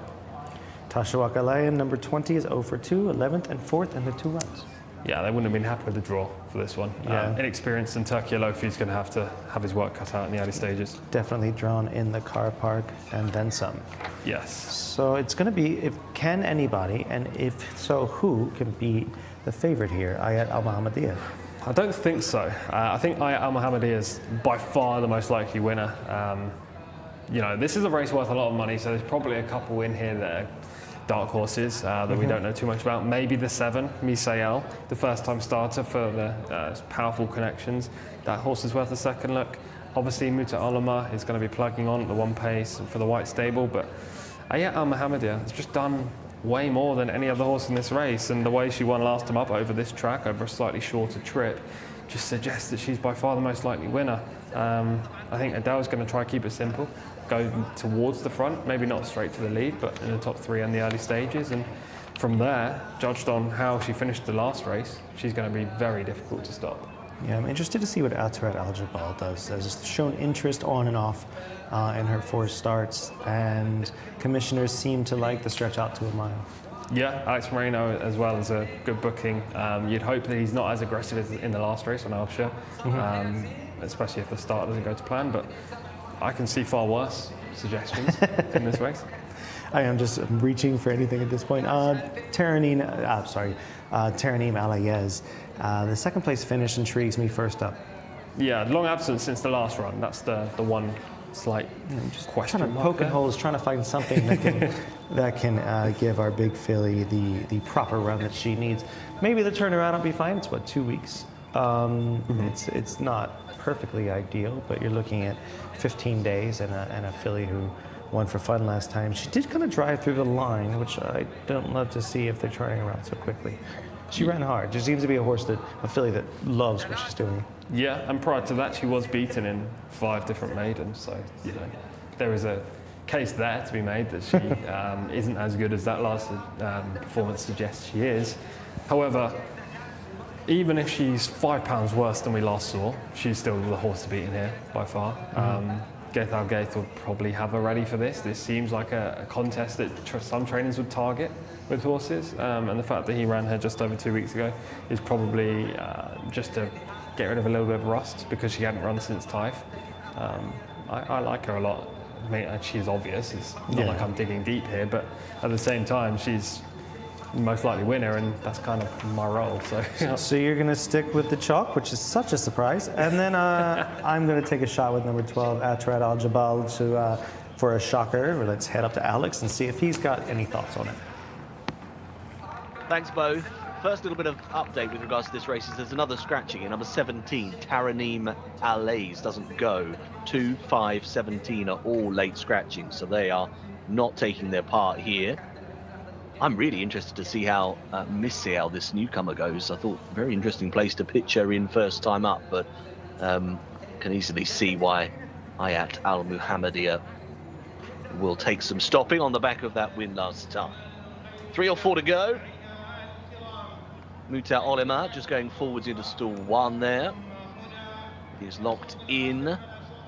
Still waiting for Itarat Al Jabal. And also the 13 comes up. That's Ukt Al Wash going forwards, and the 9. Mokhtamar is still out the back end as well. The final couple to come in. And then we'll be set for action in race 10. A very big old pot here, 500,000 up for grabs, 300 of that to the winner. Mokhtamar is there. Set.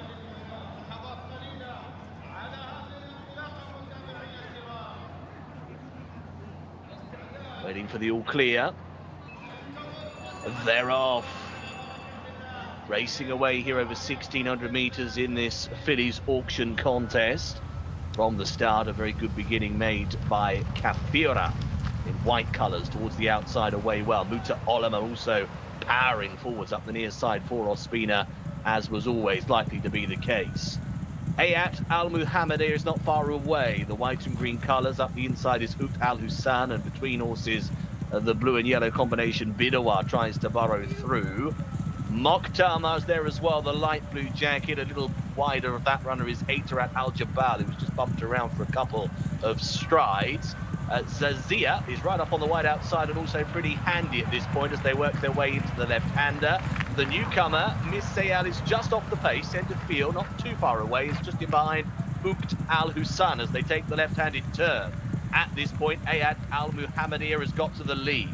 Shows up now by about half a length here over Kafira in second place. Quickly giving way, Muta Olema's back pedaling. Third position is now with Bidawa.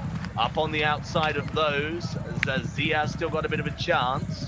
He's in there battling away. Lay a Unique there as well. Leveling in, 200 metres or so to go. Just up the inside, it's Ayat Al Muhammadiyah with the call. Leads up here from Kafira in second. Bidawa is trying to get to them in third position. He's edging a little bit closer, but it's Ayat Al Muhammadiyah who still just has a length lead. Wandering a shade, Kafira trying to get closer. The leader's tying up. All out is Ayat Al Muhammadiyah, but held on.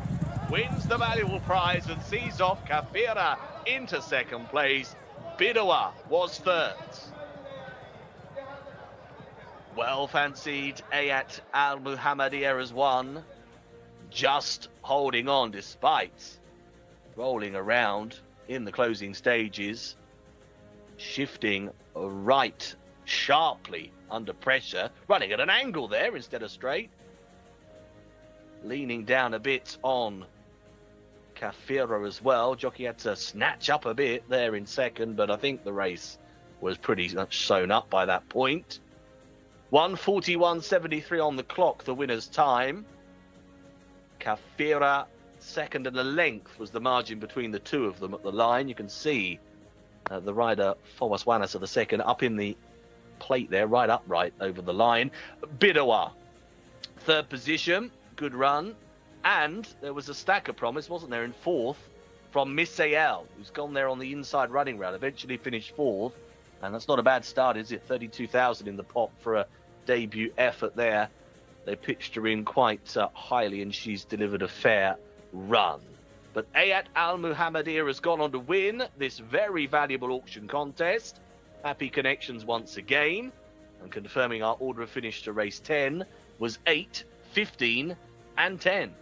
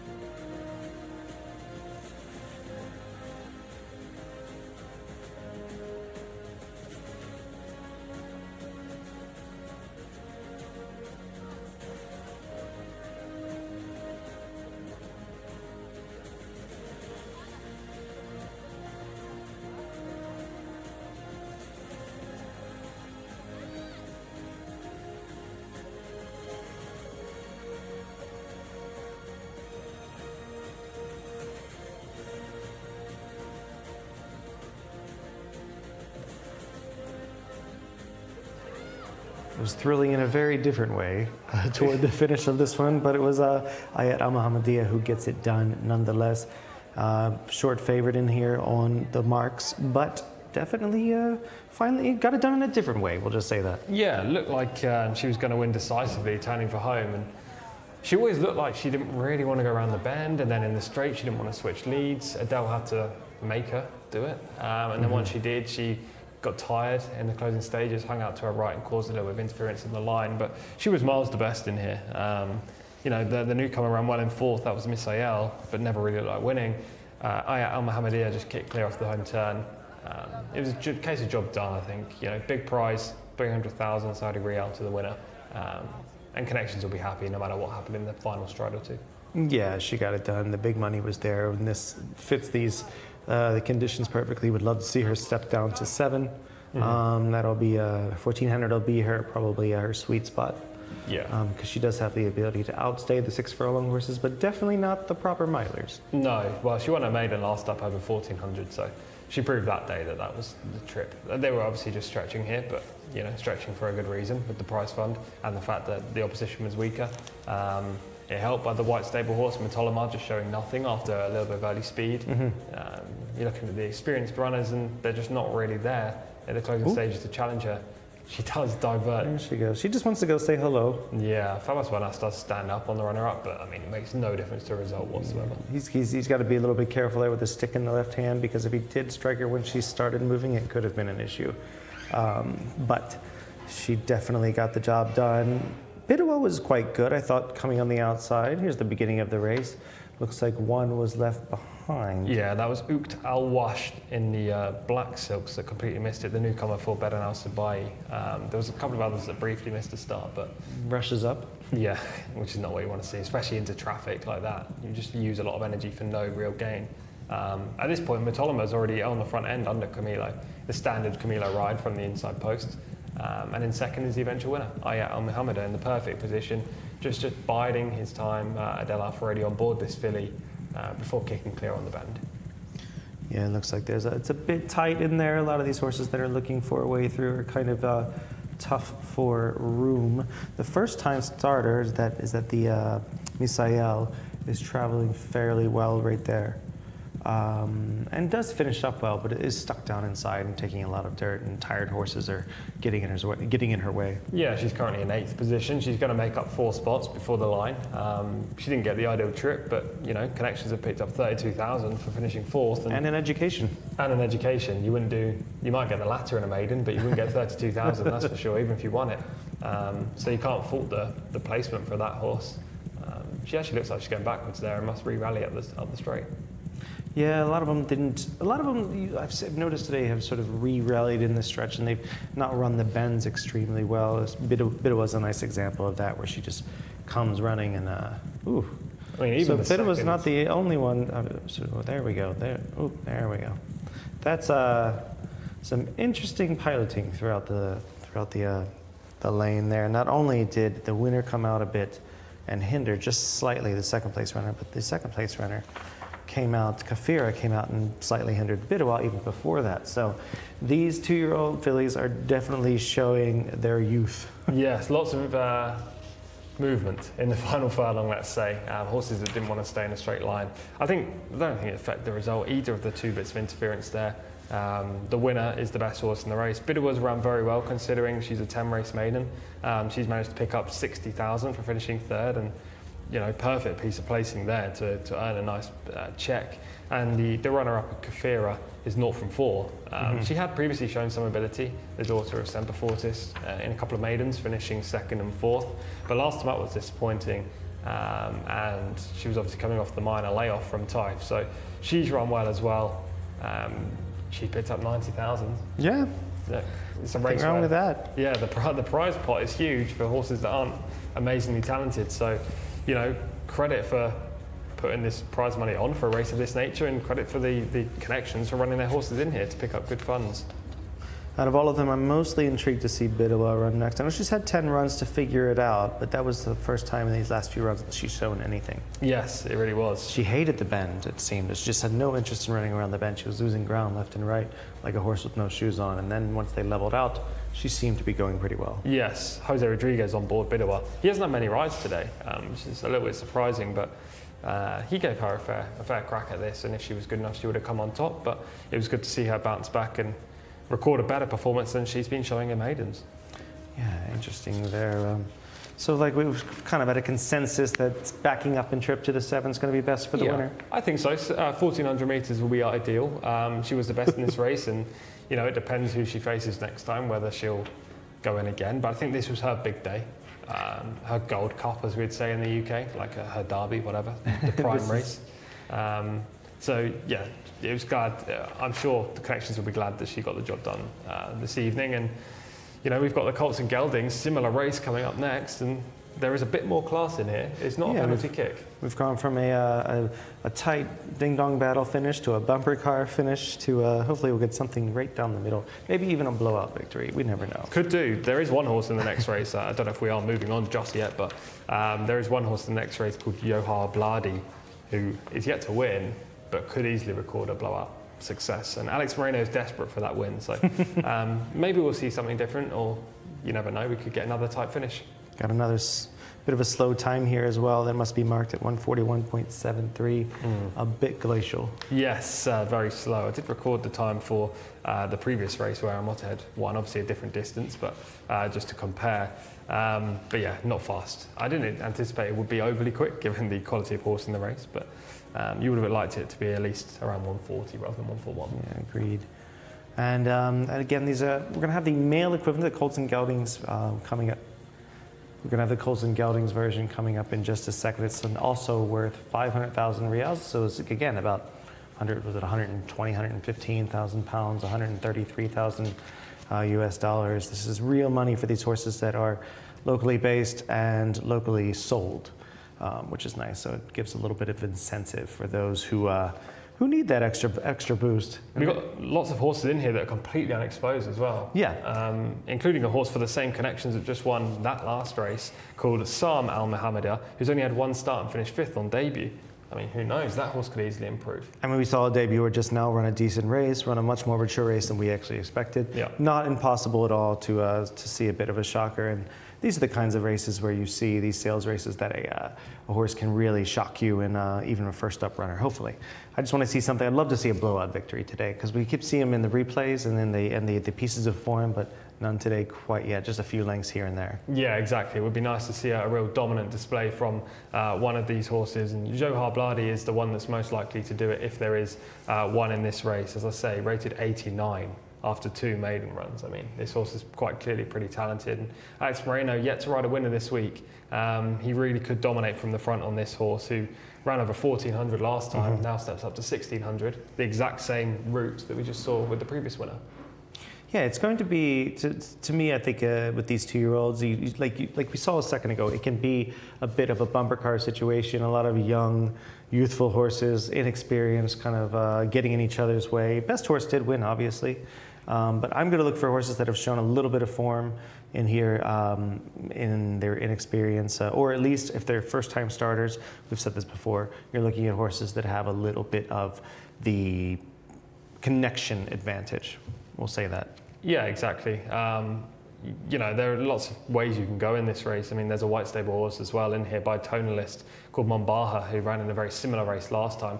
And actually, looking back at that race, there are several that ran in the contest that finished between 5th and 12th position. So those horses are primarily aimed at these sales races, and when you know a horse is directed at a race on purpose, or a selection of races, that can usually be used as an angle as to why they could win here.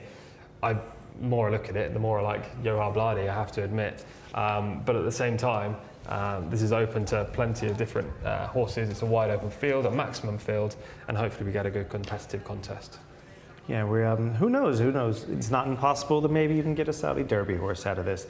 This is one of those situations where anything can happen. Speaking of the Saudi Cup, we also know a couple of horses are already headed this way. We have White Abario, the Breeders' Cup Classic winner, who's apparently going to head here and then head to Dubai and try to pull off what nobody has done yet and pull off both wins. That would be phenomenal, wouldn't it? Just the fact he's coming here is phenomenal. I mean, I love that it was within seconds after he won the race that Rick Dutro's like, I'm going after $20 million, and then I'm going to go after 12 and see if we can pull it off. Why wouldn't you? I hope Irad comes over too. I mean, of course he will, and he'll pick up every ride he possibly can. Yeah. Now we're going to keep moving on here to the runners and riders for the very next race. As we mentioned, is the sales restricted 2-year-old colts and geldings, the equivalent of what we just saw, also over 8 furlongs, 2 years old, and worth 500,000 Saudi riyals. And it's going to be, we're going to go through the runners and riders. Give it up, Alex. Cheers, guys. Thanks very much indeed. Yeah, we just saw the Czech presentation, didn't we, a few moments ago for race 10. We'll have some happy connections in a moment after race 11. Number 1 on your card is Monbahar, one of those white stable runners. Not from 4, though. Hasn't got the best of form, to be honest. Number 2 is Yakil, not from 3 as well. It's a similar pattern here. And newcomers, number 3, Hanu. Number 4, Yoher Bladi is the one that Tom has touched upon. A couple of second-placed efforts so far, Alex Moreno. 5 is Gar Al-Shahayeb, another newcomer, Khaled Al-Mimoni. 6 is Afdal Jawab, 0 from 5 for Abdullah Al-Kredis. 7 is Sam Al-Muhammadiyah. Can the same connections get the double up in these sales contests? Farhad Al-Faradi rides. 8 is Mokadam Belkir, one previous start, down the pack in 14th. Number 9 is Hamada, 0 from 5, 4 as Wanas. 10 is Hasur, 0 from 6 so far. The 11 is Anna Al-Saif. Ryan Al-Taresh will do the steering. 12 now is a colt that I'm interested in. Best Al-Hakem has got some good form in the book, including behind a Daidan previously. We saw what that one done earlier, and a 2-time winner, including the latest start, the mount of Naif Al-Anazi. Yabri is number 13 for Louis Morales, placed a couple of times, definitely a player. Number 4 is Hakimi for Adel Al-Faradi. 15 is Ambabi, Mohammed Al-Yimi. Number 16 is Abu Jara, 0 from 5, looking a little exposed, and similar comments apply in probably greater terms to the 17 Fiber. 18 is Tessultan, a newcomer with Berto Ramos. 19 is Macho Boy, and 20, easy horse, rounds out the field, Eddie Castro. Will do the steering on him. 20 runners then standing their ground for our 11th race. Of course, it's sales action again. Quite keen on Best Al-Hakem here, guys. I thought the form was stacking up rather nicely for him. Yeah, very much so. It looks like we could be leaning with some strong opinions here. Yeah, I like strong opinions. That's what we want. That's what we want. My strong opinion is that I don't like Best Al-Hakem, but I'm glad that Alex has one because that's what this is all about. He was impressive last time. He just seems to be all speed, and he's drawn slightly wider. I think that speed to his inside. He's going to have to go pretty hard early, and we saw in previous attempts when he was placed on a couple of occasions that when he gets pressed in the early stages, he can be vulnerable. Now he's stepping up to a mile. Does that mean, A, he gets an easy lead, or does that mean, B, he's going to get the lead and not stay? I'm veering on the latter and go towards B. But if he does get an easy lead and crawls early and can use his turn of foot, then he is a player. I just think it might be the other option, and therefore I want a horse that's proven over the distance, or at least shapes as if they want it. We're going to start out with Monbahar, who is 0 for 4, coming out of a 12th place finish, a son of Tonalist. That 12th place finish came in a similar race, a similar sales race back in September.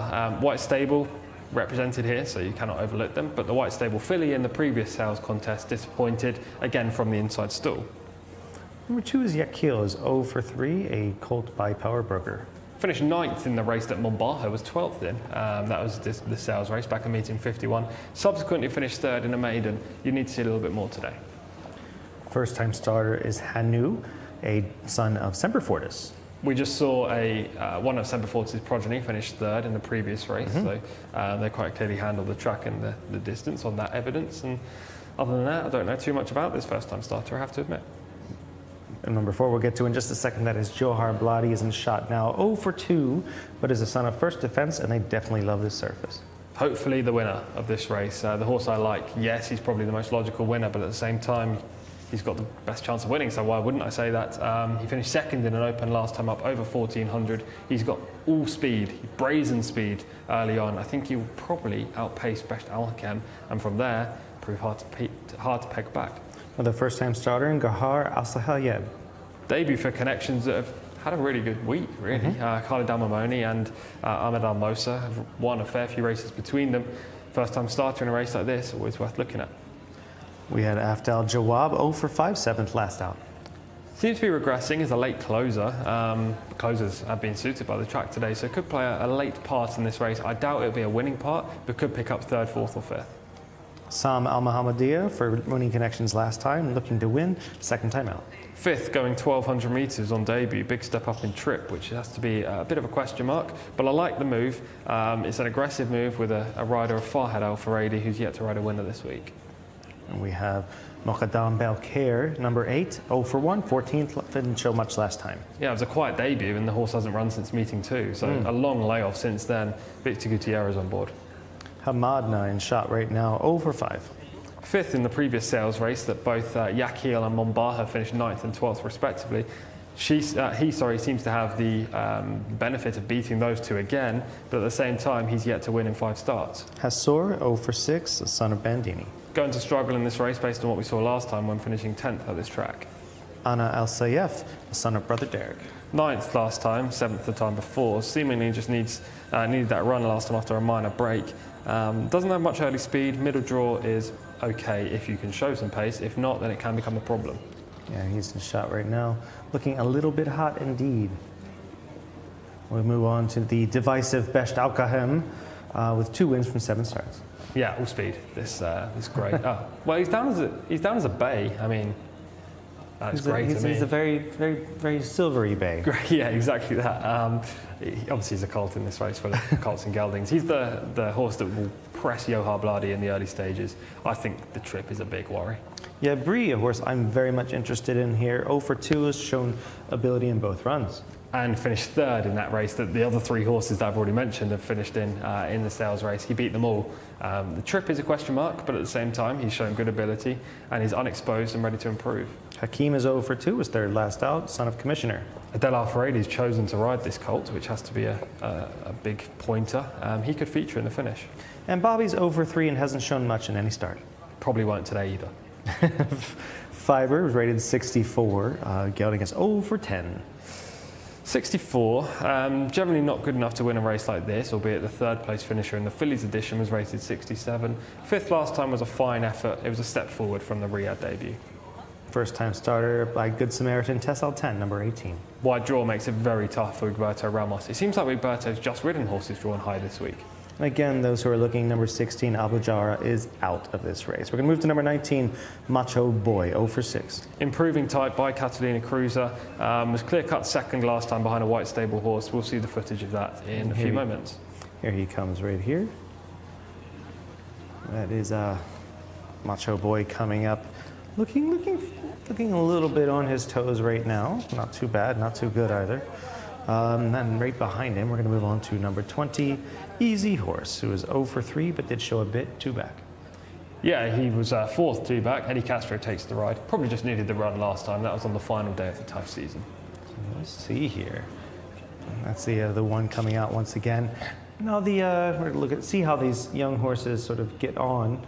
We saw a couple of the 2-year-old fillies kind of running off with them earlier in the previous race, and a lot of these horses are just not exactly. We're having a little bit of balking here for number 19, Macho Boy, living up to his name.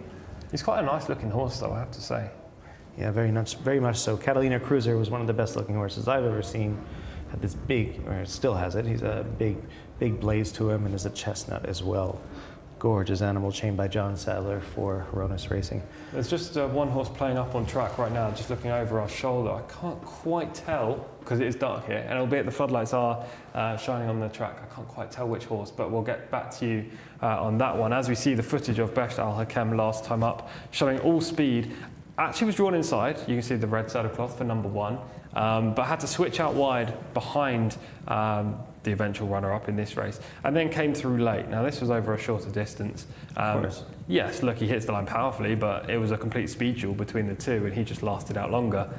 I'm unconvinced. And that's the difference between being on the correct lead and the incorrect lead. Yes. Was why he won that race. So that might take that into your calculations of how much he really was the best that day. Precisely. Talking about good horses, here's Johan Blady finishing second. This wasn't a nice performance. Thought it was a pretty good maiden as well this day. He showed good speed over the 1400, managed to pick up takingly, matched this horse for a long way until the final 200 yards. Prince Saud bin Salman's runner just pulls clear, but he's a pretty nice type. And I know Johan Blady is getting a little bit tired, but he did duel for a long way over the 14, and I'm hoping that he'll get a slightly easier time with things up front. Yeah, without the proper horse in front of him, he would have just won by a head there. Looks like all things are well. Yeah. Was it the 15 that was acting? It was the 15 that was acting up. And Bobby was acting up and definitely got got himself in proper order and now is on his way to post at this time. Another piece of form we have here, Macho Boy and Yabri finishing second and third. I thought these two just ran a very similar race. They stayed on at the one speed, just to take the place money. Not much separating the pair. If I was to have a preference for one, it would probably be Macho Boy, just because he had a wider trip. But at the same time, Yabri was only having his second start, whereas Macho Boy was having his sixth. So he had the benefit of experience. Maybe Yabri will progress past him. But I just don't see either of those beating Johan Blady. I think this horse has shown plenty, providing he doesn't get into a proper pace duel with Best Al Hakem in the early stages. I think Alex Moreno's on the winner here. Yeah, you're probably right, but I'm going to go against him. I love a long shot. I'm going to go with Yabri. I think he's a logical player in here and looks the sort that has done very little wrong so far and should come on from those tougher races in what has been a deeper surface in type. I do love the Maximus Mischief so far. Everyone I've seen has been, not only are they good-looking horses, but they're quite precocious. Yes, and also you get Luis Morales on the side, who's already ridden a winner today.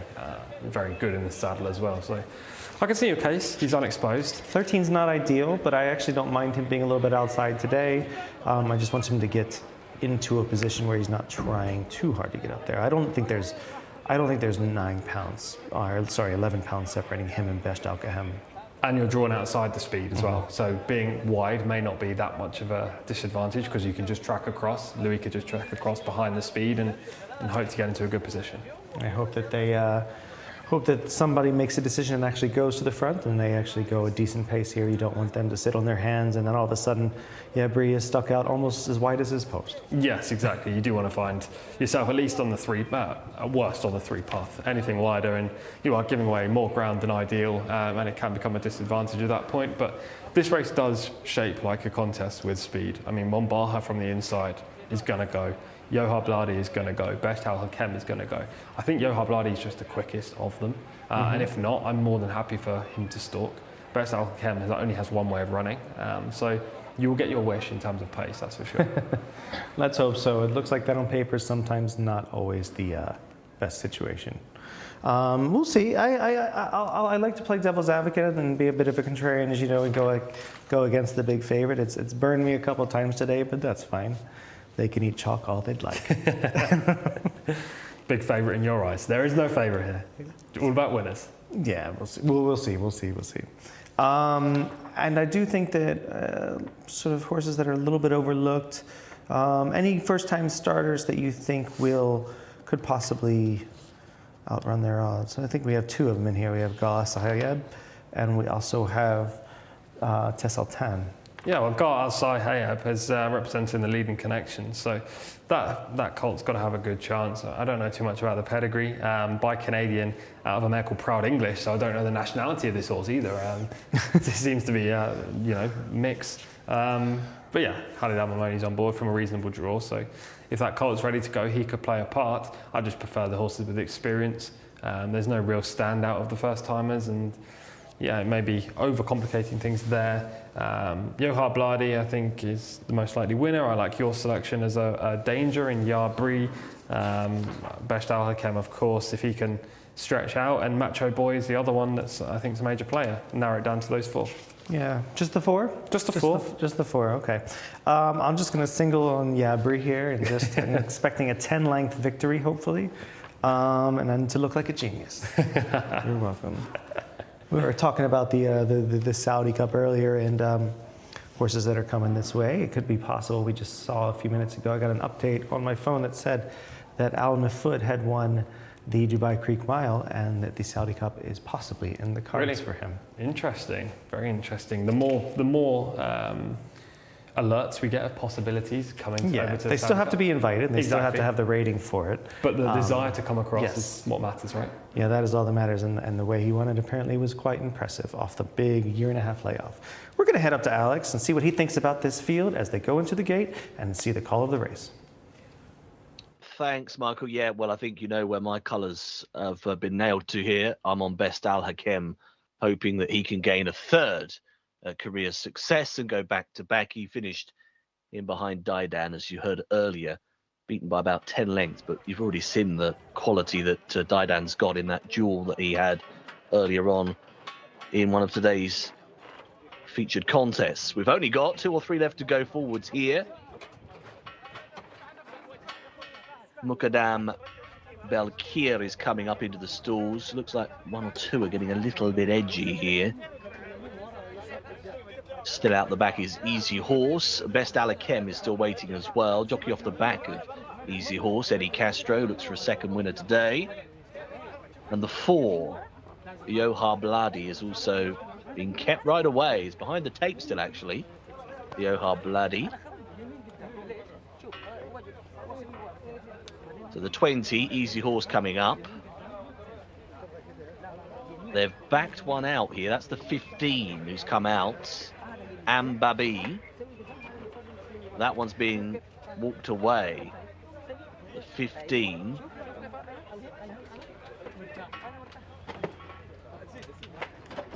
Best Alakem is in. Easy Horse is now trying. The 15 and the 4 are still a long way adrift here.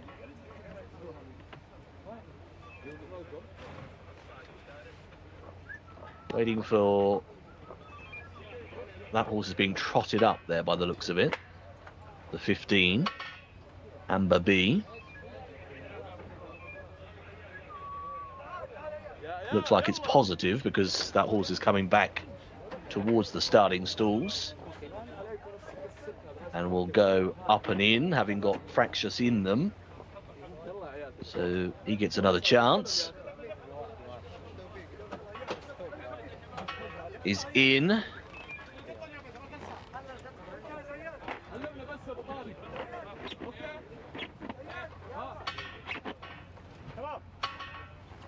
Looks like the 4 is not with them. They're off. They've gone. They're away and racing. They've gone without Yoha Bladi, who was not put into the stalls at the start. So withdrawn early. Drama there already. 11th race underway.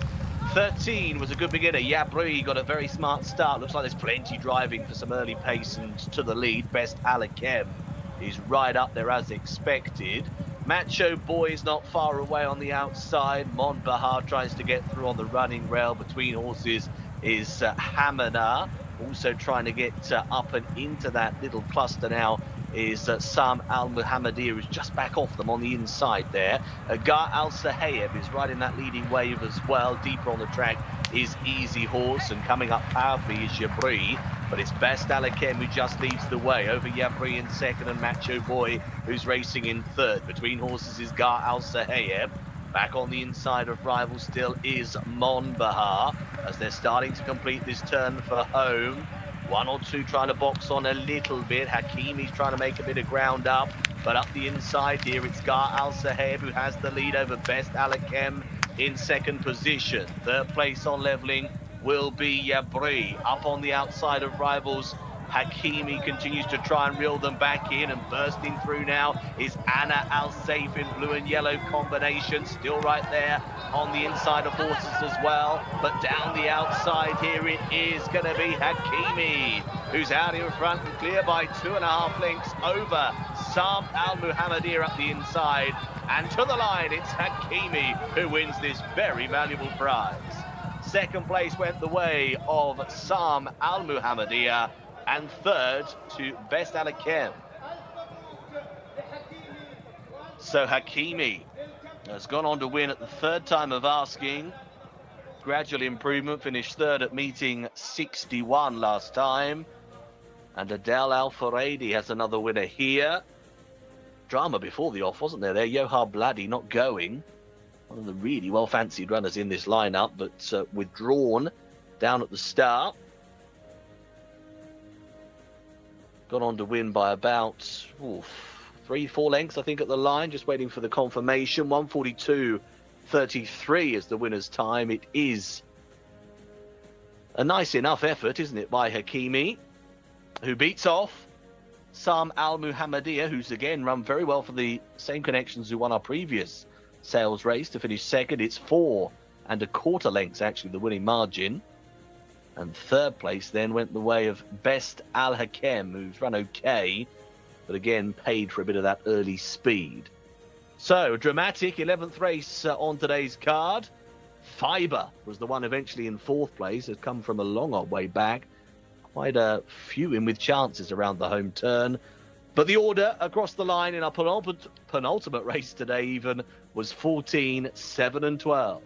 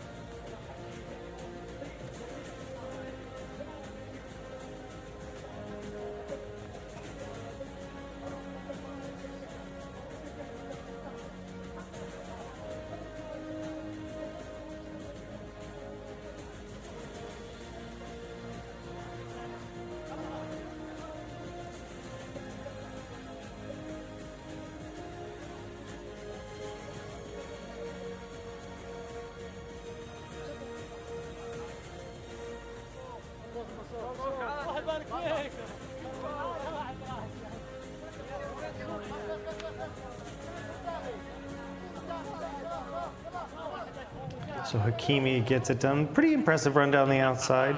Looked like a horse that was a main player and performed like it. Yeah, he improved from his first to his second outings and came into the race as a 2-race maiden, but he got Adel Al-Faradi, which, as I said beforehand, had to be a key pointer here. He would have had a choice of a lot of these.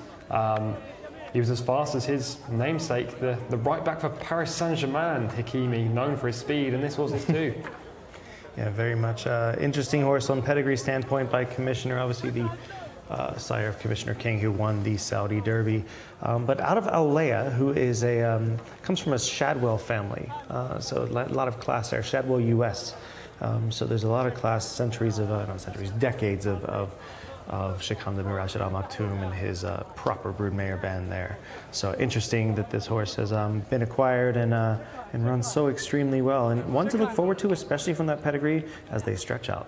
Yeah, it's just a really interesting prospect and a very quick fire double and a successful and rich double for Adel Al-Faradi as well, who rides both winners of the sales races. He's earned himself if it is a 10% fee, earned himself a nice 60,000 Saudi Riyal in the process. Each race 300,000 Saudi Riyal going to the winner. So a big half an hour for the rider, who is second currently in the jockey standings, and he's just having a fantastic week. I think that's 5 over 2 days so far. Yeah, he's burning along and enjoying himself out there and laughing all the way to the bank. Time-wise, this was 141.73. Sorry, 142.33.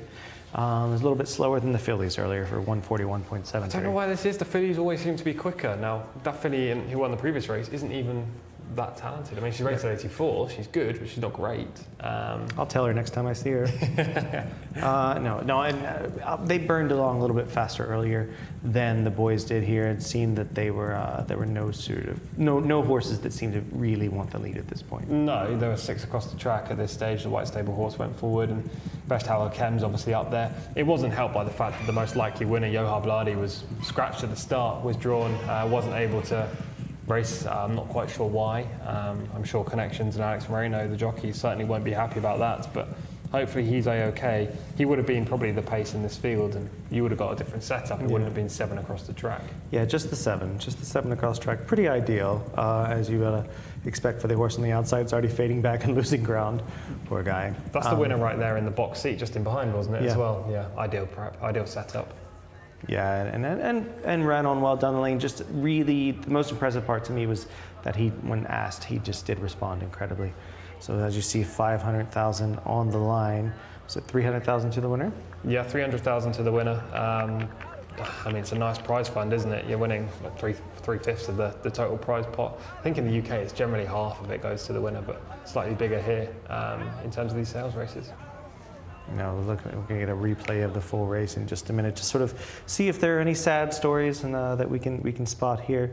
A couple of tough starts, a right-handed turn there. Yes, slowly away inside was the first time starter Gar Al Sayeb. Also slowly away was Anna Al Saif, but he quickly refound his stride. I don't know who took the right turn. Was it Tess Alton? Horse number 18, I think it might have been. I believe it was. Yeah, those 3 all inconvenience at the start. Look, they didn't play a part in the finish. Maybe that was a reason for that, but at the same time, none of those 3 really came into the race with exceptional credentials.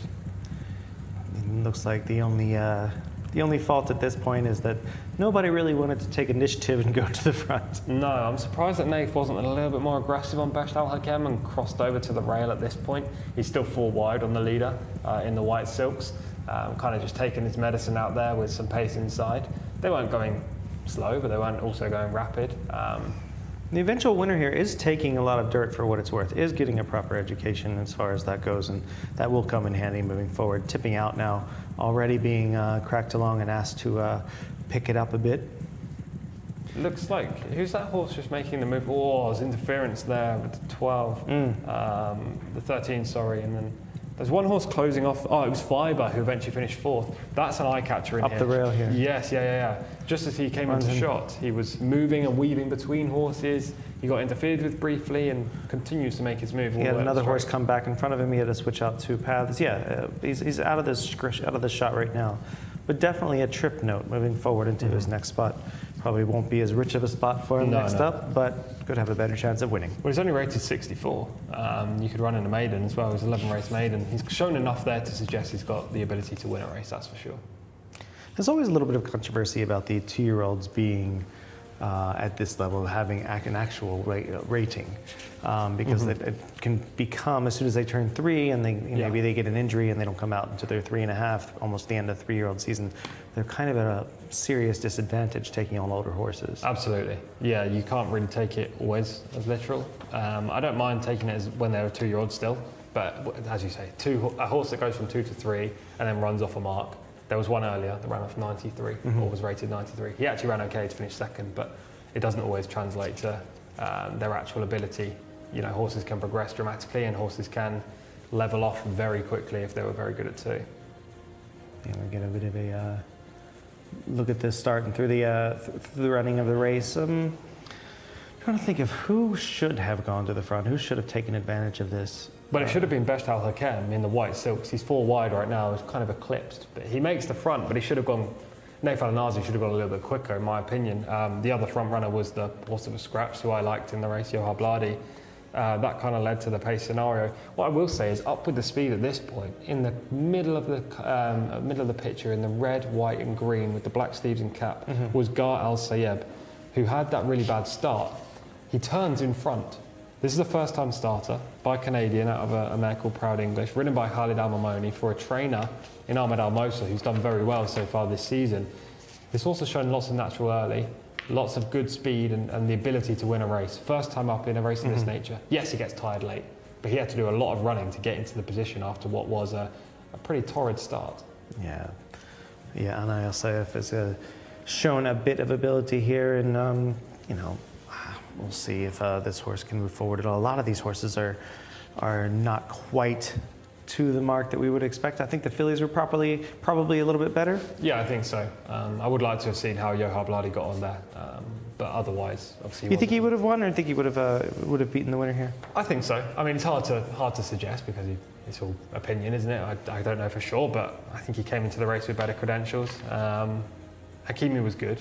He'd have been in the top two, I think. I do love the body language of the winner here. He basically pricks his ears and takes a deep breath and really didn't overly extend himself. He is out of a Jaisalmer, which means that he's probably going to run all day, being a Belmont Stakes winner. Yeah, exactly. He's going to get further in this trip. But today was the day, I'm sure, a couple of races in maidens just to get the rust off and gather some experience, and then go for this big pot, and he managed to win it. Yeah, these can be a bit of a godsend, these big pots, because a lot of times these horses have to recoup their prices in some way, and that's what these races are all about, giving them a proper prize pot to make ends meet. And not every owner is royalty, and some of the smaller owners out there appreciate being able to make some sort of margin. Exactly that, especially when I don't know how much they paid for this horse, but I presume it'll be nowhere near 300,000 Saudi Arabia. So if you're making profit immediately on a horse, that's not only going to provide you plenty of joy to win a race like this, but also it should be able to give you the impetus to buy another horse in the future, and therefore continue your love of the game. Yeah, as long as the more that we can keep the smaller owners in the game, I feel like the longer the game will flourish. Exactly. Especially no matter which region you're in, that always seems to be the case. It's always as healthy as the smallest owner. Don't want to see outright dominance. Yes, of course. We are seeing a little bit of that in the standings, but we'll see what happens when the big boys come around the Saudi Cup, and see whether or not that there'll be a little bit of humbling of the big owners at that point. Looking forward to, as we mentioned before, we have what would be the best dirt horse in the world coming in White Barrio, which is going to be very exciting, all things going well. A couple others might be going on in there. We're going to possibly see Dermasotogake, who was second in there and ran well here in the Saudi Derby last year. They've already expressed that they'd like to come, but you never know with the Japanese. They usually like to plan a little bit farther out. Be a nice rematch between the two, because some people do believe that maybe Dermasotogake with a better trip might have won that Breeders' Cup Classic. Looking forward to the Saudi Cup. On the Saudi Cup day, what is your favorite race? You know what? I've never been here for a Saudi Cup day. So I haven't seen the race card. I've only literally, from the UK, watched the Saudi Cup. So I'm really looking forward to it, getting stuck in from a form perspective. And obviously now I know the horses and the way the track runs a lot better this year, then I'll be able to handicap a little better and hopefully provide some more winners. Well, there's nowhere to go but better for you. And I think that there's I'm kidding. He's doing a great job today picking favorites. And I do think that the race day itself, like with the turf racing, with the horses coming from around the world, my favorite one is easily the 1351 turf sprint. It's the most unique race of the day. We see some of the most international winners. You look at the first 3 or 4 horses, and I think you'll have Japanese, American, local horses have done pretty well in that race as well. So I'm looking forward to seeing whether or not there's a proper performance once again, because that race is now up to $2 million. Yes, we like to see these big prize pots, and it's not all just about the Saudi Cup. We see the Prince coming into the track right now for our final race, the Prince Mohammed bin Saud Al Kabir Cup. It's a Group 2, the biggest race on the card for the local breds, and obviously he's about to be in attendance. There is a 40-minute gap between the final 2 races to allow for the Prince to come in and gain his spot in the grandstand. There we go. He's coming in and looks very relaxed. It's going to be, the crowd is behind us right now, and it looks like a nice Friday night crowd that's looking forward to his presence. Now we're going to turn our attention slowly but surely to the race in his name. This is a Group 2 local race that, to me, is incredibly difficult to pull apart, like a lot of these races. Yes, it's a tricky race. It should be a very good race, as we see the Prince walk in the start of the grandstand right here, and lovely setting here in Riyadh as well, isn't it? Prince makes his way into the race course at this time. sort of a new awning there, the new opening for the grandstand. Looking quite dapper. Yes. New facade on the outside looks extremely well as well. Now we're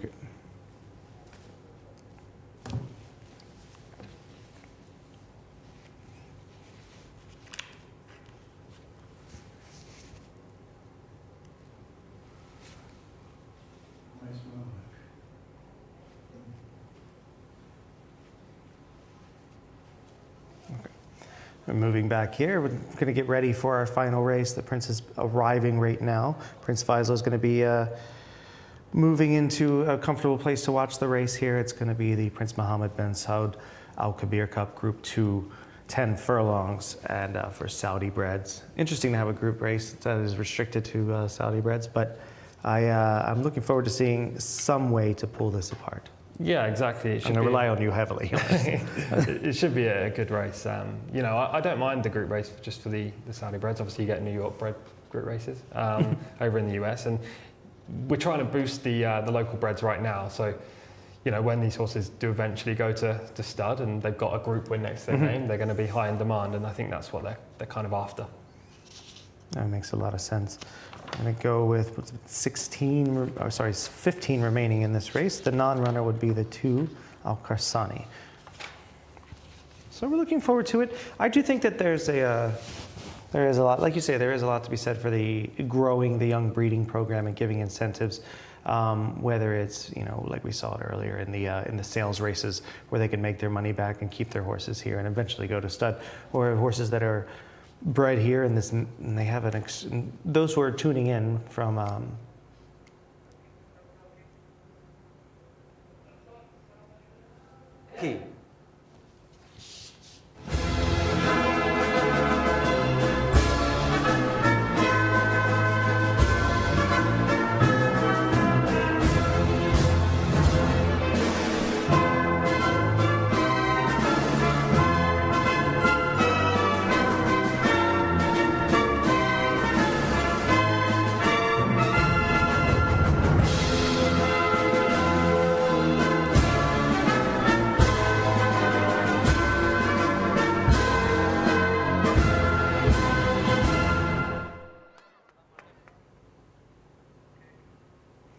All right, we are back at it.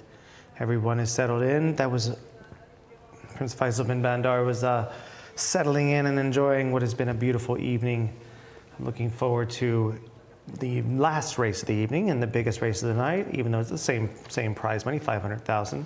And the Group 2 Prince Mohammed bin Saud Al Kabir Cup, as we mentioned, 10 furlongs, Group 2 for Saudi bred horses. And we mentioned earlier also the non-runner would be number 2 Al Qarsani.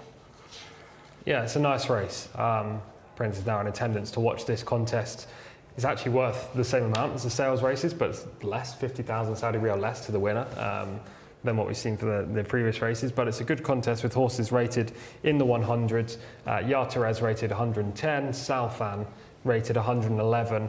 They're topping the billing right now, but we've also got Almabir rated 106 and Razmal rated 101. It's a really good contest full of very talented performers, most of whom are coming off long layoffs. So we have the issue here of, do we go with the talent, the proven talent, who may not be fit or may not be 100% primed and ready, or do we go with the race fit horses who've got the good recent form to their name?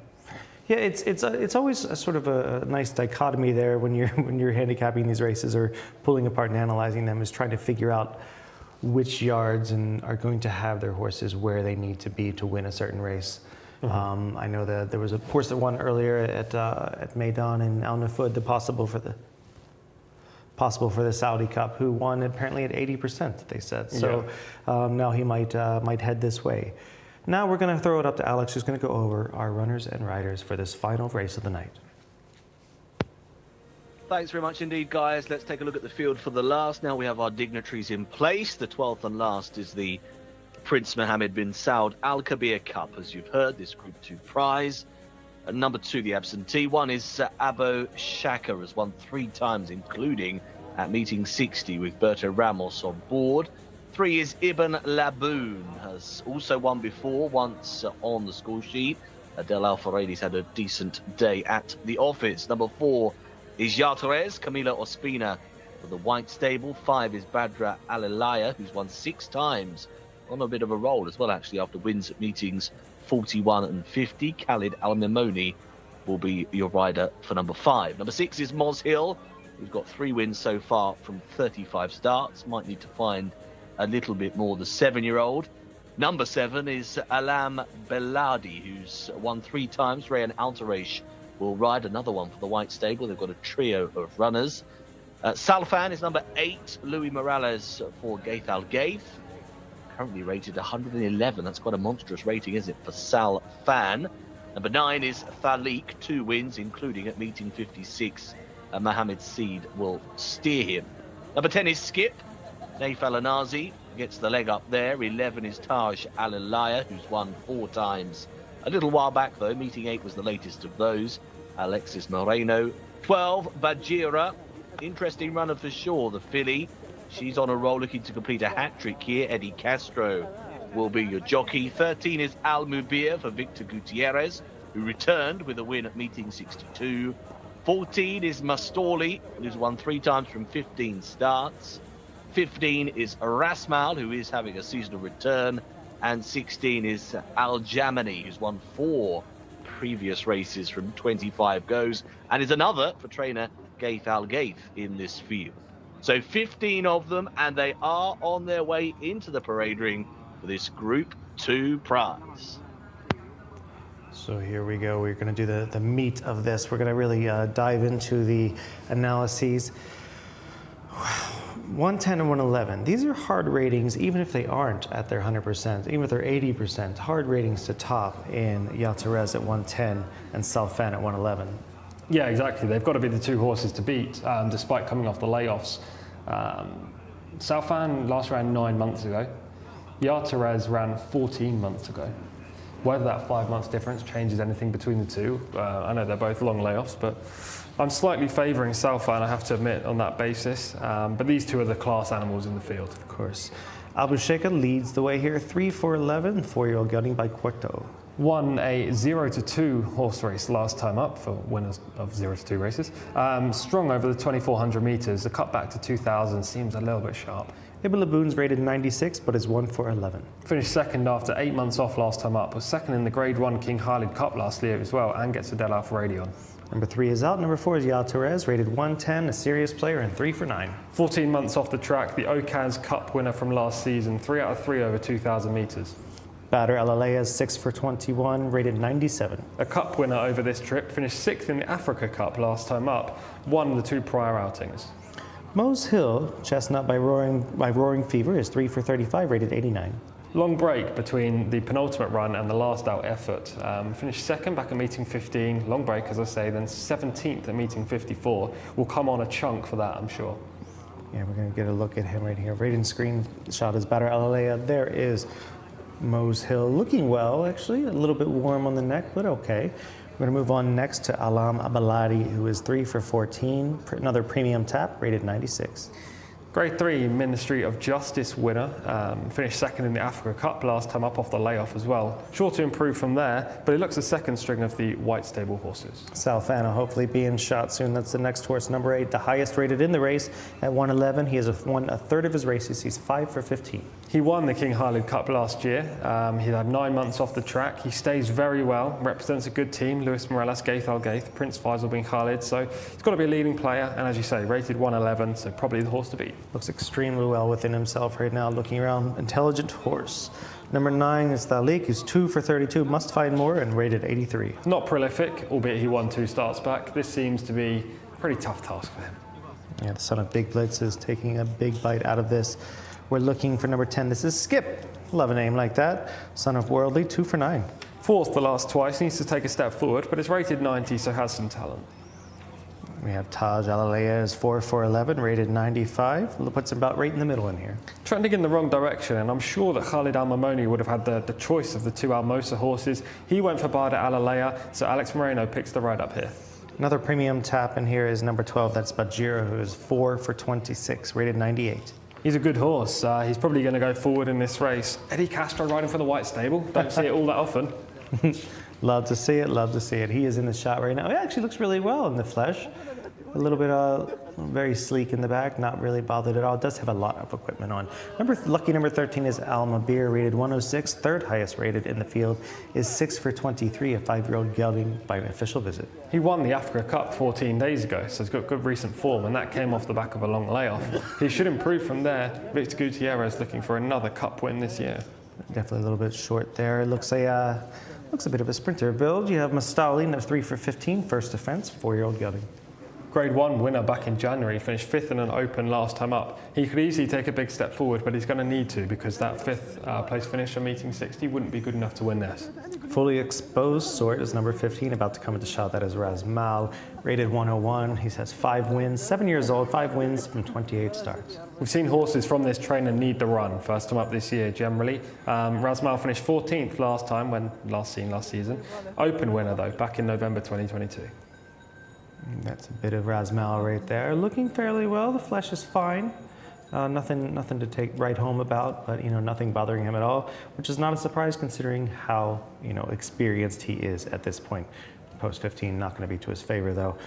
And out on the outside we have Al Jamani, 4 wins from 25 starts. The 4-year-old gelding by Seeking the Home is rated 90. Not good enough generally to win this race, but Gaith Al Gaith wouldn't have him in here for no reason. Finished 3rd on a couple of occasions earlier in the campaign at Taif. Last time up was just 11th on his Riyadh reappearance. Widest draw of all. Maybe he goes to the front and tries to set it up for the other Gaith Al Gaith runner in Sulfan, but otherwise probably just not good enough anyway. 10 furlong race is going to be a bit of a stamina sapper for a few of these. Do you think that that's going to be a little bit tough for a horse like Yatares who's coming off the break? Could be, but these horses are very strong. Like, they're talented, super talented. For example, if I was to take a Frankel coming back off a break, I'm not saying these are Frankels by any means, but I'm just trying to put them into quality categories. If I'm taking him off the break, even if he's not 100%, he's still likely better than the majority of the runners that he's up against. And you can kind of put the Yatares and the Salfan above the other horses in this field in terms of their ability. Now, Yatares has had 14 months off, so it's not an 8-month break, a 7-month break. We're talking over a year. That to me hints there was a problem. I don't know if that does to you as well. Of course. Maybe they've just kept him for Riyadh, with this being earmarked as his first run before going back into Grade 1 company. That is a possibility. Camilo's chosen him, so he must think he's ready enough to go. Otherwise, he could have ridden either of the 2 other white stable horses in here, Elan Baladi, who's rated 96, or Bajira, who's rated 98. No, they're not exactly back numbers, are they? Yeah, obviously not a straightforward horse, but obviously he's rated 110, but he's 5 years old, 9 starts. Yeah. Which means he's had a few hiccups here and there that have sort of kept him on the shelf, and they're probably just trying to get him, there he is in shot right now, trying to get him into a good space. Looked extremely well. Yeah, it does look a very nice type. And he is unbeaten in 3 starts over the distance, so they would have targeted this race, I'm sure, just for the stature of the race being a Grade 2, but also because it's 2,000 metres. Looking at the high 90s sorts of horses that are sort of sitting behind the big favorites in this spot, are you looking at anyone who has do you see anyone in the field who has the ability to jump up to that 100+ rating? Yeah, I think there are 2 in here. Horse number 3, Ibn Laboon, came second after a long layoff, an 8-month layoff last time. Has Grade 1 form to his name as well, and Adel Al-Faradi rides. I think that's a big key. He could have ridden quite a few of these, and he's rated 96, only had 11 starts, and could easily improve to be a 100+ horse. The other one is Bada Al-Alaya, for a different reason, as we see the other Al-Alaya horse, Taj Al-Alaya, go down to post very quickly right now. This would be a huge negative. Alex is just trying to get some control. He's lucky to stay on at this point. Yeah, that horse has really taken off under Moreno. Back to Bada Al-Alaya. Yeah, for a different reason to Ibn Laboon, that horse could just develop into a nice type, hasn't had many starts. Bada Al-Alaya is far more exposed, is a 2-time winner this year, but he seems to be trending in the right way. He's just a 4-year-old and still a colt. Going to take a look at Salfan last time. Yeah, it was a good performance. He's in different silks. Today he's running in Prince Faisal bin Khalid's red and white silks. Prior to this, he was owned by a different owner that has a lot of horses with Gaith Al Gaith. Just hung to the rail, as you saw there at Riyadh. This is last season. You can tell by the luscious green grass on the turf track. And gets this job done very nicely. He wins by around 7 lengths and never really looked like he was ever going to be caught. There was a white stable horse finishing off nicely back in the pack for 4th, but other than that, he's blitzed them. Yeah, he's looking extremely well right now. Actually, that is Jcsa in shot right now. We'll take a look at a piece of his form. It's been a while for him, but this is him a while ago. Yeah, 3 from 3 over this distance. This was at Taif. I don't know whether this was the Okaz Cup or not. It might have been last season when he won. He was impressive this day. He just gets to the front and he's very much a grinder. He just keeps rolling and rolling and rolling and rolling, and he gets this distance all day. So Camilo's going to try and go for the similar kind of tactics today. There are horses in here with better bursts of speed, Southbound being one. But if he's on the front end with 200 metres to run, nothing will come and pass him because he just keeps grinding at that one pace. 106 rated Almabeer is in shot right now. We're going to take a look at his form. He was first on November 10th, the most recent winner of the serious players here. Africa Cup, this race, he won, gets the job done. Just trying to look back at who finished second. It is in my notes somewhere. Aylan Baladi, who also runs in this race, the white stable horse with the yellow saddle cloth there. So Almabeer has the nod over that runner and gets the job done well. No pressure at all from in behind, and jockey's not really asking for maximum. His, a little bit, not the quickest, not the strongest finish there for him. We're going to look at Nastali, who was 5th last out on January 28th, a while ago. A previous Grade 1 winner, so we know this horse has plenty of back class. This was an okay effort. I think this was last year, actually, judging by that turf track. Yeah, when he got the job done. Yeah, he was impressive, showed speed on the right lead, kicked clear. I think it was a speed favouring track on the majority of last season from what I know, judging by the replays. He briefly looks like he's vulnerable at this stage, but he just holds on and continues running at the one pace out in front. The winning margin is eroded all the way to the line by the Prince Faisal bin Khalid horse, but still wins by a length and a quarter. Yeah, lots of horses with proper form in this race. One being led, being ponied down, which I never see as a negative, especially with a horse going 10 furlongs. They want to keep as much energy in the tank as possible because this is a stamina sapping 2,000 meters with a 5.5 furlong stretch. That would have been Taj Al-Alaya as well, who was going down out of control. I'm sure one of the outriders has just taken... It's grabbed along. Yeah, taken the rein and tried to save the energy, as you say. I'm going to see where I'm leaning right now. I mean, I think Jcsa is going to possibly be beaten out by fitter, more recent horses. If I'm looking in the high 90s, I actually really liked how Badr Al-Alaya looked in the parade ring, and looks quite the fit horse. Yeah, I couldn't necessarily put you off that one for sure. As I say, he's one of the two horses that could easily improve to be a 100 horse, but I just got a feeling that Southhand's going to be ready to go. And that performance that we saw in that footage where he kicked clear, burst of acceleration turning for home, if he can get into a prominent position under Luis Morales, then he's going to be very hard to beat. We know he's capable of winning a Grade 1 race, so this is a Grade 2, and the lack of 100% fitness may actually, the fact that he's down in Grade 2 standard may actually write each other off. So he's ready to win at this nature, but maybe not the top quality contest. 9 months off, maybe a slight worry, but other than that, Southand is, in my opinion, by far the horse to beat in here. Yeah, Southand very much looks like the class of the field. I think that 111 is right on the mark with him. Do you think that the 10 furlongs is going to be okay off the rest, or do you think that he'll move on tremendously from this? I think he'll improve a great deal after the race, but as I say, he's a proper Grade 1 horse running in a lower quality contest, so he's doesn't need to be at his best. 2,000 metres is within his compass. I have no doubt about that, and hopefully he can just get the job done before going on to bigger and better targets over the next few months. He's going to have plenty of lofty ambitions. They're going to want to go to the Grade 1 races over the stamina trips, and hopefully he can really get his season started off on the right note. Looks like we have a comment from Adil saying 5 or 17 might win this race. There's no 17, so maybe just a 5, which is Badr Al-Alaya. 5 or 1 and 7, maybe. I agree. I think Badr Al-Alaya is going to be my long shot chance in here to upset the apple cart. And you're sticking with the big favorite, Southbound. Yeah, Southbound for me. All right, we're going to, for the last time this evening, we're going to go upstairs to Alex, to the eye in the sky, who's going to lead us through this race and see who he likes as well. Thanks, both of you. Thanks very much indeed, Jet. Good to be alongside you today. I will take a chance with Yatares to get the lead and not be passed, but it looks a very competitive renewal of this contest, doesn't it? The concluding Group 2. Just moving into the stalls is Badr Alalaya.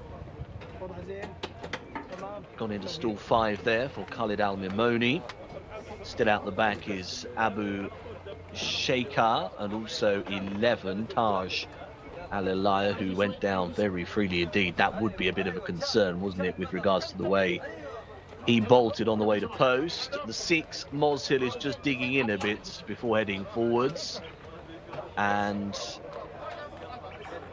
a lot of variations of caps here, haven't we, again? Salfan's got the white cap on there, coming up next for Luis Morales.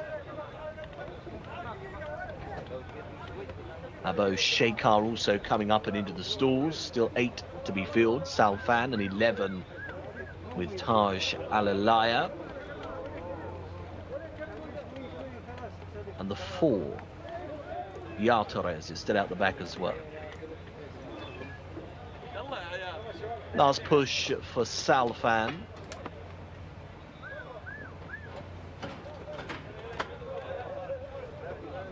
The rest of the runners are standing pretty well. It's Abu Sheikha who's just delaying proceedings. Quite a big strapping grey. Can't get that runner in at the moment. And Moshill, they continue to back towards the stalls. You can see there, got the blindfold on. They've spun that run around. Many hands going behind now for Moshill.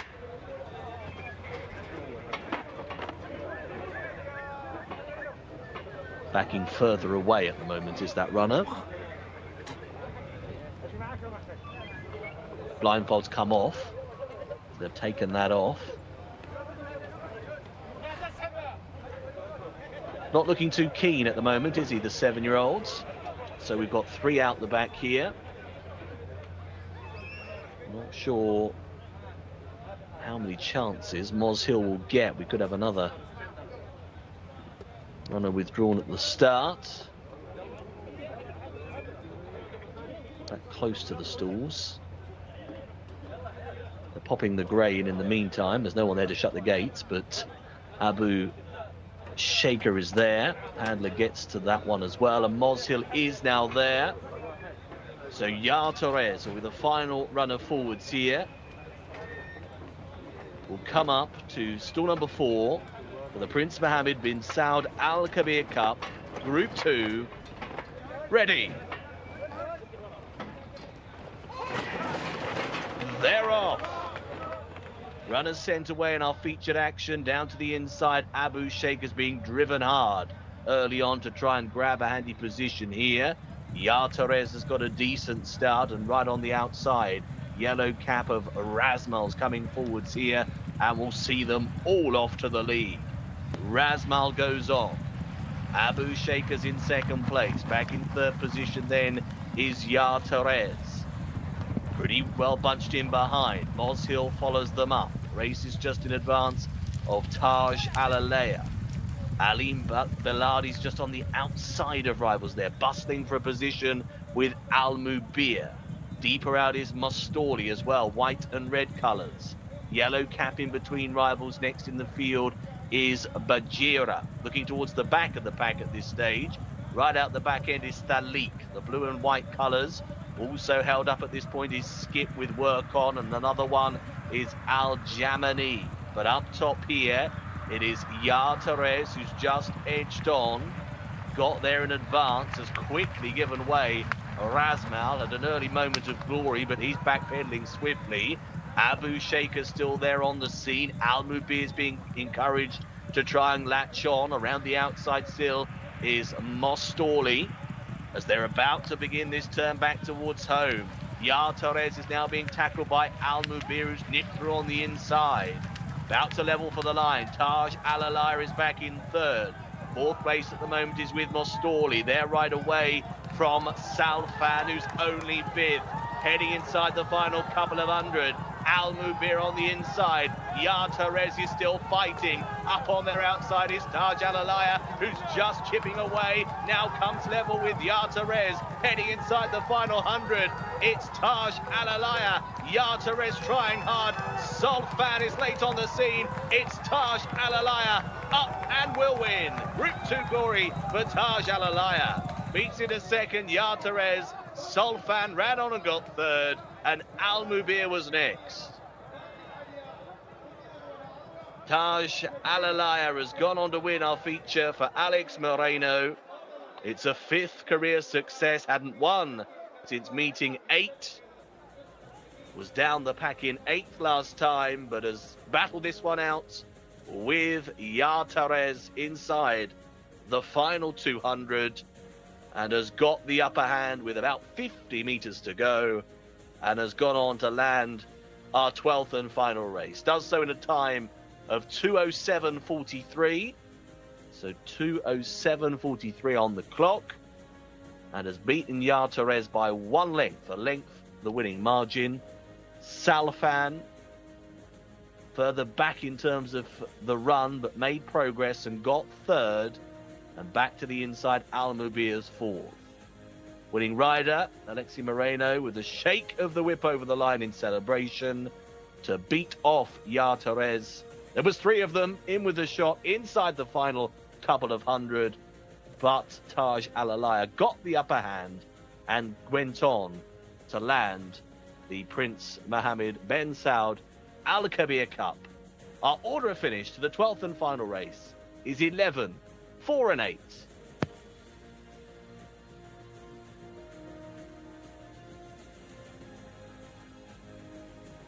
It's been a while since I've seen a horse do that in the prelims and still run a big race. Taj Alalaya was acting up tremendously, almost running off with Moreno in the prelims, but calms down, gets the pony, goes to post and wins the race. Yeah, it's crazy. He was bolted down to start. He was ready to go. He really was. And you'd usually use that against them when you're analysing a race like this, you know, burning energy when they shouldn't be. But somehow he still had plenty left in the tank to win this event. It wasn't like he's a sprinter either, just had 6 furlongs to run. Alex Moreno is super happy, as you can see right now on your screen. I don't think he would have thought he was going to win going down to post. Yeah, he probably was the calmest rider out of the gate because his expectations were quite lowered at that point. But that probably worked to his advantage in some way. This horse obviously has very good form, being rated 95. Had a bit of a line-through race last time, the sort of toss. But before that, 2nd, 4th, 2nd, 1st. Really is a horse that likes to do his job. And with only 11 starts, he's quite unexposed. 5 wins from 12 starts now. Yeah. Quite a good prolific profile that. It's around 40%. Won back at meeting 8, and yeah, I mean, last time was coming off a relatively long layoff, so probably just using that as a prep. Yeah, and we mentioned earlier what we're looking for was a 90, 95 plus rated horse who could make that jump up. And usually it's, like we said before, kind of the unexposed types, not completely unexposed, but who have less starts and can show us that they have some more progression in the tank. Yeah, and he's shown that today. And I did actually mention the other, the stable companion, who's a half-brother, also being by Worldly, Badr Alalaya, as a horse who could take that leap forward, but it just proved to be the 2nd string.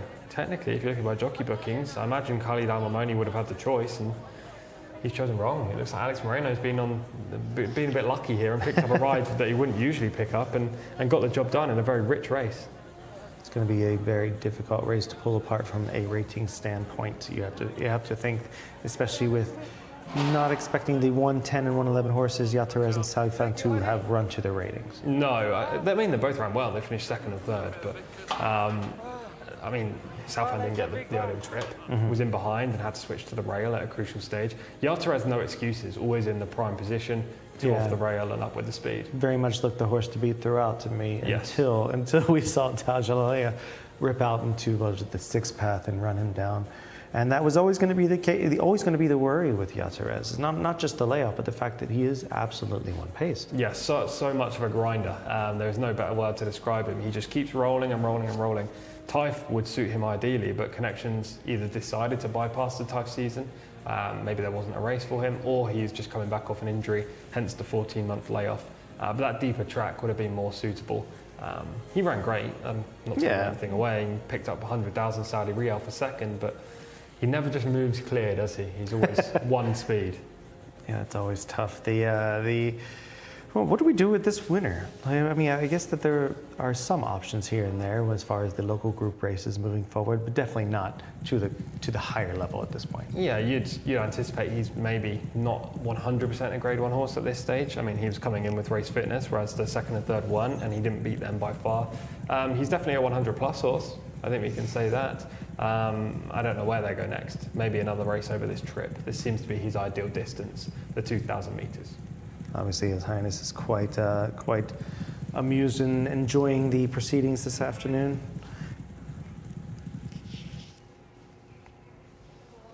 Okay. And we're looking for what is going to be, I would say of all the horses here, I think Salfan, obviously he was the.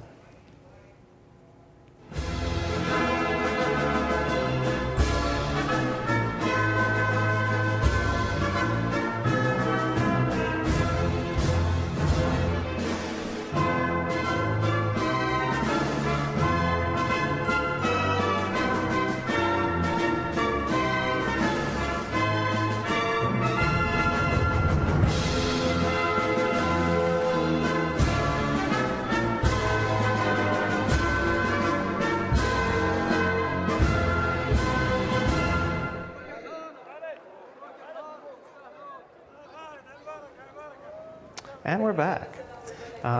So as I was mentioning before, Salfan is the one that I obviously take out of this, who's going to move forward in a big way. Obviously needed the run, but I do like that even though he was kind of hopelessly lost mid-stretch, still kept on. Yeah, he continued to roll in the straight, didn't he? He had to switch inside and outside.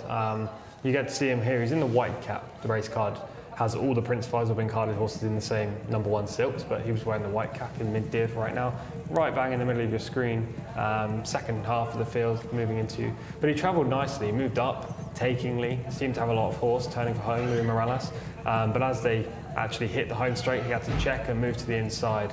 And from there, he couldn't really pick up in the manner that Louis would have hoped. But you can see there's a big margin right now between the eventual runner-up, Jcsa, who's in third. There's a clear gap between him and the remainder. The eventual winner is in around 7th right now, and the third place finisher, Salfan, is just at the bottom of your screen on the left-hand side with the white cap and red jersey. Do we think Jcsa should have been maybe a couple lengths behind where he was a little too close to what we call cheap speed? Maybe, but he's such a grinder that I just think you run him as fast as he can go for as long as he can go and hope that he continues to roll. And he kind of did, He ran the race we all expected, I think. He just succumbs to a horse with a better turn of foot. Yeah, valid points. I think that you see in his stride right now, it has not changed one bit in the first 6 furlongs of the race. No, exactly. He hits the front here and he's still going the same speed. As you can see, just at the bottom with the white cap and red, Salfan's trying to find a gap, briefly shut in front of him right there. Luis Morales then pushes through the opening, then there's no hole again. He has to go 3 wide, and then when they come into the straight, you'll see he switches to the inside. So he didn't get an ideal trip, but that probably wasn't enough of a reason to suggest he should have won this race. He may have been even closer, and he wasn't beaten far at the wire. But he just didn't get as good a run as the eventual winner, who's in third at the moment, and the runner-up, who's in the lead at the moment. Yeah, it looks like Almabeer there on the inside. I would say Gutierrez might have a slight talking to by the stewards after that run. Yeah. He sort of came over a little bit. I know that the one was backing up at that point, but he came over quite sharply into his path. But his horse was running on well, and is another one that didn't run poorly. Almabeer is definitely one that I think probably ran not exactly to his mark, but just enough. Yes, he ran okay. Almabeer, we had the majority of the form setters were up there. The horses rated 110, 111, and 106, finished second and third and fourth. Yeah, there's definitely a quality race, some thrilling races throughout the day. What's your highlight? Well, we all know what the highlight is. Yeah, Al Motterhead has to be the highlight. I love this horse. Rated 101 on the inside, red cap, red sleeves, white body on the rider, which was Luis Morales. This horse didn't get a dream trip today. His previous 2 outings where he won, both times at Taif, went straight to the front, showed that speed, kicked clear, and won decisively by a wide margin. Today, he had to sit and suffer. largely due to the jockey, Morales, deciding, and he admitted that in a post-race interview. However, he showed that burst as they turned for home, went in between horses and fended off what was a very gutsy Didan for the White Stable and Camilo Ospina, who finished second. A very thrilling race, not just because I was wanting Al Motted to win, but for the neutral as well, with those two horses moving clear. Looks like we've got two very nice two-year-olds going forward. Yeah, I think it's going to be a pretty exciting road down for these two. Hopefully Didan moves forward as well. We know that the winner's a proper horse, but it's going to be interesting whether or not the Didan can go along with him on this journey. Like the pools get deeper, we'll just say that. They do. And 1,600 metres will probably see him in a little bit better light, whereas Mothead may struggle a touch over that trip. So it depends what the race programme is for the upcoming months as we go to Saudi Cup Day. You can see a nose in it at the wire, albeit officially it's described as a head. It was definitely a nose in this instance. And those two are miles clear of the rest of the field. It was all about Al Mothead in here. Didan's a very useful horse and he's definitely improving for each and every outing. But I love this Al Mothead. I think he's the most impressive two-year-old in the country right now. I'm probably going to go against you here and say that a little bit controversial. I think Meshour would have handed it to them if he would have been in the same race today. I was so impressed with him yesterday. I was against him. You remember, but now looking at that and looking at how these horses ran today, Meshour was phenomenal. The way he just brushed off horses, and I think he probably would have done quite well against these. Well, Meshour's rated 102 as well, so Al Mothead 101, and similar. We'll see. I mean, it looks like their paths are destined to cross. Looking forward to what has been looking back at what has been an already phenomenal weekend. Tomorrow we have another full day of racing.